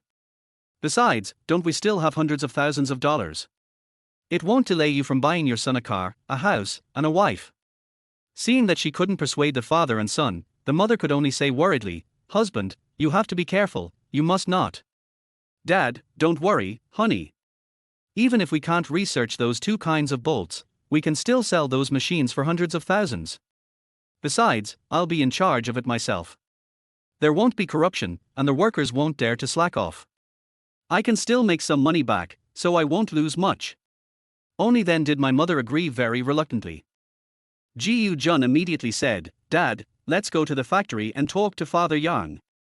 The father stood up and said, "Son, you just need to give me some advice. You don't need to be involved in this matter. Wait for good news from Dad at home." After saying that, he ran out in a hurry, without even riding his broken bicycle, and rode away on his motorcycle. Ji Jun did not insist on going with them. "My father has worked in the screw factory for decades. He knows everything about the factory and is very familiar with those people. I can't help if I go there. If I talk too much, others will look down on my father. Just wait patiently and become a rich second generation." The mother looked at Ji Jun worriedly. "Why are you so careless, kid? You finally made some money, why did you want your dad to take risks with it instead of saving it for the future? If you lose it..." Ji Jun went straight over, laid on his mother's back, smiled coquettishly and said, "If I lose, my son won't marry a wife and will save the money to support you." My mother immediately pretended to be angry and raised her hand to hit Ji Jun. "If you keep talking nonsense, I will hit you. Not to mention the hundreds of thousands, even if you can't earn a penny, your father and I will sell our bones and blood to find you a wife." My mother is not just saying this to coax her child, she really did it in her previous life. For this rebellious son, the couple really gave up everything, including their lives. In this life, just enjoy your son's hurricane-like filial piety.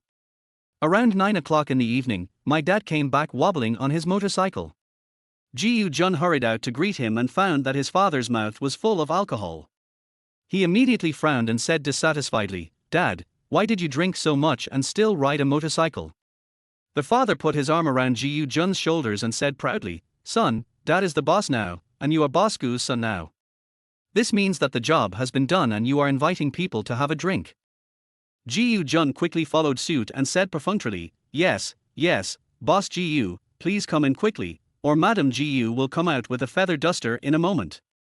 As he said this, he helped and carried his father into their house. My mother came out of the bedroom and saw my father drunk.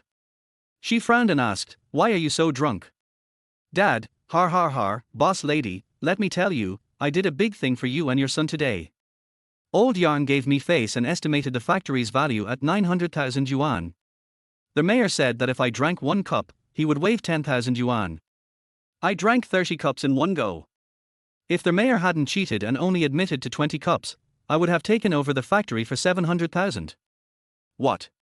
Ji Jun couldn't believe that such a big factory could be acquired for only 700,000 yuan.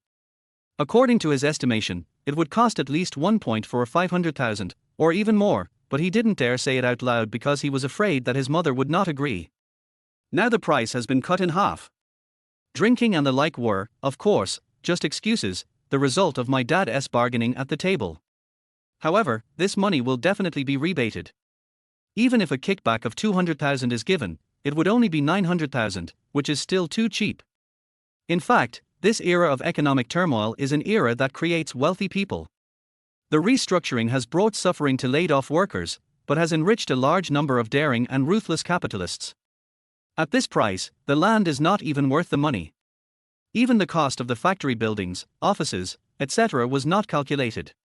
They should have just calculated the cost of the equipment, which was depreciated to a price close to scrap metal. My dad doesn't seem to be a talkative person, but I didn't expect he has the potential to be a capitalist. I can be a rich second generation with peace of mind. Chapter 45, The factory is done, it's time to go fishing. The old man looked at Ji Jun with drunken eyes. "How is it? Son, did I embarrass you?" Ji Jun said with a serious expression, "Dad, you have indeed earned a lot of face for your son, but your son hopes that you can take care of your health and not work too hard." Mom poured a glass of honey water for Dad. "Did you hear what your son said? Don't drink like this anymore. Now that we've bought the factory, all the burdens are on you alone. We can't help you even if we want to. If you fall, we'll be left without anyone to rely on." Dad grabbed Mom's hand and said, "Don't worry, honey. I will live a long life with you and accompany our son until old age." My mother looked at my father with deep affection in her eyes. "It's settled. No one is allowed to break the promise." Well, this couple starts showing off their love again. I haven't even finished asking for the details yet, and I've become redundant. The next morning, Ji Jun went to practice boxing first, and then came back to make breakfast. Before I finished, my parents got up. Mom, the card is ready. Remember to check it carefully before transferring money. Don't make any mistakes. Read the contract several times before signing it, don't let others cheat you. Dad touched his trouser pocket again, nodded and said, I remember it. Ji Jun hurried out of the kitchen. Dad, are you going to sign the contract like this? Dad was stunned for a moment. What else? Ji Jun was afraid that his father had forgotten the most crucial link. I don't even know that part. If we let Dad go like this, it will definitely not go smoothly. He hurried over, pulled his father to sit on the sofa, and whispered, Did Father Yang bet hundreds of thousands on you yesterday? Did the mayor also bet 200,000 on you? Dad, yes. I have to say, your Father Yang is really nice, and the mayor is even more respectful to me. How come this dad is no longer a capitalist when he sobers up? The disadvantage is that in this highly technical and unique business, as long as you control the technical patents, you can make a lot of money. If my father were to go into business alone, I'm afraid he would lose all the money he made in less than a year. Ji Jun immediately said, Dad, I won't beat around the bush. Father Yang and the mayor are trying to lower the price for you, and they all want kickbacks. Don't eat. Go to the bank and withdraw 200,000 yuan. Give 100,000 yuan to Father Yang and 100,000 yuan to the mayor first. Then go to the factory and wait for the contract to be signed. Dad, son, don't you know that I bought this factory to solve a big problem for the town and to provide food for hundreds of employees? They are grateful to me so much that I can't ask for kickbacks. I don't blame my dad for being honest. He has been working in technical fields all his life, so he is indeed a little slow when it comes to power for money transactions. I was even more confused after the mayor used official language to talk nonsense to me yesterday. However, my dad is not stupid and he learned this kind of thing after 1 or 2 times. Ji Jun, Dad, it's getting late. I won't tell you the truth anymore. Just listen to me. Dad, 200,000, my son, how can I listen to you? Ji Jun, Dad, just listen to me. I'm sure there will be a surprise for you then. Mom looked at Ji Jun and wanted to say something, but then turned to Dad and said, Okay, just listen to your son. Dad was no longer stubborn and said directly, Okay, I'll go get the money now. After saying that, he got up and rode away on his motorcycle. At noon, my father came back in a hurry on his motorcycle. As soon as he entered the door, he happily shouted, Wife, you really gave me a good son. My mother rushed out and said, What's wrong? Tell me now. Dad picked up Mom and turned around on the spot. Wife, I gave the mayor 100,000 yuan, and the mayor immediately decided to give us the loader forklift and the truck, and gave Lao Yang 100,000 yuan. Lao Yang was not polite, but he only took 50,000 yuan and left the inventory to us. I'm telling you, those things are definitely worth more than 150,000. With these things, we don't have to invest a dime, we can start production right away and make money right away. My son is so smart. Where's my son? My mother quickly said, She's cooking in the kitchen. Ji Jun had heard it a long time ago and was very happy. I have to say that although my dad is just a workshop director, he has had really good interpersonal relationships over the years. Not to mention Yang's father, the mayor actually took his father's kickbacks for nothing. That guy is a ruthless person and would never bite the hand just because he has too much money. Doing this only proves one thing, they value their dad very much. In his previous life, he had no idea how his father behaved in the outside world. He only knew that his father borrowed money from outsiders from him again, and the amount was really not small. Now I know that my dad has never been the ordinary worker riding a broken bicycle in my eyes. But he is a very respected engineer. If this is the case, I can safely hand over the factory to my dad. He walked out of the kitchen with a spatula in his hand, and said to his father with a smile, Hello, Boss Ji. Dad came over, hugged Ji Jun, patted his back hard, and said with tears in his eyes, Why is God so good to Dad? He gave Dad such a good son. Ji Jun was also infected by his father's emotions. His nose felt sore and his eyes were hot. You must have been too kind in your previous life and did too many good things. God asked me to repay you and my mother. Dad let go of Ji Jun and wiped his eyes fiercely. From now on, Dad will listen to you. The contract has been signed, and they are still waiting at the factory. Where should Dad go to entertain them? Ji Jun also secretly wiped his eyes. Boss Ji is a big shot now, so he can't entertain guests in a small restaurant in town. Just call a taxi and go to the best restaurant in the county. Although I told you to take care of yourself, you must get drunk with the mayor and the factory manager today. After the meal, each of them was given a red envelope of several thousand yuan. Although the factory has become privately owned, we will definitely have more dealings with them in the future. This is my father. If it were someone else, I would definitely let him take the guests to take a bath and have a massage. Dad nodded immediately. I understand. After saying that, he put down the motorcycle and went out to call a taxi. It was already past 10 o'clock when I came back. But this time he was very sober. Ji Jun was very surprised. Dad, you didn't drink. Dad smiled and said, I drank a pound of wine and got drunk. But I knocked them all down. 1 pound. Dad, you can drink so well. My mother came out and said with a smile, when your father was young, he could drink 2 or 3 pounds without any problem. Damn, I thought my drinking capacity was something I developed through practice, but turns out it's genetic. Dad took Mom into their house, sat on the sofa, looked at Ji Jun and said seriously, the procedures and contracts are complete. The mayor will fully support us in the future. Your father Yang has also gone to the town to serve as the deputy mayor, in charge of the business, and will give us the greatest support. What should we do now? Tell me. Ji Jun was not polite to his father and said directly, the first thing to do tomorrow is to bring Zhang Quan and the engineer back. Dad, say the place. Ji Jun, I'll go with you tomorrow. Dad, son, I can do this kind of errands, just stay at home. Tell me the address.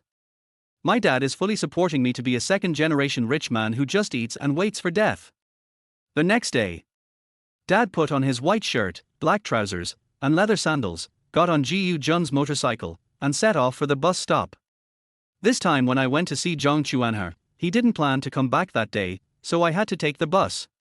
This engineer is too important to be trusted, as he is related to the success or failure of this nearly $1 million investment, so he plans to go back to his hometown with Zhang Chuanher and take all the information back together. Passing by the telecommunications company, Ji Jun saw Qian Xiaoyi inside and stopped the car immediately. These days, the fish have almost slipped away, it's time to pull up the line. Dad, go buy a cell phone for both of us. Dad hesitated for only a second and immediately agreed. That thing is not only a symbol of status, but also makes it convenient to do business. After entering the store, Ji Jun said directly, get 2 of the latest Motorola models. As soon as these words came out, everyone inside immediately turned their heads and looked over.